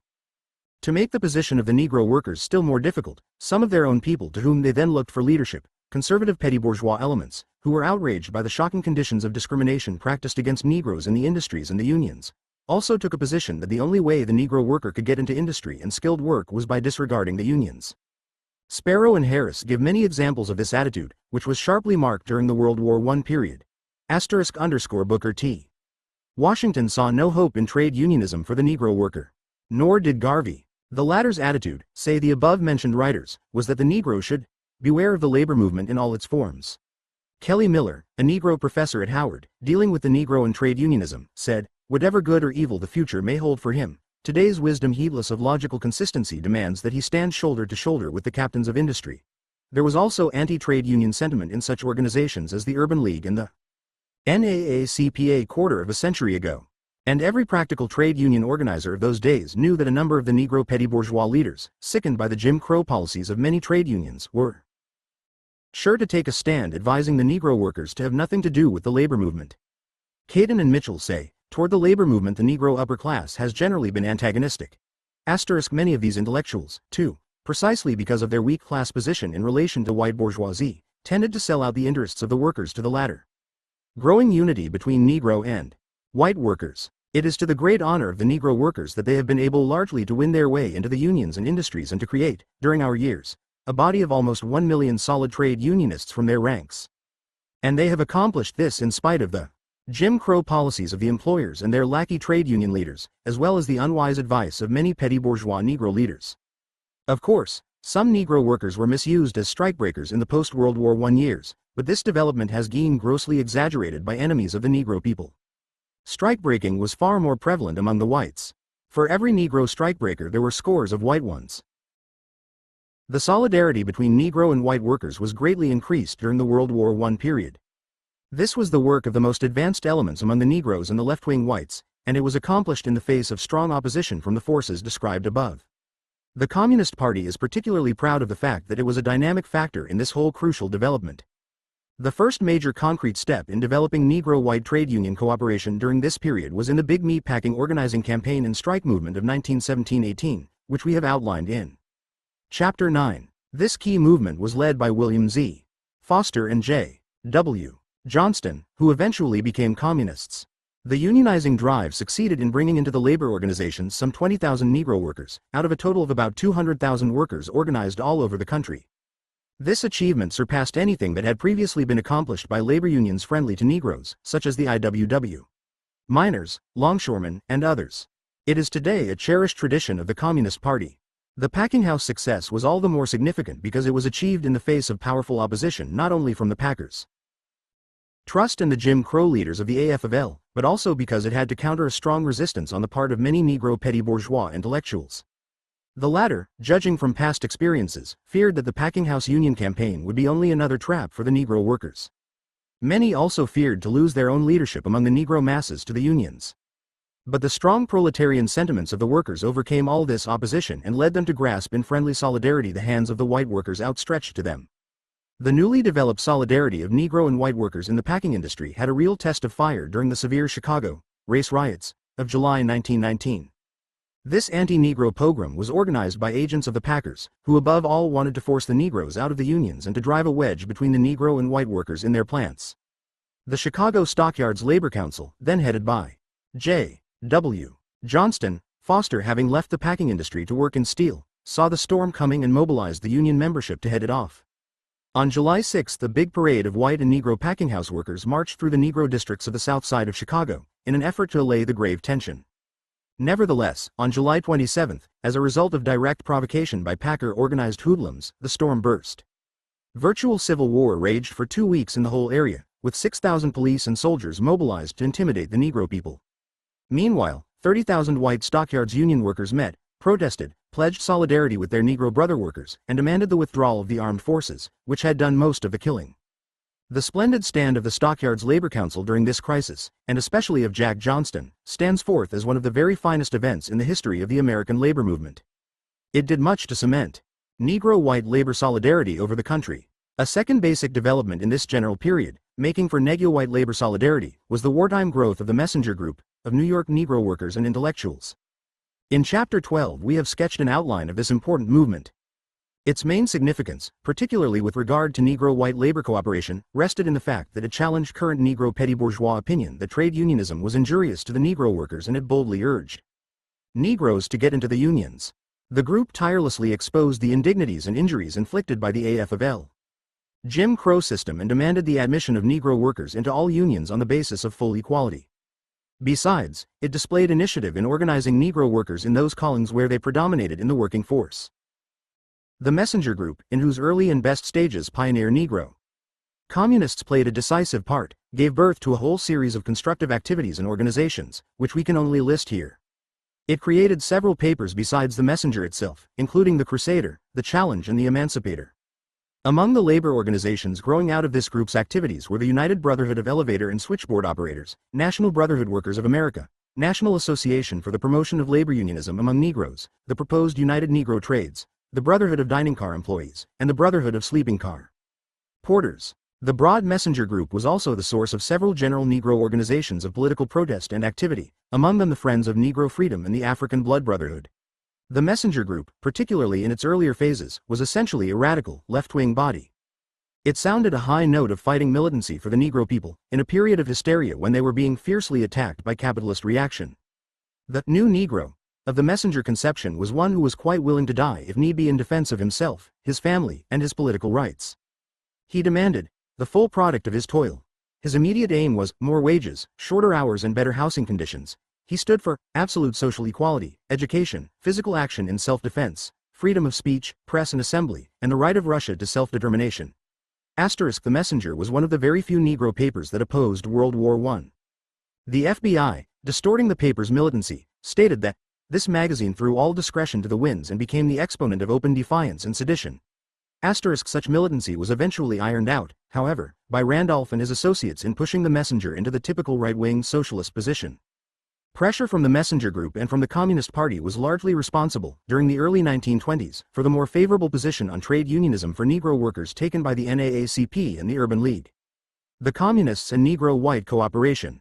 The appearance of the Communist Party upon the political scene, after 1919, raised the whole struggle of the Negro people to a higher level in their fight for fundamental human rights. The Communists in particular strengthened the basic tendency of the Negro masses, the white workers and progressives generally to work together for the promotion of their common interests. With their customary thoroughness and militancy, the Communists quickly overcame the crass neglect and misunderstanding of the Negro question, which had been such a marked weakness in the policies of the Socialist Labor and Socialist parties for the previous 40 years, and they made the fight for Negro rights a burning issue throughout the labor movement. Already during the period of 1920–1921, the party had increasingly recognized the significance of the Negro question.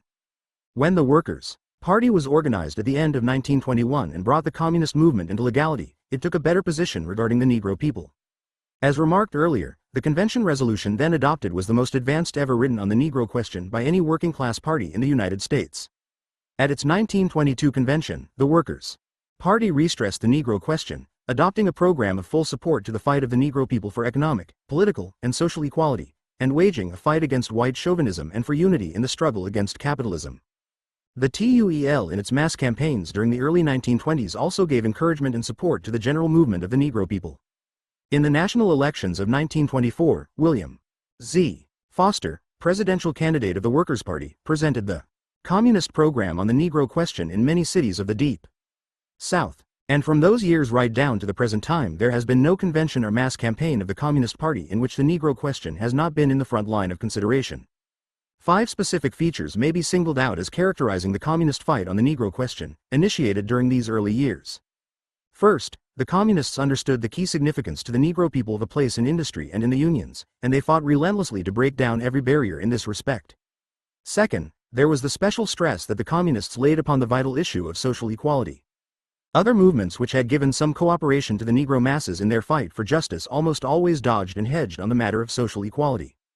But not the Communists. In their programs and in the life of the party, they saw in the fight for social equality a basic aspect of the whole struggle of the Negro people. Third, from the outset the Communists also realized the basic need to fight against white chauvinism, white supremacist ideology, not only in the ranks of the established enemy, but also among the white workers, even among those politically well developed. The importance of this position may be realized when one looks back at the outrageously chauvinistic material that formerly appeared unchallenged in the press of the Socialist Party. The fight against this insidious white chauvinism, in the midst of the Communists themselves, has gone on with increasing clarity and vigor ever since. Fourth, the Communists made clear the enormous political significance to white workers of the fight for Negro rights. They knocked on the head the current idea that support of the Negro people was only a sort of generous gesture of solidarity, and made it clear that the white workers could not win their fight without the cooperation of the Negroes. They demonstrated the fact that the Negro people constituted a powerful constructive force which imperatively had to be linked up with that of the whites. And fifth, whereas in the past most forces in the labor movement who were sympathetic to the Negro's cause at best gave it only a sort of lip service, the Communists, realizing the tremendous importance of the Negro question, have always placed it high on their program and given it all possible support and emphasis. The party in these years, however, had not yet come to understand the Negro question as a national question. A new stage in the Negro people's movement. The foregoing policies the Communists practiced over the years in all their activities on the Negro question, in such bodies as the American Negro Labor Congress, the trade unions, and many other organizations and movements. These communist activities were a major factor in raising the Negro people's struggle to a higher political level. The general developments listed above produced marked constructive effects upon the liberation movement of the Negro people. The first of these effects was the beginning of a breakdown in the previous isolation of the Negro movement. The isolation of the Negro people had been most sharply cultivated by the Garvey movement, which not only discounted all hope of cooperation with whites, but even proposed that the Negroes should leave this country altogether. However, finding new allies among the white left-wing forces in the broad labor movement, the Negro people, in line with their stand in previous decades of struggle, gradually abandoned the Garveyite idea that they had to make their fight alone. More and more they took their proper place in the front ranks of the broad progressive, democratic forces of the United States. The second important development in the Negro national movement during the period, arising from the causes with which we have been dealing, was the strengthening of the role of the Negro proletariat in the liberation movement. Not only did the workers become more important because of their growth numerically, but they also played more of the part of leaders of the Negro people. This was a consideration of major importance. For among the Negro people as well as among the American people in general, only the proletariat can successfully lead the toiling masses to freedom. The third important development in the Negro movement in this period was the acceleration of the growth of communist influence among the Negro masses. The communists, who all over the world stand at the head of the fighting working class and the oppressed colonial peoples, were particularly fitted to convey a new strength and leadership to the Negro movement in the United States. In the ensuing years they were to demonstrate this fact very clearly. 17. AF of L. Class collaboration. During the Coolidge prosperity, 1923 to 1929. The period from early 1923 through most of 1929 was one of industrial expansion and capitalist prosperity for the United States.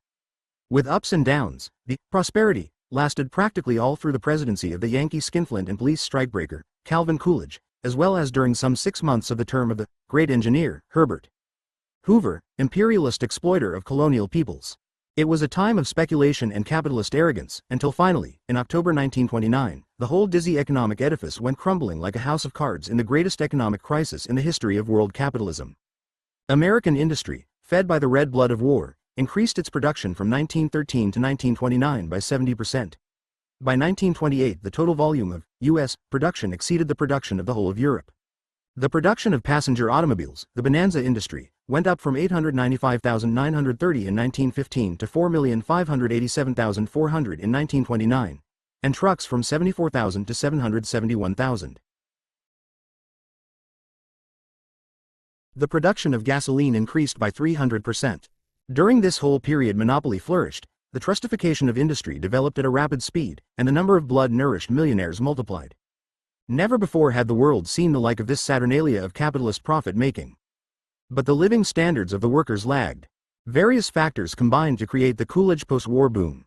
Among these were the American capital export of $0 billion Guyanese dollars in war and post-war loans to finance Europe's war and to rebuild its shattered industries, the capture of world markets by the United States from the crippled European powers, the introduction of an intense speed-up, or rationalization, of industry in the home country, the growth of a huge installment buying system, the industrialization of the South, the expansion of the automobile industry, and the wide extension of luxury industries.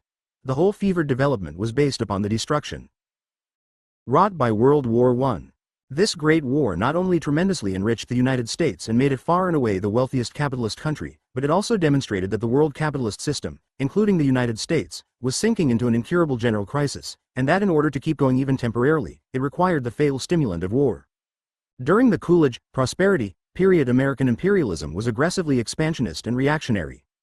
Its general predatory spirit was exemplified by the huge growth of military and naval armaments, repeated armed invasions of Caribbean and Central American countries, systematic penetration of Germany through the Dawes and Young plans, violent hostility toward the Soviet Union, and inroads upon China through the device of the open door policy. It was characterized by such developments on the home front as the passage of reactionary legislation to curb union labor, the systematic encouragement of company unionism, the execution of Sacco and Vanzetti, the continued imprisonment of Mooney and Billings, the unchecked outrage of Lynch_ing in the South, the Teapot Dome scandal, the Scopes anti-evolution trial, and the like.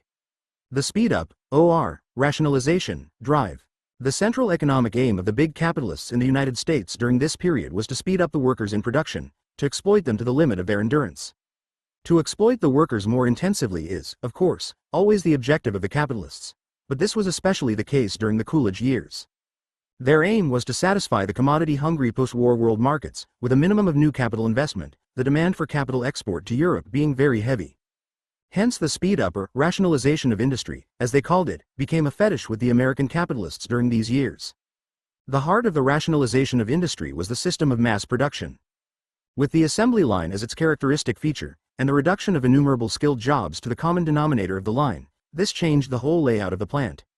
This system, stimulated by World War I, was the basis for the eventual Schraw increase in the productivity of American industry.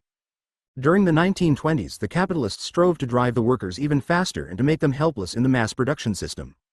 But to enforce their speed up of the workers, it was necessary for the employers to break the latter's resistance to being thus ruthlessly driven. Here the conservative trade union leadership came into the picture, as willing servants of the employers. The top AF of L and Railroad Brotherhood leaders had rallied their membership for the employers' imperialist World War I and shamelessly sabotaged the workers' resistance during the big union-smashing drive of the bosses after the war had been won. Now they could be depended upon to perform this new speed-up task for their masters, the employers, and they did just that. The conservative union leaders were not only willing but eager to carry out the boss's plans for the rationalization of industry. What happened to the workers' living standards in the meantime was not of primary concern to them. These labor bureaucrats were frightened by the serious defeats the unions had suffered during the post-war offensive of the capitalists and by the growth of radical sentiment among the rank-and-file workers. And so the only condition they laid down to the arrogant employers was that they be allowed to maintain some sort of dues-paying mass unions, however enfeebled, that would suffice to pay their overswollen salaries, not to mention their other financial perquisites. To this end, the conservative union leaders were ready to go far in the direction of company unionism, and they did. William Greene, who succeeded Gompers as the head of the AFL in 1924, made this willingness very clear in a number of the most servile speeches ever delivered by a labor leader in the United States. He placed the unions of the workers at the disposal of the bosses in the latter's speed-up plans. The Executive Council's report to the AFL Convention of 1927 showed how far the labor bureaucrats were going toward company unionizing the trade unions. It declared that there is nothing that the company union can do within the single company that the trade union cannot develop the machinery for doing and accomplish more effectively. Union management cooperation is much more fundamental and effective than employee representation plans for cooperation with management. Some sections of big, open shop capital became interested in these offers of the AFL leaders to have the craft unions do better the functions of the company unions than the company unions themselves. William Greene reported to the Executive Council in January 1924 that the General Motors Company was prepared to agree to the organization of some of its big plants as an experiment in union management cooperation, provided that there would be no jurisdictional fights. But the 19 unions claiming jurisdiction over the automobile workers could not agree among themselves as to which should get the workers. With the characteristic stupidity of craft unionism, they preferred see the basic industries remain unorganized than to surrender their rival paper claims over the workers. Therefore the whole scheme fell through. Lorwin says that other big concerns besides General Motors were also interested in Greene's plans to company unionize the American labor movement. The unions as speed-up agencies of the bosses. The new orientation of the labor bureaucracy toward intensified class collaboration for the speed-up began to manifest itself in the form of the so-called Baltimore and Ohio Plan, a scheme for more intensive production, devised by the efficiency experts of that railroad. It was forced upon the defeated shopmen on several roads at the end of their ill-fated strike of 1922. The essence of the B&O plan was that if the workers would agree with the bosses to turn out more work, they would thereby automatically reap real advantages in the shape of increased wages and more continuous employment. With the top labor officials bankrupt after the big post-war drive of the employers against the unions, the AFL Convention of 1923 grasped at the B&O plan, or Union Management Cooperation Scheme, as manna miraculously fallen from heaven. It offered a way to preserve some semblance of mass organization, and it gave them a sort of program to take to the workers, so they made the most of it. The convention, composed almost exclusively of high union officials, hailed the plan as a turning point for the labor movement in the United States. 2 years later, the 1925 convention of the AFL developed the plan in great detail as the new wage policy. Not content with offering to cooperate with the capitalists for more production, the trade union leaders went into the speed-up business themselves. They put efficiency engineers on the union payrolls and had them devise plans for increasing production. These schemes they then proceeded to force upon the workers and also offered them, free of charge, to the employers. Many labor organizations followed such practices. Indeed, unions that did not do so were looked upon by the bureaucrats as backward and unprogressive. So low had the trade union leadership fallen that it had actually transformed the unions from fighting organizations, designed to protect the workers' interests, into parts of the employer's producing mechanism. Union management cooperation thus went far beyond even the rosiest dreams of the classical industrial EFFCIENCY expert, Frederick Taylor. Before World War I, Taylor's speed-up devices had been condemned with bell, book, and candle by the labor officialdom as the death of all trade unionism, but now these same leaders accepted Taylor's ideas as the gospel of organized labor. The erstwhile, progressive, or center group in the labor movement vied with the right-wing labor leadership in its enthusiasm for union management cooperation. The socialists, too, grabbed it hook, line, and sinker. In fact, in no unions in this country was the speed-up system so highly developed as in the supposedly socialistic needle trades unions. They had complete sets of efficiency engineers, standards of production, and all the rest of the speed-up plans. Leo Wallman, research director of the Amalgamated Clothing Workers, thus explained the role of labor unions in this period. The primary aim of the labor union is to cooperate with the manufacturer to produce more efficient conditions of production that will be of mutual advantage. In some cases, labor unions will even lend money to worthy manufacturers to tide them over periods of distress. Ford versus Marx. In order to drive ahead with the speed-up, rationalization plans and to demoralize the labor movement still further, blatant American imperialism put forth during the Coolidge period a whole series of prosperity illusions designed to befuddle and confuse the workers. Never in the whole history of American capitalism did the bosses give birth to so many glowingly utopian ideas of social progress as in the hectic boom times of the 1920s. For example, Thomas N. Carver, Harvard professor of political economy, came out with a glittering theory to the effect that the workers, because of mass production and the speed-up, not only could become but were becoming capitalists by buying up industrial stocks. The only revolution now underway, said he, is in the United States. It is a revolution that is to wipe out the distinction between laborers and capitalists by making laborers their own capitalists and by compelling most capitalists to become laborers of one kind or another. He stated that the savings of the workers were so great that, any day the laborers decide to do so, they can divert a few billions of savings to the purchase of common stock of industrial corporations, railroads, and public service companies, and actually control considerable numbers of them. Thus, said he, if the railroad employees would merely save the increase which they had recently received in wages, it would give them $625 million a year for investment. On this basis, if they bought railroad stocks at par, they could, by investing all their savings and dividends in railroad stocks, buy $3,490 million in 5 years. This would give them a substantial majority of all the outstanding stocks, but how the workers were to eat in the meantime, Carver did not say.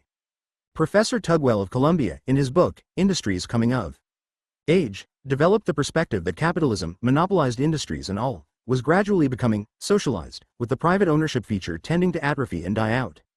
Gillette, the safety razor magnate, in his book, The People's Corporation, painted a capitalist, socialist, utopia, which the people were gradually creating by buying industrial stocks, a plan akin to Carver's. Foster and Catchings, forerunners of John Maynard Keynes, elaborated plans for financing the buyer, which supposedly would eliminate economic crises and bring prosperity for all. Stuart Chase, an erstwhile socialist, pictured a new and glowing mass prosperity inherent in the simple plan of abolishing waste in industry by applying more scientific production methods. Whiting Williams, Mackenzie King, Glenn Plum, Thorstein Veblen, and many others added their voices to the chorus of capitalist economists and industrialists who were about to create a world of plenty for all. It was in this spirit that Herbert Hoover, who was Secretary of Commerce under Coolidge and one of this school of economists, assured the people after his election, in November 1928, that the United States was then on the verge of abolishing poverty. All this demagogy, of course, was but the delirium of optimism, in an extreme degree, always felt by the capitalists when their economic system is in the boom phase of its cycle. The substance of what all these exuberant boosters of American capitalism were saying was that capitalism in this country, by the natural processes of its evolution, was turning into socialism, if not something far superior. Capitalism in the United States, distinct from that in Europe, had overcome its internal contradictions, had come of age, was being democratized, and had entered upon an endless upward spiral of development and mass prosperity. It was a sort of capitalist efficiency socialism, the new capitalism, they called it. As these soothsayers would have it, Henry Ford had superseded Karl Marx. During these hectic years the capitalists of Europe and elsewhere looked with envy and admiration upon the United States, where the capitalists by the magic of mass production and the speed-up had apparently tamed the labor movement and solved all economic problems. In the forefront of these foreign admirers of American monopoly capitalism and imperialism were the Social Democrats of Europe. Rudolf Hilferding, leading theoretician of German social democracy, said at the Kiel 1927 convention of that party, "We are in a period of capitalism which in the main has overcome the era of free competition and the sway of the blind forces of the market, and we are coming to a capitalist organized economy." Karl Kautsky also supported this line. The Social Democrats outdid each other in praise of the new American mass production and intensified class collaboration, and they sought eagerly to introduce these things into their own countries. In the United States, so they believed, all their Bernsteinian dreams of capitalism turning into socialism were coming true. The higher strategy of labor. The upper officials of the AFL and the railroad brotherhoods fell right in with this campaign of ideologically poisoning the working class, even as they had fully accepted the speed-up program which was the basis for the great flood of capitalist demagogy about everlasting prosperity. William Green, an apt pupil of Gomperz, arch-reactionary and labor sponsor of capitalism, took the lead in pledging loyalty to the capitalist system and in excoriating everything radical or revolutionary. H. V. Boswell, head of the Locomotive Engineers Bank of New York, also expressed the current bureaucratic opinion when he said, "Who wants to be a Bolshevik when he can be a capitalist instead?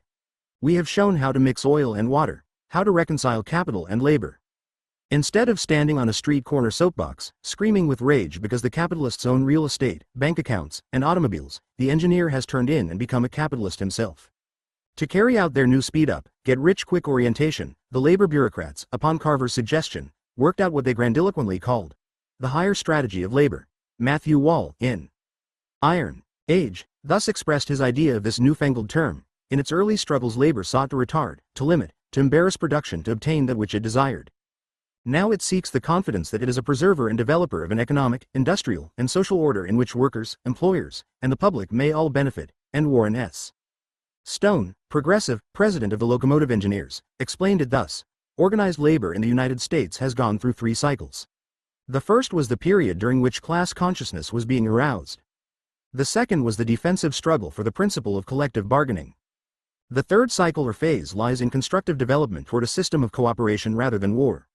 The plain English of all this blather was that the new wage policy, and the higher strategy of labor, amounted to a speed-up, no strike policy. That is, the workers were to produce to the limit and then trust to the intelligent capitalists to reward them adequately in friendly conferences with the union leaders.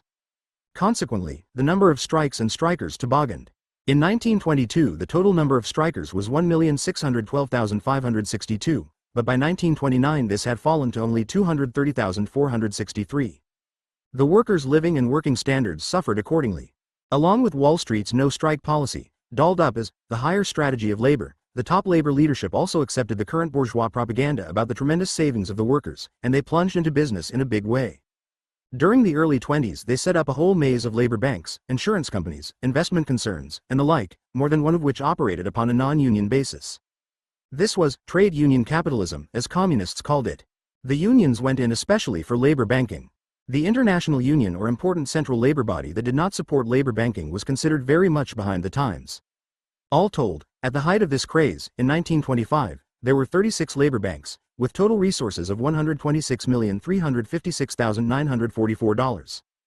Outstanding leaders in this banking movement were the Locomotive Engineers and the Amalgamated Clothing Workers. Degeneration of the labor bureaucracy. The top leadership of the American Federation of Labor and the Railroad Brotherhoods, ever since the 1890s, had been noted for its corruption by capitalist influences, its almost total lack of working-class integrity. The characteristic AFL leader of the period, with many honorable exceptions, of course, was one who was devoted to the perpetuation of capitalism, was an inveterate enemy of all radicalism, and looked upon trade union leadership as an easy way of making a good living. Top jobs in the unions were rich sinecures, to be grabbed and held by any means possible. Such posts, among their numerous financial advantages for their holders, provided many opportunities for union leaders to milk employers who wanted guarantees against strikes, and also opportunities for these leaders to develop remunerative alliances with the Republican and Democratic parties. The welfare of the workers who made up the unions was a matter of but secondary consideration. The marvel was how the labor movement could exist at all, much less make real progress, with such a corrupt top leadership.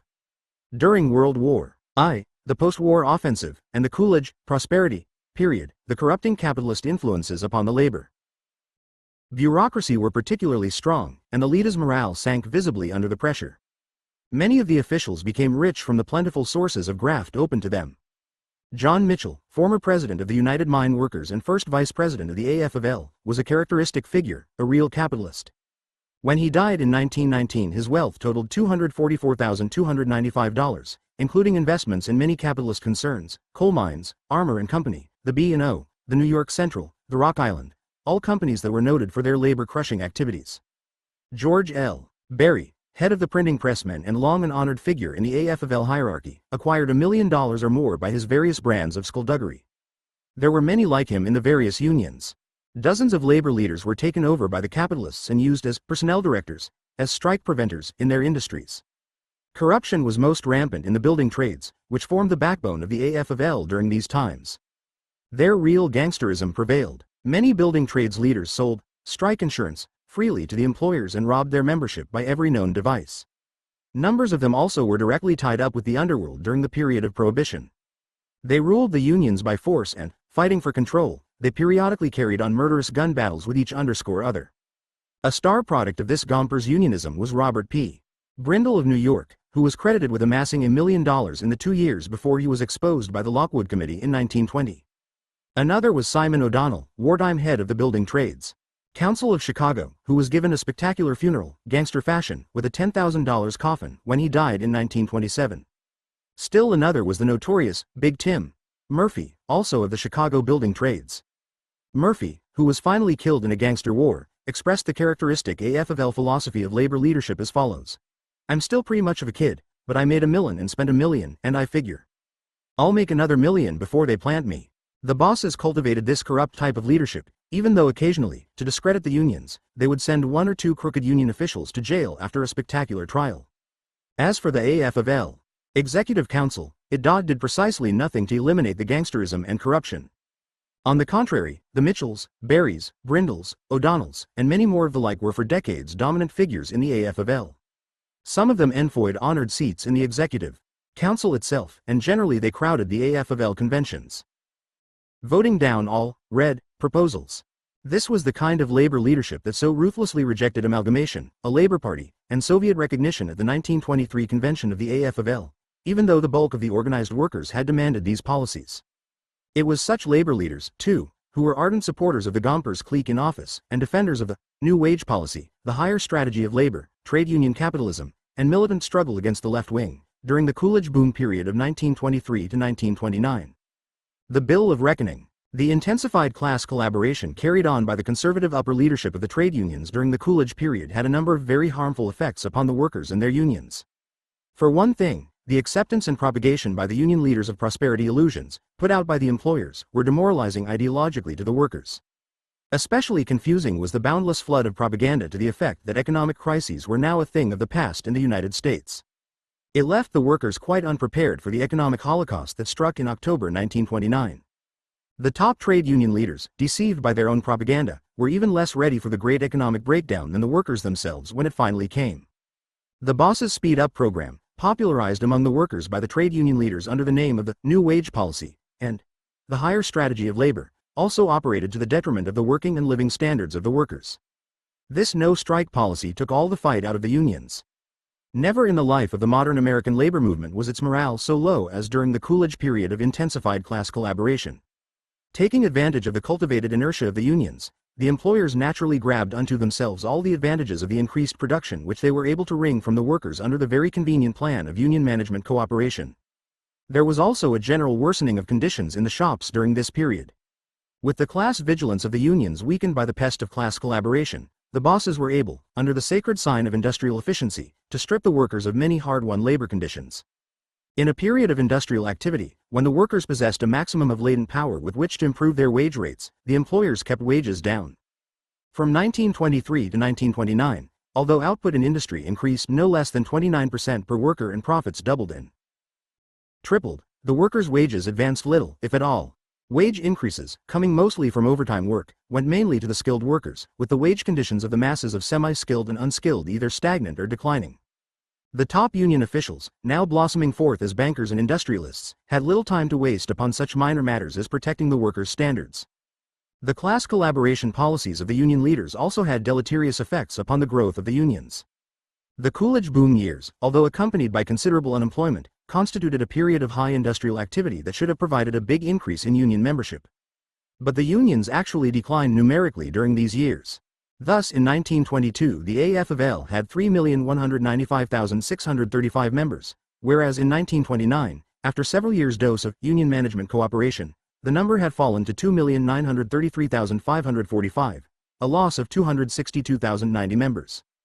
Actually the loss was much greater, as many unions, despite membership decreases, continued for internal political reasons to pay their earlier, top-figure per capita tax to the AFL.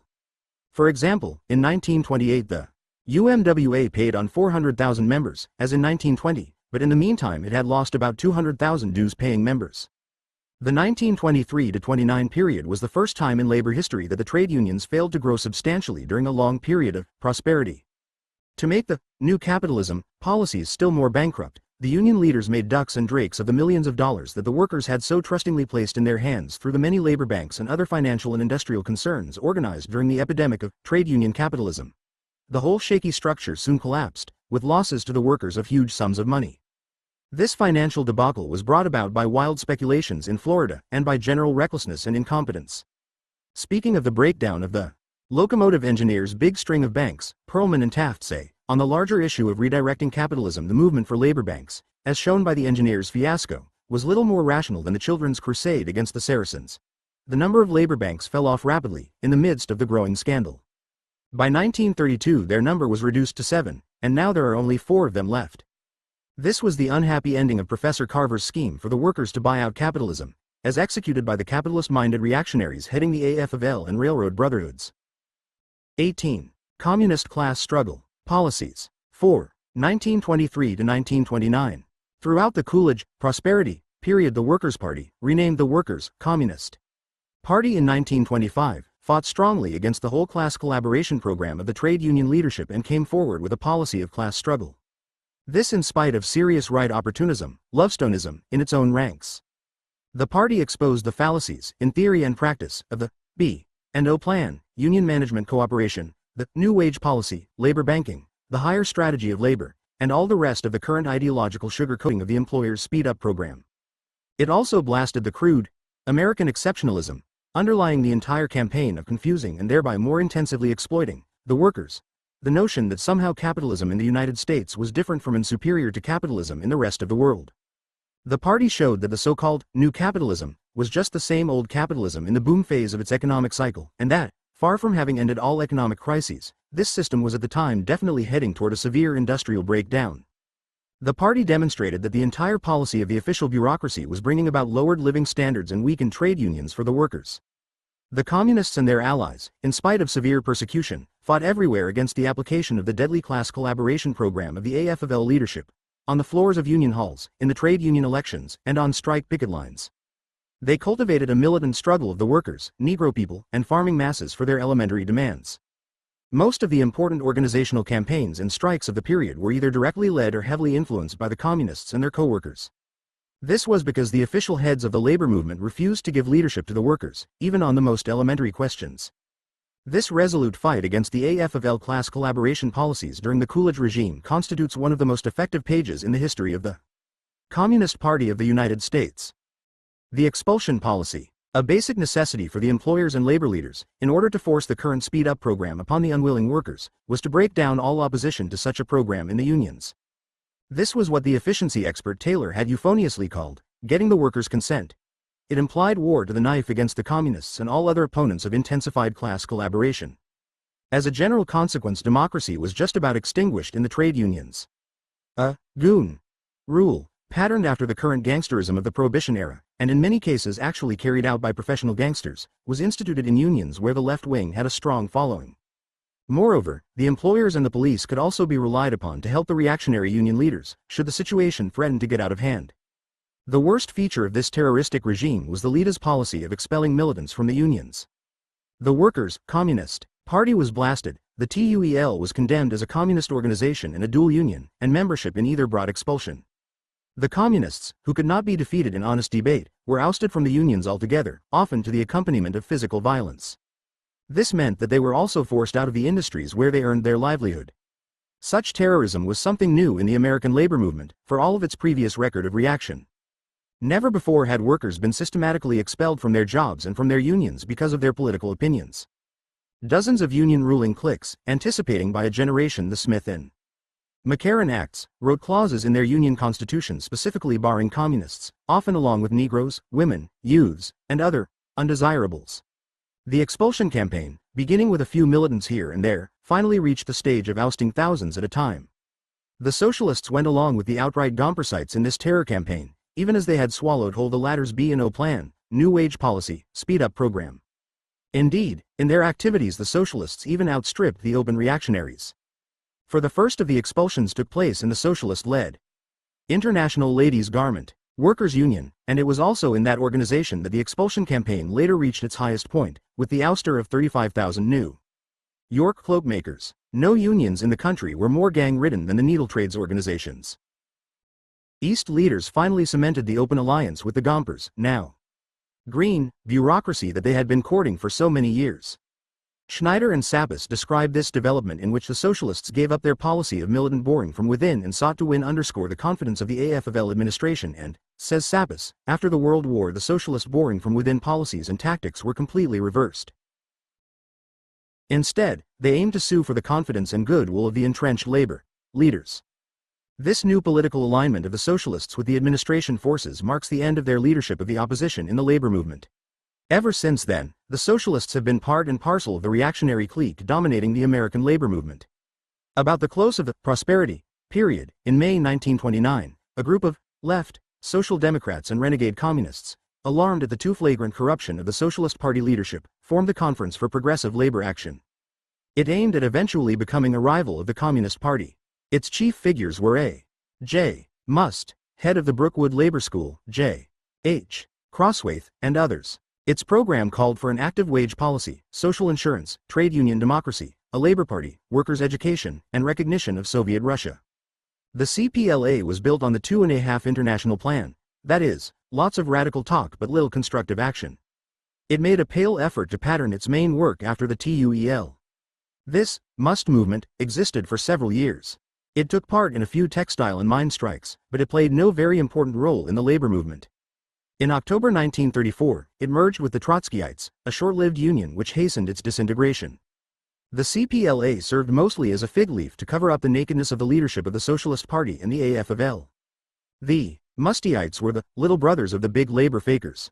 The resentment of the masses of workers at the treacherous class collaboration policies being followed by their union's leadership was evidenced by the strong support given the Workers' Communist Party and TUEL program in many industries, despite the expulsion policy of the top union leaders. Thus, in the Machinists' Union elections of 1925, the Anderson Progressive Left slate got 17,076 votes, against 18,021 for the administration candidate, William H. Johnston. Undoubtedly, the left actually won the election. And in the Carpenters' Union elections of the same year, the TUEL candidate, M. Rosen, was credited with 9,014 votes against 77,985 for the reigning autocrat, Hutchison.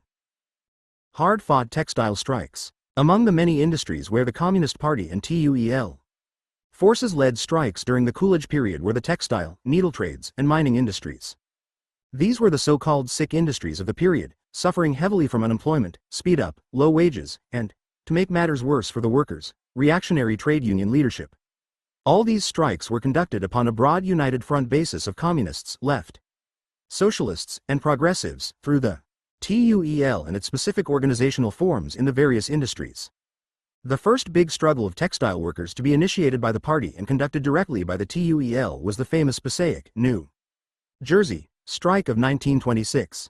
At the outset, the workers, employed mostly on woolens and worsteds, were almost completely unorganized. Of the 1 million textile workers nationally, not over 5% were unionized at that time.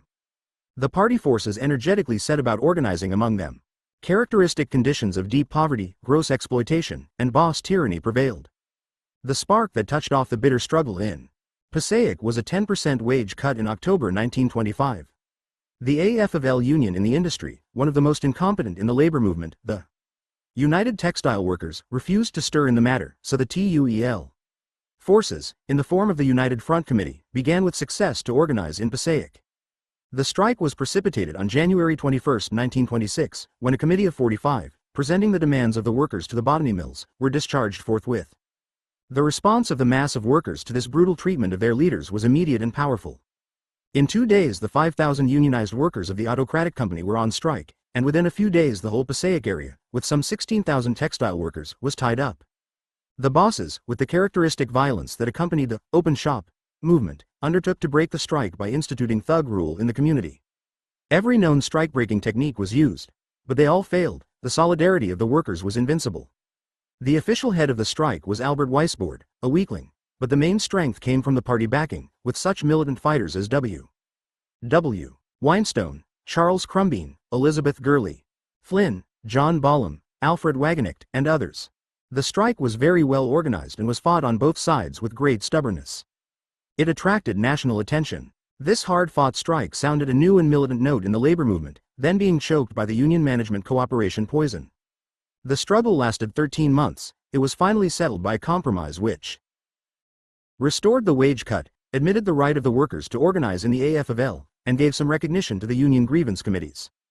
The next big textile strike in which the party and the TUEL played a decisive role was the walkout of 26,000 cotton mill workers in New Bedford, in April 1928. This strike was also against a wage cut and the speed-up, and for union recognition. The strike gave birth to a series of further strikes in Fall River, Woonsocket, and surrounding textile centers. After 6 months of struggle, the wage cut was defeated in New Bedford, but the workers were deprived of a real victory by a typical AFL sellout. The strike resulted in the formation of a new textile union, the National Textile Workers, affiliated to the TUEL. The most desperately fought textile strike of the period, however, was that in Gastonia, North Carolina, in 1929. The National Textile Workers Union sent organizers into the South in February of that year. Their activities started a general movement among the textile workers, who were suffering under extremely low wages, the stretch-out, speed-up, and anti-union shop conditions. The workers involved were almost entirely American-born, for several generations back. The NTW forces concentrated on the Gastonia area, where a strike of 2,500 workers of the Luray Mills took place on April GND. Later these workers were joined by 1,700 others.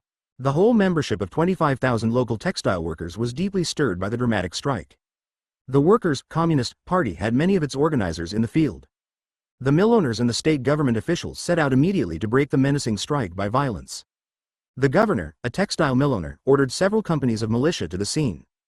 The American Legion organized vigilantes, and on April 18, a masked gang of 50 to 75 attacked the Union headquarters, wrecked it, and beat up strikers there. On June 7, another gang of thugs, led by Chief of Police Adderholt, raided the Union Center, but this time the workers were prepared and defended themselves with gunfire. The police chief was killed and 3 of his deputies were wounded. This led to the arrest of 100 workers. Eventually 7 strike leaders were found guilty of second-degree murder and given prison sentences of up to 20 years. During the trial, a vigilante mob ran riot, smashing the Union headquarters and assaulting organizers. Ella Mae Wiggin, a mother and militant strike leader, was murdered. The strike was finally crushed, but the mill owners were compelled to make concessions to the workers. The AFL was greatly alarmed by the uprisings of the Southern textile workers and the growing communist influence, which affected Tennessee, Georgia, the Carolinas, and other centers, and it sent a flock of organizers into these areas in an effort to head off the movement. William Greene toured the South hobnobbing with the mill owners and bankers and offering them cooperation of the approved B&O plan type. But the textile bosses, mostly representing Wall Street big capital, preferred their own methods of suppressing strikes and union activities by open terrorism. The Southern textile workers, however, remained unorganized.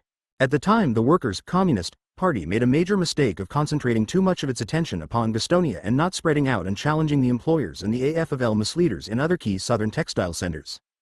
The Passaic, New Bedford, and Gastonia strikes represented new high levels of strike organization for the United States. Not only was the strike organization itself highly perfected in each case, but the auxiliary departments were also well developed. There were strong youth sections to mobilize the youth and children. Special attention was paid, too, to the enlistment of women in the strikes, and many women leaders played most active parts. The Workers' International Relief, WIR, thoroughly organized national strike relief campaigns, and the International Labor Defense, ILD, conducted vigorous fights for legal defense of the many arrested strikers and union leaders. The Workers' Communist Party gave vitality and strength to all this work. The strikes, too, were conducted with a keen eye to strike strategy, a subject to which the TUEL, in international affiliation to the RILU, paid very much attention during these years. The great significance of the strikes was their high fighting spirit at a time when the AFL was carrying out its no-strike policies. They emphasized the role of a new factor, the Communist Party, in the labor movement. The needle trades strikes. The needle trades, socialist union leaders, as already remarked, were neck-deep in the paralyzing AFL class collaboration and speed-up policies of the period of 1923 to 29. This fact brought them into head-on collision with the communist and progressive forces, who were strongly organized in the party and the TUEL in the industry.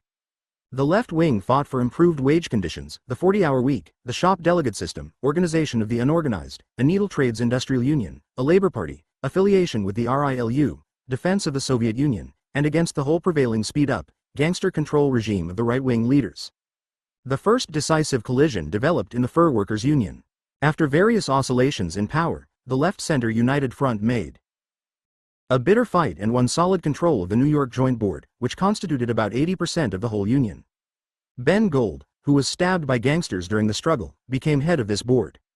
In February 1926, some 12,000 New York furriers went out on strike with the 40-hour week as their central demand. The ensuing 17-week strike was one of the hardest fought in the history of New York City. The Kaufman leadership of the National Union sabotaged the strike from the outset. Finally, they brought in William Greene, AFL president, who went over the head of the New York Joint Board and arranged to sell out with the bosses on the basis of the 42-hour week. The left rallied the fur workers so solidly, however, that they refused to allow the betrayal agreement to be put through. Several weeks later, the workers finally won the 40-hour week, the first instance of its establishment in American industry. It was a resounding victory for the workers on the left, and a direct smash in the face of the strike-breaking top leadership of the AFL. The latter was not so easily disposed of, however. Deeply embarrassed and embittered by their defeat, Green and Company set up an ultra-reactionary committee, consisting of Matthew Wall, E. McGrady, J. Ryan, J. Sullivan, and H. Frayne, to investigate the conduct of the strike. As a result, the Furriers' New York Joint Board and its affiliated local unions were reorganized in January 1927. The effect of this unheard-of action was to expel 12,000 furriers from their union and to leave the International bankrupt. The struggle in the International ladies' garment workers was no less intense. By 1925, in spite of the top leader's gangster and expulsion policy, the left-center United Front had won control of Locals 2, G, and 22, comprising about 70% of the New York Joint Board, backbone of the International.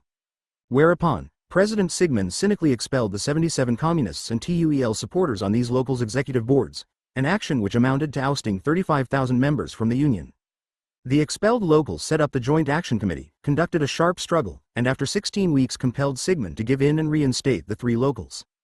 This was a nationwide victory for the left wing of the union. Consequently, when the National Convention of the LLGWU assembled in Philadelphia in November 1925, the left wing, with 114 delegates, represented 34,762 members, or 2/3 of the convention's real representation. But the Sigmund administration had so gerrymandered the union elections that although there were only 15,852 members behind them, they nevertheless had 146 delegates, or the convention majority. They used this control to maintain themselves in power. On July 1, 1926, the left led 1 LGWU. New York Joint Board called a strike of 40,000 cloakmakers against intolerable conditions in the industry. The Workers' Communist Party gave all-out support to the strike. President Sigmund, while officially endorsing the strike, sabotaged it. Finally, in December, after a bitter 20-week strike, Sigmund made an agreement with the bosses behind the back of the Joint Board, patterning this maneuver on Green's in the first situation. This second time, however, the treachery succeeded. There were many fine leaders among the cloakmakers, such as Joseph Borchevich, but the key figures of the Cloak and Dressmakers Joint Boards, Louis Hyman and Charles Zimmerman, who were later rewarded by the International, did not boldly rally the strikers to defeat the sellout, as the Gold leadership had done in fur, but tamely yielded. The strike was lost, and 35,000 workers found themselves outside of the union. The mass expulsions of communists and other progressives from the fur workers and I-1 LGWU resulted, on December 28, 1928, in the formation of the Needle Trades Workers Industrial Union, TUEL. Louis Hyman was elected president and Ben Gold secretary-treasurer. Then followed a bitter 7-year fight between rival unions for control of the industry. But of this general development more later. In the long and difficult needle trade struggle, women militants played decisive parts. There were no braver pickets or bolder fighters for trade union democracy. When the Needle Trades Workers Industrial Union was formed, it had more women than men members. In the Amalgamated Clothing Workers and the Cap and Millinery Workers, the struggle between left and right was not so sharp, although in both cases the top leadership, especially Hillman, was tied up with the B&O Plan, the New Wage Policy, Labor Banking, Standards of Production, Speed Up, and the General Class Collaboration Program of the AFL. The ACW also expelled a number of militants for TUEL membership. However, Sidney Hillman, head of the organization, was inclined to follow some elements of a progressive political policy, ACW conventions commonly adopting left resolutions on non-economic questions. The union also displayed friendship for embattled Soviet Russia. In 1921 it organized the Russian-American Industrial Corporation, with Robert W. Dunn in charge, to aid in establishing the clothing industry in that country. The ACW, then an independent union, also maintained a fraternal affiliation with the RILU. On many political questions the left had a united front with Hillman, but, as in many such cases, the left was not skillful enough to build up its own forces while working in the united front. Today, under the Petovsky leadership, the ACW is just another dry-as-dust AFL union, but a generation ago, as an independent union born in struggle in 1914 against AFL crooks, it enjoyed great prestige with the left wing. Indeed, most of the independent industrial unions of the period, in metal, textile, food, shoe, tobacco, etc., included in their titles the word amalgamated. The direct strength of the Communist and TUEL forces in the ACW was indicated at its 1924 convention when Phil Ehrenberg, Communist candidate for the General Executive Board, received 8,897 votes against 17,362 for his opponent. The struggle in the mining industry. The United Mine Workers sank almost into a death crisis during the Coolidge, Prosperity, period. The coal industry, partly owing to swift mechanization, suffered from heavy unemployment which sapped the economic power of the Union. The mine operators, realizing their advantage in this situation, proceeded to stick the harpoon into the weakened Union. John L. Lewis, UMWA president, made the situation worse by a lot of leadership sins of commission and omission. Instead of fighting resolutely against unemployment, he raised the reactionary slogan, 200,000 miners must go. In 1922, also, Lewis abandoned the key miners of the unorganized districts in the strike settlement of that year, and he also refused to make a serious effort to organize the strategic mines in the southern states. To make a bad situation worse, Lewis expelled Freeman Thompson, Pat Toohey, Frank Borich, Dan Slinger, Tony Manurek, and hundreds of other communist union fighters, who had dared speak out against his ruinous policies. The TUEL, with the active support of the party, began activities early in the mining industry, see Chapter 13. In Pittsburgh, on June 2–3, 1923, it organized the Progressive International Committee of the UMWA. This broad left progressive committee put forward demands, major among which were the 6-hour day, 5-day week, enforcement of the union scales, unemployment relief and insurance, organization of the unorganized miners, opposition to arbitration and speed-up agreements, a national contract for all coal miners, restoration of union district autonomy, nationalization of the mines, and a labor party. In furthering this program, the left progressives nominated an election slate, headed by George Voisey, a communist rank-and-file Illinois miner, against the Lewis ticket. In the final election tabulation, Lewis credited Voisey with polling 66,000 votes, as against 136,000 for himself. The opposition claimed that Voisey had actually been elected. Meanwhile, the union's position in the industry deteriorated rapidly. The Jacksonville Agreement of February 1924 was supposed to run until April 1927, but in 1925 the big operators of West Virginia and Western Pennsylvania, including the Pittsburgh Coal Company, the largest of them all, began freely to violate the union agreement and to operate open shops. The union rapidly disintegrated in Pennsylvania, Ohio, West Virginia, Kentucky, Alabama, and other bituminous districts. When the crucial strike of April 1, 1927, began, the UMWA controlled only 40% of soft coal production, as against 60% in 1924. In 1925, the TUEL forces in the industry, to counteract the catastrophic decline of the Union, put out the slogan, Save the Union, and organized a broad United Front Committee by that name. Pat Toohey was secretary, and Frank Keeney, former head of the UMWA in West Virginia, was editor of the Coal Digger. The TUEL carried out a 3-phase campaign in the mining areas. The first stage of this was to push for the organization of the vital West Virginia, Kentucky, and southern mine fields in preparation for the coming strike. Nothing came of this, however, as Lewis, despite the demands of many scores of local unions, refused to budge toward doing the job. The second stage of the Save the Union campaign was to put up a national ticket of progressives against the Lewis slate in the 1926 UMWA elections.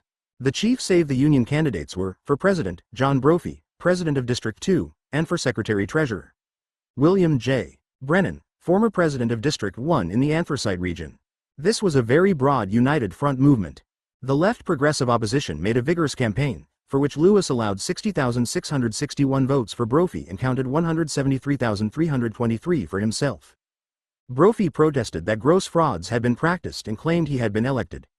The third stage of the Save the Union program was all-out support of the strategic 1927 bituminous strike. The progressive opposition mobilized its strong forces everywhere to man the picket lines and to harden the strikers. The Penn, Ohio Strike Relief, headed by Alfred Wagenknecht, was set up and conducted a vigorous national campaign. After the strike had been going on for a full year, on April 1, 1928, the Save the Union Committee held a mass conference in Pittsburgh, for the purpose of strengthening and extending the strike.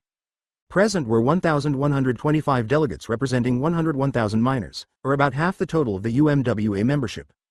The conference issued a call to the miners in the non-striking fields to come out, and there was a considerable response. But the strike was beyond saving.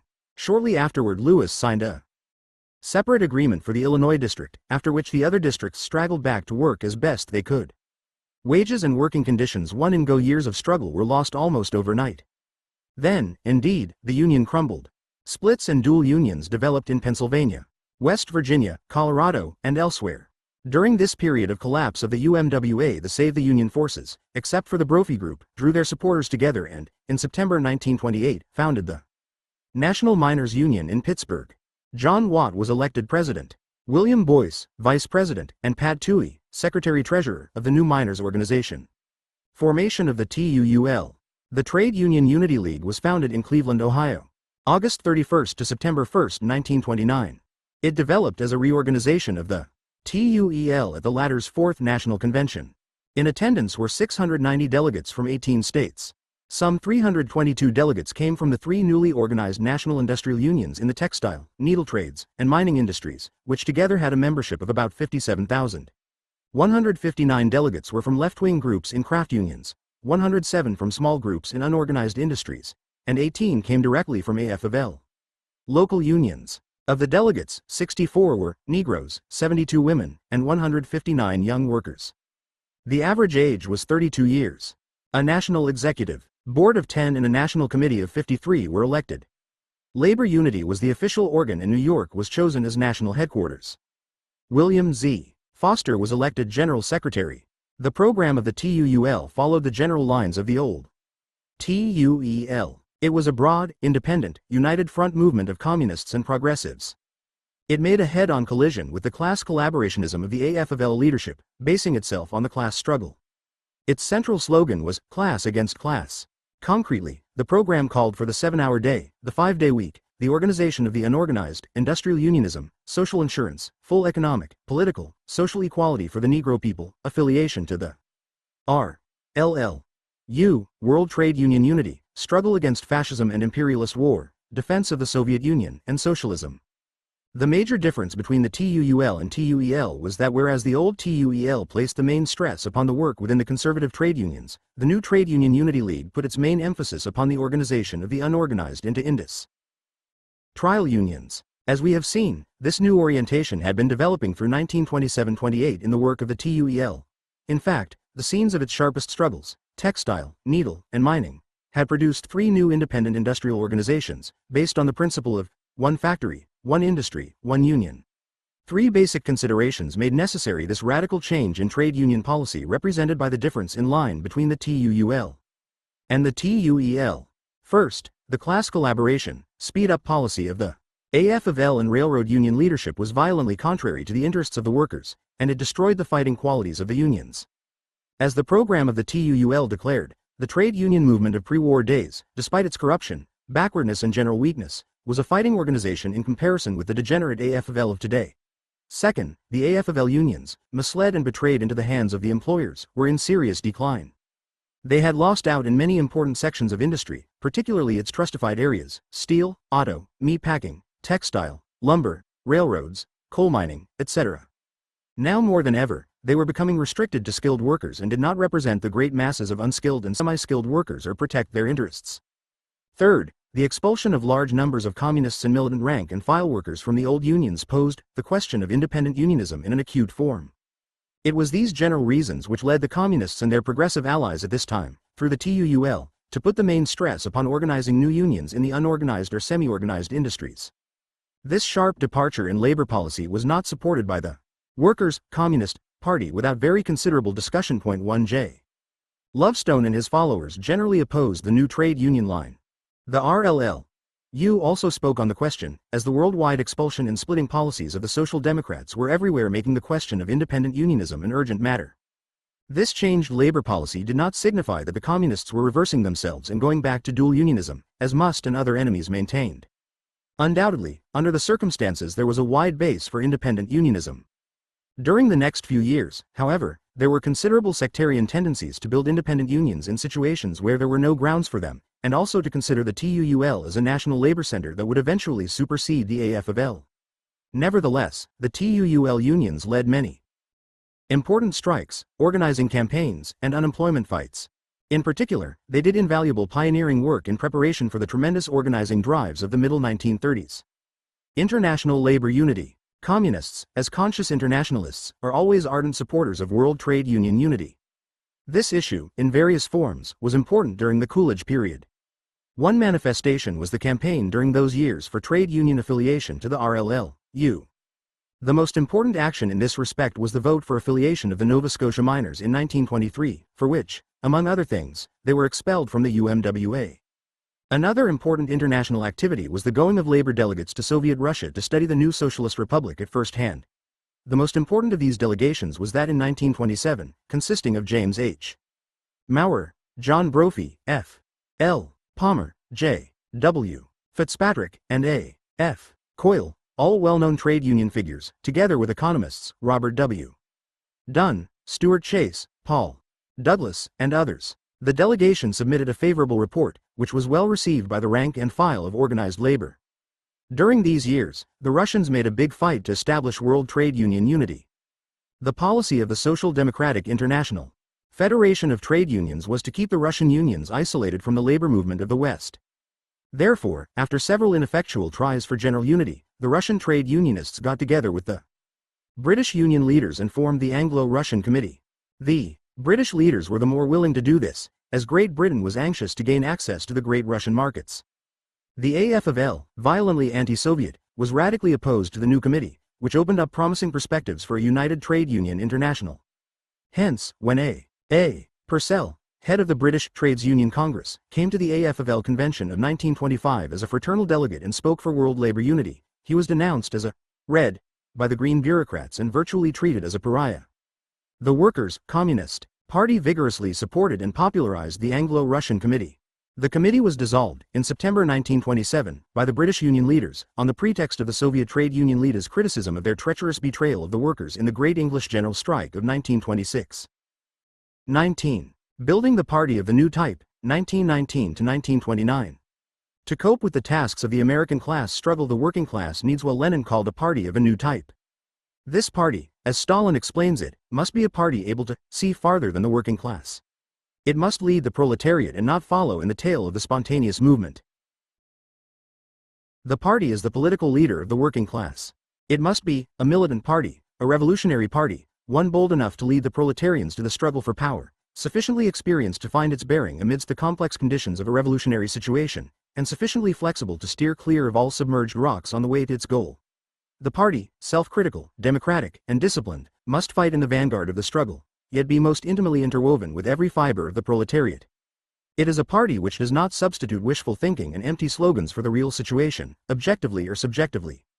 The party of the new type stays with the working class and the people at every stage in their struggle, providing the best solutions for all the problems of a given period, leading to the final stage where the toiling masses find it necessary to change the basic social relations. During the decade from 1919 to 1929, the Communists laid the first foundations of such a Leninist party in the United States, the stronghold of world capitalism. That is, they largely absorbed the general principles of Marxism-Leninism, united the communist forces, withstood the first great attack of the government, fought their way to legality, began to learn to practice self-criticism and discipline, and cleansed their ranks of various opportunist elements.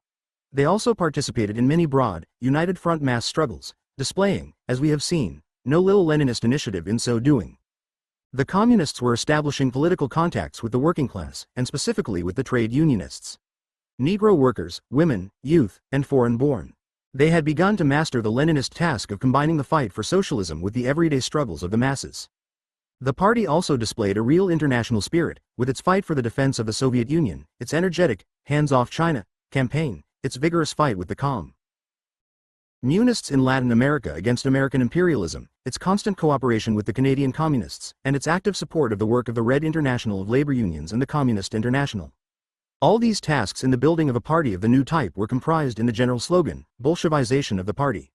Nevertheless, at the end of the decade, the party was still too largely agitational in character and it retained many sectarian weaknesses.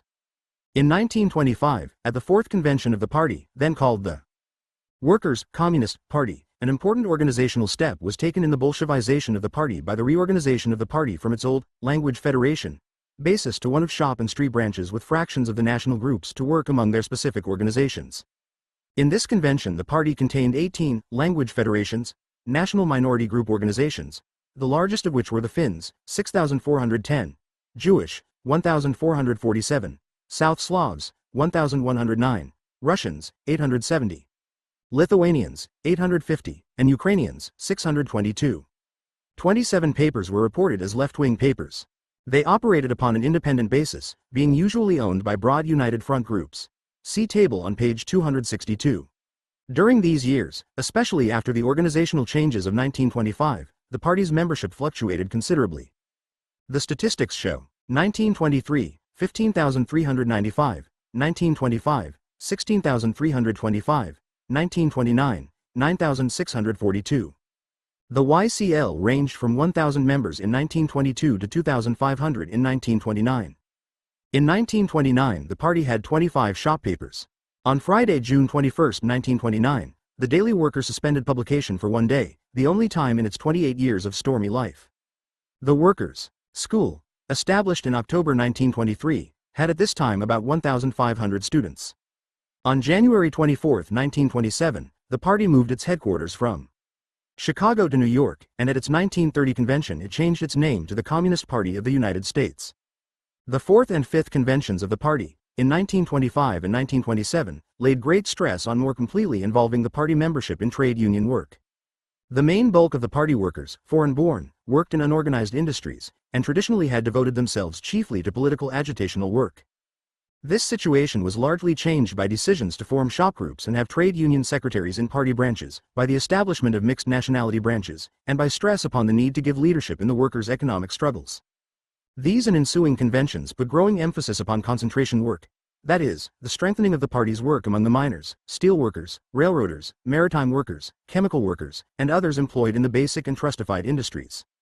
These are the left-wing press, language, name of paper, frequency, circulation, Armenian, the Proletarian, weekly 1,200, Bulgarian, Saznari, tri-monthly 1,900, Czechoslovak, Abrana, weekly 1,500, Czechoslovak, Delnik, weekly 1,150, English, Daily Worker, daily 17,000, English, Workers Monthly, monthly 16,000, Estonian, USIM, weekly 600, Finnish, Siamese, daily, 8,000, Finnish, Eteenpäin, daily 8,000, Finnish, Toveri, daily 4,500, Finnish, Uusi Kotimaa, semi-weekly 6,000, Finnish, Toveritar, weekly, women, 11,000, Finnish, Puniki, semi-monthly 10,000 German, Volkszeitung, daily 10,000, Greek, Empros, weekly 4,700,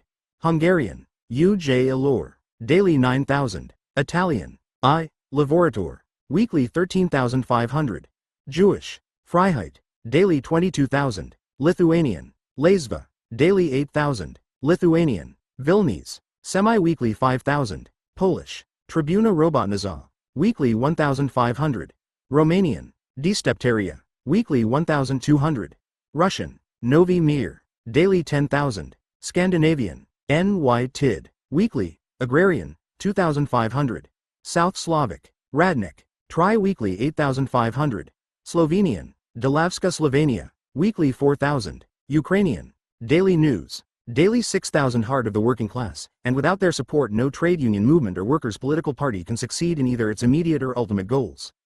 It was upon the basis of this concentration principle that generally European Marxist parties and the trade unions, historically, have always devoted special efforts to winning the affiliation of the workers in the basic industries. By the same principle, in reverse, the basic weakness of the American trade union movement was expressed in the fact that it long refused to concentrate and to base itself upon the workers in the trustified industries. When the CIO finally did successfully achieve this concentration, the effect was to raise the whole American labor movement onto a higher plane. The Communist Party, in its concentration work, is simply applying with characteristic communist clarity and vigor the long-established labor principle of centering upon the workers in the key and basic industries, who are the main foundations of the working class. In the 1928 presidential elections, the Workers' Communist Party put up national candidates, with William Z. Foster heading the ticket. The party was on the ballot in 32 states. It put on a very active campaign, and polled 48,228 votes, an increase of 15,000 over 1924. In this campaign, the party fought against the war danger and aggressive American imperialism. It demanded farm relief and social insurance for the workers. It advocated a labor party, and it called for the repeal of the Volstead Act and the 18th Amendment, prohibition. The gravest weakness of the party during this whole period was the prolonged internal factional fight. As we have seen, this fight began in 1923 over the question of the Labor Party. Although this specific question, after the Lafayette campaign of 1924, ceased to be a matter of sharp dispute within the party, the factional struggle nevertheless continued around many other questions, hampering the party in all its activities. Time and again efforts were made by the main Ruthenberg Pepper and Biddleman Foster groups to compose their differences and to establish party unity, but to no avail. Further events were to show that party unity could be achieved only by the elimination of the disruptive non-communist elements from the party, the Cannonites and Lovestonites. Party work among women and the youth. As an essential phase of building itself into a true Leninist organization, the party during its first decade paid increasing attention to work among the masses of women. In 1921, the party set up a National Women's Commission. The party based its main orientation upon women in industry, but it also conducted considerable activities among housewives. United Front Women's Councils were a factor in these years. All the national group federations, in their respective spheres, interested themselves in women's work. During the 1920s, the number of women in the party did not exceed 20%, although in the 1930s it reached almost double that number. Communist women workers, besides being generally active politically, were a very important force in many strikes during this period, particularly in the needle trades and the textile industry. Women displayed great activity in labor defense work. In such notable struggles as those for Mooney and Billings, Sacco and Vanzetti, and McNamara and Schmidt, they led the fight all over the country. Women were also outstanding fighters against the high cost of living and all forms of militarism. During the early 1920s, the party took a sectarian position regarding special protective legislation for women, and it was neglectful of the particular demands of Negro women in industry. The party organ, the Working Woman, for March 1929, had as slogans, for International Women's Day, equal pay for women, higher wages and shorter hours, better working conditions, an end to child labor, maternity leave and benefits for working mothers, social insurance for unemployment, sickness, accident, old age, and maternity, opposition to the high cost of living, the open shop, the war danger, and imperialism that breeds war. The Young Communist League, the name of which varied with the changing titles of the party, shared most of the weaknesses and strengths of the party. About 1923, breaking somewhat with its early sectarianism, it started to develop specific youth demands and to lay the basis for children's organizations and sports activities. Its 1927 convention showed a marked orientation toward trade union work, with active youth participation in a number of strikes. The League had the disadvantage of having a weak industrial base, most of its members being students. The factional strife in the party reflected itself in the League and hindered its development. A special brand of youth sectarianism, vanguardism, was stimulated by the factionalism in the party. This deviation, based on the notion that the youth, just because they are young, are more class-conscious than adult workers, tended to narrow down the League from the broad Propanicon that it should have been into a sort of Junigs. Communist Party. The death of Ruthenberg. On March 2 Grams, 1927, the party suffered a grievous loss in the death of its General Secretary, Charles E.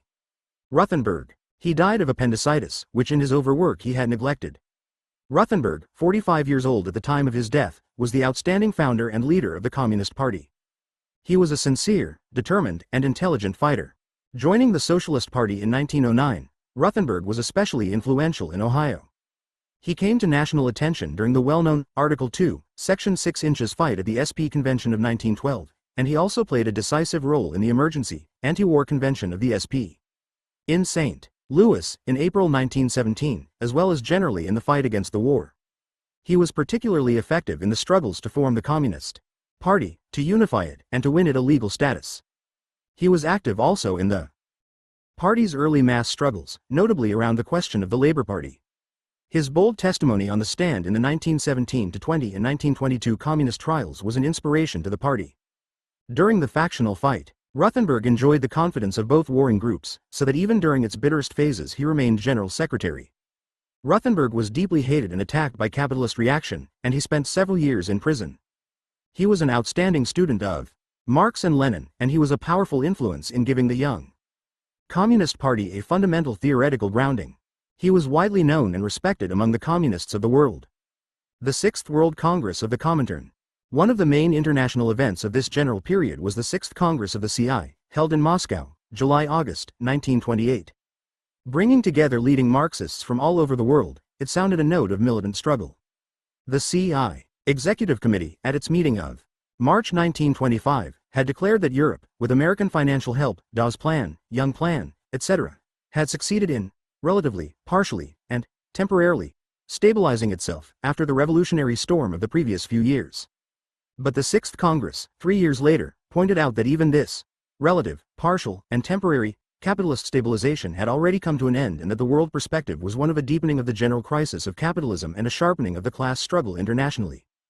The Sixth Comintern Congress, at which the first complete program of the CI was formulated, analyzed the post-World War I international situation in 3 periods. The first of these periods, lasting approximately from March 1917 to the end of 1923, was marked by a series of revolutions and revolutionary struggles in Russia, Germany, Hungary, Turkey, Bulgaria, China, India, Korea, and elsewhere. The second period, from early in 1924 to the end of 1927, the time of relative, partial, and temporary stabilization, was signalized by a growing offensive on the part of the employers and by a comparatively defensive struggle by the proletariat and its allies. The third period, beginning in 1928, when the precarious capitalist stabilization came to an end, opened up a new wave of struggles, between workers and employers, between capitalist countries and colonies, among the imperialist powers, and between the capitalist and socialist sectors of the world. The concept of the third period was hotly debated in the labor movement all over the world, including the United States. It was at the Sixth World Congress that the fight against the Bukharin group in the USSR began to take definite shape in the CI over questions of the stabilization of capitalism, the fight against the right wing, etc., but of this more later. The soundness of the Congress line of intensified struggle was ultimately and dramatically demonstrated by the facts that within the next decade there developed the Great World Economic Crisis, fascism spread over most of Europe, and World War II broke out. The Comintern Congress of 1928 called for a sharpening of working-class struggle on every front. It urged a militant fight against the right-wing elements in the communist parties, and it intensified the attack against the opportunist social democrats, who were stigmatized as social fascists, because, in the name of socialism, they were breaking down the workers' resistance before advancing fascism. The central slogan of the Congress was, class against class. The right was the main danger, because these opportunist elements in the parties and throughout the labor movement had assumed that the previous partial stabilization of capitalism indicated a permanent healing of the diseases of that social system and therewith a softening of the class struggle. The Negro question as a national question. A development of prime importance at the Sixth Congress was the profound discussion of the colonial question. The American delegates, as well as those of many other countries, participated deeply. Out of this discussion came the analysis of the Negro question in the United States as a national question. Whereas, the Marxists in the United States had traditionally considered the Negro question as that of a persecuted racial minority of workers and as basically a simple trade union matter, the party now characterized the Negro people as an oppressed nation entitled to the right of self-determination. This position was developed in full in a further resolution in 1930. This new understanding of the Negro question raised the party's work among the Negro people to a far higher Leninist level. This view of the Negro question was founded upon the actualities of the situation of the Negro people and the principles previously evolved by Lenin and Stalin, the world's two leading authorities on the national question. Lenin, in the colonial theses of the Second Congress of the Comintern, which he wrote in June 1920, already recognized the position of the American Negroes as that of an oppressed nation. The theses called upon the workers of the world to render direct aid to the revolutionary movements in the dependent and subject nations, for example, in Ireland, Negroes in America, etc., and in the colonies. Italics mine. WZF-T. Stalin, who is the world's greatest living expert on the subject, has defined a nation as an historically evolved, stable community of language, territory, economic life, and psychological makeup manifested in a community of culture. These are scientific bases of nationhood. According to these criteria, the Negro people in the so-called Black Belt in the American South, where they form the majority of the people, constitute an oppressed nation. Commenting upon the Negro people's development of nationhood, Allen says, slavery contributed a common language, a common territory, a common historical background and the beginnings of a common ideology, characterized chiefly by aspirations for freedom. In the period of capitalist development, unhindered by chattel slavery, the conditions arose which made it possible for the Negro people to develop more fully along the lines of nationhood. The Negroes were drawn more directly within the process of capitalism, thus evolving the class relationships characteristic of all modern nations. The Negroes in the North, under this general P, are an oppressed national minority. Haywood elaborates further, within the borders of the United States, and under the jurisdiction of a single central government, there exist, not one, but two nations, a dominant white nation, with its Anglo-Saxon hierarchy, and a subject black one. The Negro is American. He is the product of every social and economic struggle that has made America. But the Negro is a special kind of American, to the extent that his oppression has set him apart from the dominant white nation. Under the pressure of these circumstances, he has generated all the objective attributes of nationhood. The practical consequences, in policy, of the Communist Party's new position on the Negro question were that, in addition to pressing as before for full economic, political and social equality in all their ramifications for the Negro people, the party also raised the slogan that the Negro people should have the right of self-determination in the Black belt of the South on the basis of the breakup of the plantation system and the redistribution of the land to the Negro farmers. The demand for self-determination did not mean, however, that the party advocated the setting up of a Negro Republic in the South, as its enemies asserted. But it did mean that the party, henceforth, would insist that the Negro nation should have the right of self-determination, to be exercised by it whenever and however it saw fit to use this right. The American Negro Labor Congress. As we have seen in earlier chapters, the Communist Party from its foundation has increasingly interested itself in the fight for justice for the bitterly exploited and harassed Negro people. Among the earliest organized expressions of this communist policy was the formation of the African Blood Brotherhood, with its paper, The Crusader. This body, an offshoot of the Messenger Group in New York during the early 1920s, together with split-offs from the left wing of the Garvey movement, made a militant fight for Negro rights. It participated in the Negro Sanhedrin, held in Chicago in February 1924. The organization, however, did not achieve a mass basis, and in Chicago, in October 1925, the American Negro Labor Congress was launched. Its outstanding leader at this time was Lovett Ford Whiteman, and its journal, The Negro Champion. The central significance of the American Negro Labor Congress was its indication of the growing importance of the proletariat in the developing struggle of the Negro people. The ANLC, in advocating aggressively its demands for full economic, political, and social equality for Negroes, laid special stress on the trade union question. It especially fought for the admission of Negro workers into the unions. Its general organizational form was that of local councils composed of Negro labor unions, trade unions that did not discriminate against Negroes, and groups of unorganized Negro workers. The ANLC did valuable agitational work for several years, but it, too, remained small and was largely limited to communists in its membership. In this organization's work, new leaders of the Negro people came to the front, including James Ford, Harry Haywood, Maud White, and many others. Cyril Briggs, in describing communist work in this period, says, IHE Party led the Negro Fig and Date Workers' Strike in Chicago, the Laundry Strike in Carteret, N.J., the Colored Moving Picture Operators Strike in New York.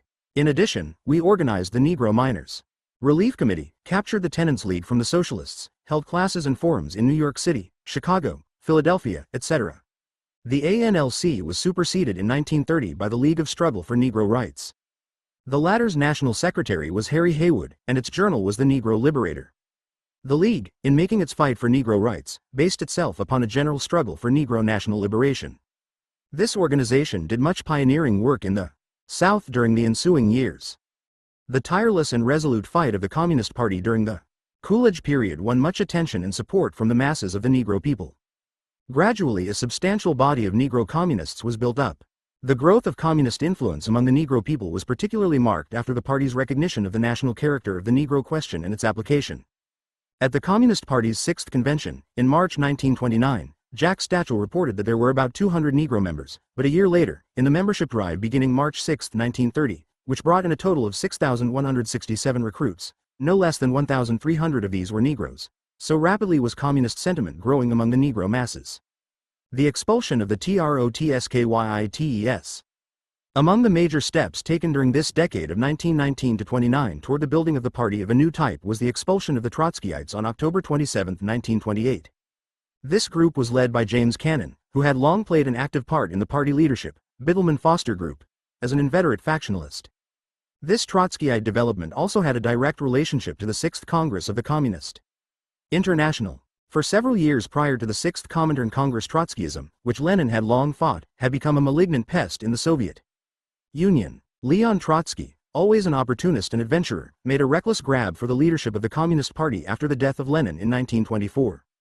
The substance of his ultra-revolutionary program was the provocation of a civil war against the Soviet peasantry as a whole and the unfolding of an aggressive foreign policy that could only have resulted in bringing about a war between the capitalist powers and the Soviet Union. Trotsky's central argument was that socialism could not be built in one country and that, consequently, an immediate European revolution was indispensable. His policies to force such an artificial revolution would have been fatal to the Russian Revolution and would have brought about the restoration of capitalism in Russia. The Soviet people wanted none of Trotsky's destructive program. The brilliant Stalin proved in theory, and the experience of the ensuing quarter of a century has completely demonstrated his correctness in practice, that it was possible to build socialism in one country, the Soviet Union, and that the Communist Party's policies were leading to precisely one. Trotsky also condemned Comintern policy in China, but Mao Zedong and other Chinese leaders have repeatedly affirmed that the Chinese Revolution was fought to a victorious conclusion primarily along the lines suggested by Stalin many years ago. That goal As a result, the Communist Party, the Soviets, the youth, the trade unions, and the various other mass organizations overwhelmingly defeated the Trotsky program, which had been given strong support by the opportunist Zinoviev Kamenev group. Inasmuch as all these elements, in their struggle against the party, had proceeded to criminal means of sabotage and other violence, this whole group of leaders were expelled as counter-revolutionaries by the 15th Congress of the Communist Party of the Soviet Union in December 1927. At the time of the 6th Congress of the Comintern in 1928, Trotsky was in exile as a criminal against the revolution. He made an appeal to the Congress to try to get it to repudiate the decision of the Communist Party and the government of the Soviet Union. The Congress, however, overwhelmingly rejected this insolent proposal. Nevertheless, the scheme found a secret supporter in James Cannon, one of the Communist Party delegates from the United States. Upon Cannon's return to this country, he began at once to spread clandestine Trotskyite propaganda with his friends.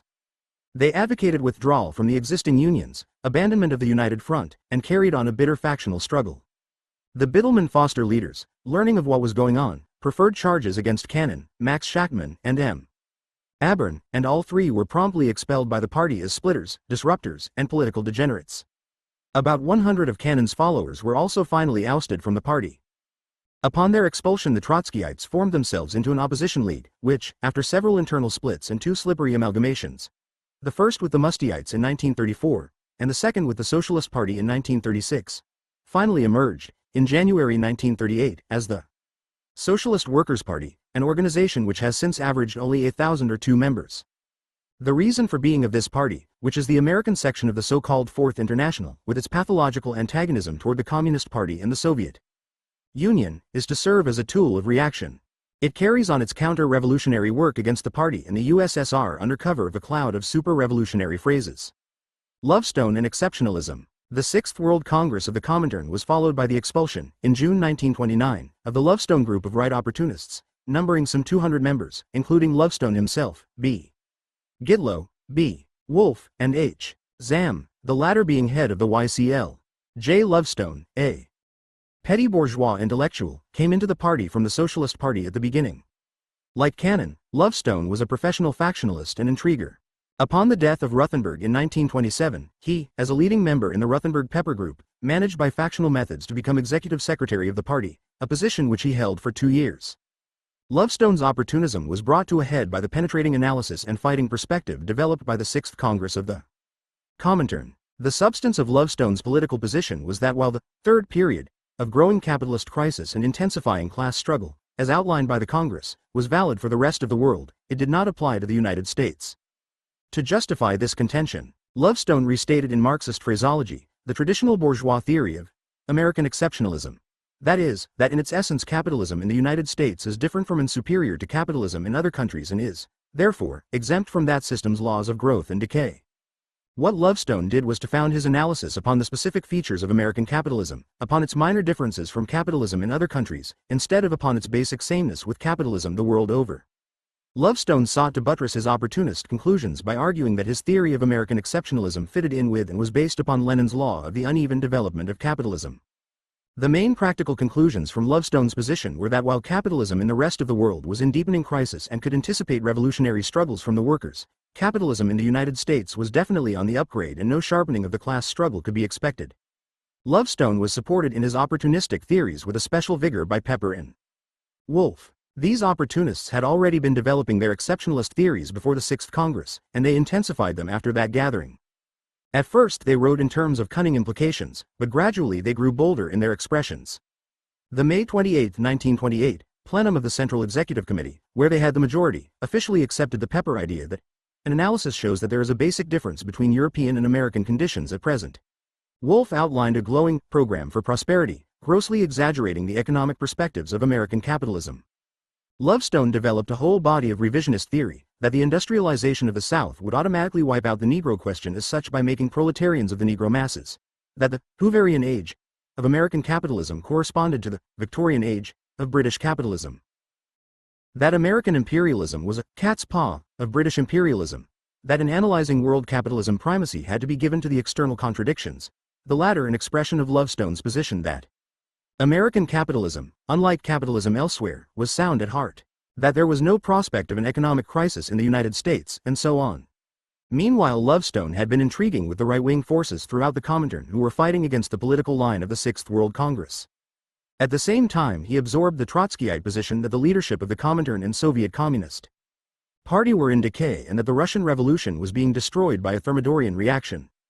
Lovestone sewed up an alliance with Bukharin, the leader of the international right wing, who was then developing his opportunist fight against the leadership of the Communist Party of the Soviet Union.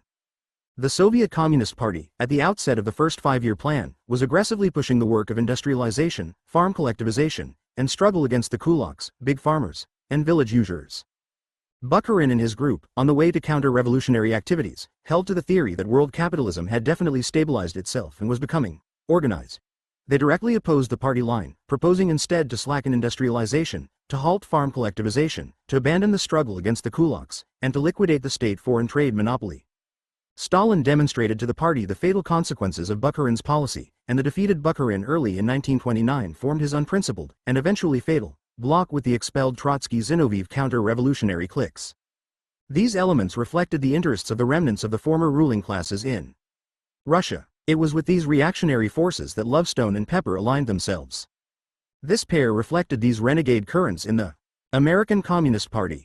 In the field of practical party work, Lovestone's revisionism manifested itself in tendencies to concentrate upon struggles over inter-party control rather than mass work, to neglect the fight for Negro rights, to underestimate the role of the new TUUL industrial unions, to fail to give full support to left-led strikes and organizing campaigns, to underestimate the importance of the fight against social democracy, and to soften the party's ideological attack upon the current intensive class collaboration policies and prosperity illusions of the top trade union bureaucracy. Lovestoneism definitely slowed down the mass struggles of the party in the crucial 1927-29 period. The development of Lovestone-Pepper revisionism greatly sharpened the factional fight within the American Communist Party. The Biddleman-Foster group actively challenged the whole Lovestone-Pepper line, arguing that it gave a wrong estimation of the international situation, of domestic economic perspectives, of the position of social democracy, and of the radicalization of the workers. In other words, that it contradicted flatly the realities of the political situation and the validity of the Sixth Congress political analysis in the United States. The internal controversy came to a crisis at the Sixth Convention of the party, held in New York, beginning on March 10, 1929, at which the Lovestone-Pepper group had behind them a majority of the delegates. After futile discussion, the convention unanimously decided to seek the advice of the Comintern in the solution of this problem. During the next weeks, the CI held elaborate discussions on the questions submitted to it by the American Party. The party's persistent internal struggle attracted wide attention among all delegations. Leading Marxists from many countries participated in the discussion, from France, Germany, Britain, China, Czechoslovakia, Canada, USSR. Stalin, who was a delegate, spoke on the question. He criticized both groups for their narrow factional attitudes and for their overestimation of the strength of American imperialism. He said, both groups are guilty of the fundamental error of exaggerating the specific features of American imperialism. This exaggeration, he stated, lies at the root of every opportunistic error committed by both the majority and minority groups. He also remarked that, this is the basis for the unsteadiness of both sections of the American Communist Party in matters of principle. Further, on the key question of American exceptionalism, Stalin said, it would be wrong to ignore the specific peculiarities of American capitalism.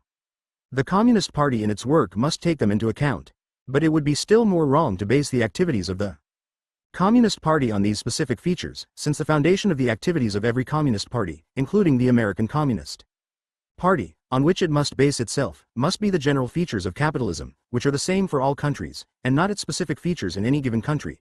Stalin also gave a brilliant Marxist forecast of the coming American economic crisis. Said he, the 3 million now unemployed in America are the first swallows indicating the ripening of the economic crisis in America. This he said on May 6, 1929, at a time when the bourgeois and social democratic theoreticians, glowing with enthusiasm for the new American capitalism, were shouting all over the world that economic crises were now a thing of the past for the United States. Stalin heavily stressed the menace of factionalism in the American Party. He said that factionalism is the fundamental evil of the American Communist Party. The long struggle, become a fight for power between the two groups, he characterized as unprincipled. He declared further that such factionalism is dangerous and harmful, because it weakens communism, weakens the offensive against reformism, undermines the struggle of communism against social democracy in the labor movement. Democratic centralism requires free discussion in the party, combined with sound discipline, but the type of struggle that went on in the American Communist Party had become destructive. The commission, made up of delegates from communist parties from many countries, finally outlined its position in an address to the CPUSA. This statement developed the explanation of the validity of the Sixth Congress analysis for the United States, indicating the approach of an economic crisis with an intensified class struggle.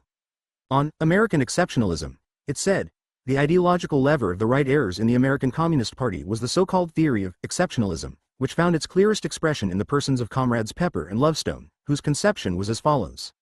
A crisis of capitalism, but not of American capitalism, a swing of the masses to the left, but not in America, a necessity of struggling against the right danger, but not in the American Communist Party. The unification of the party. Lovestone and Gitlow rejected this outcome, and upon their return to the United States, they made a determined attempt to split the party. But in this they failed completely, almost their entire group repudiating them and rallying to the support of the party. Finally, as we have already noted, a couple of hundred of them were expelled by the party for factionalism and disruption. The Central Executive Committee issued an extended statement explaining the basis for their expulsion. During this period the Central Executive Committee set up a leading secretariat of 4, Robert Minor, Max Bedacht, W. Weinstone, and William Z. Foster, that is, of representatives of the former inner groupings in the party. This secretariat then proceeded to do away with the remnants of factionalism and to unite the cleansed party. It was the beginning of a party unity which, not without many flaws, was to last for almost 15 years. The elimination of the unhealthy, non-communist Trotskyite and Lovestone elements, who were basically responsible for the unprincipled aspects of the factional fight, had finally made it possible to unify the party. Thus, the 6 long years of sharp factionalism from 1923 to 1929 came to an end. The achievement of party unity was another long stride toward the building of a Leninist party of a new type in the United States. The future course of events quickly and fully justified both the political and organizational line taken by the party during this situation. The outbreak of the Great Economic Crisis in October 1929, only a few months after Lovestone's expulsion, dealt a smashing blow to the bourgeois theory of American exceptionalism, and it was also a conclusive demonstration of the fundamental correctness of the analysis of the Sixth Congress. As for the Lovestonite leaders, they soon fell into the political degeneration which is the common fate of renegades from communism. For a few years, making pretenses of being Marxist-Leninists, the Lovestonites maintained an organization conducting anti-party propaganda, but eventually the group fell apart in complete political demoralization. Lovestone became an open enemy of communism and the Soviet Union. He is now an anti-communist expert and specialized booster of American imperialism in the service of the reactionaries, David Dubinsky and Matthew Wolff, become a professional defender of capitalist democracy, busies himself publicly with devising plans on how American imperialism might overthrow the Soviet Union and the Chinese People's Republic. And as for Gitlow, he has degenerated into just another bought and paid for government, anti-communist stoolpigeon.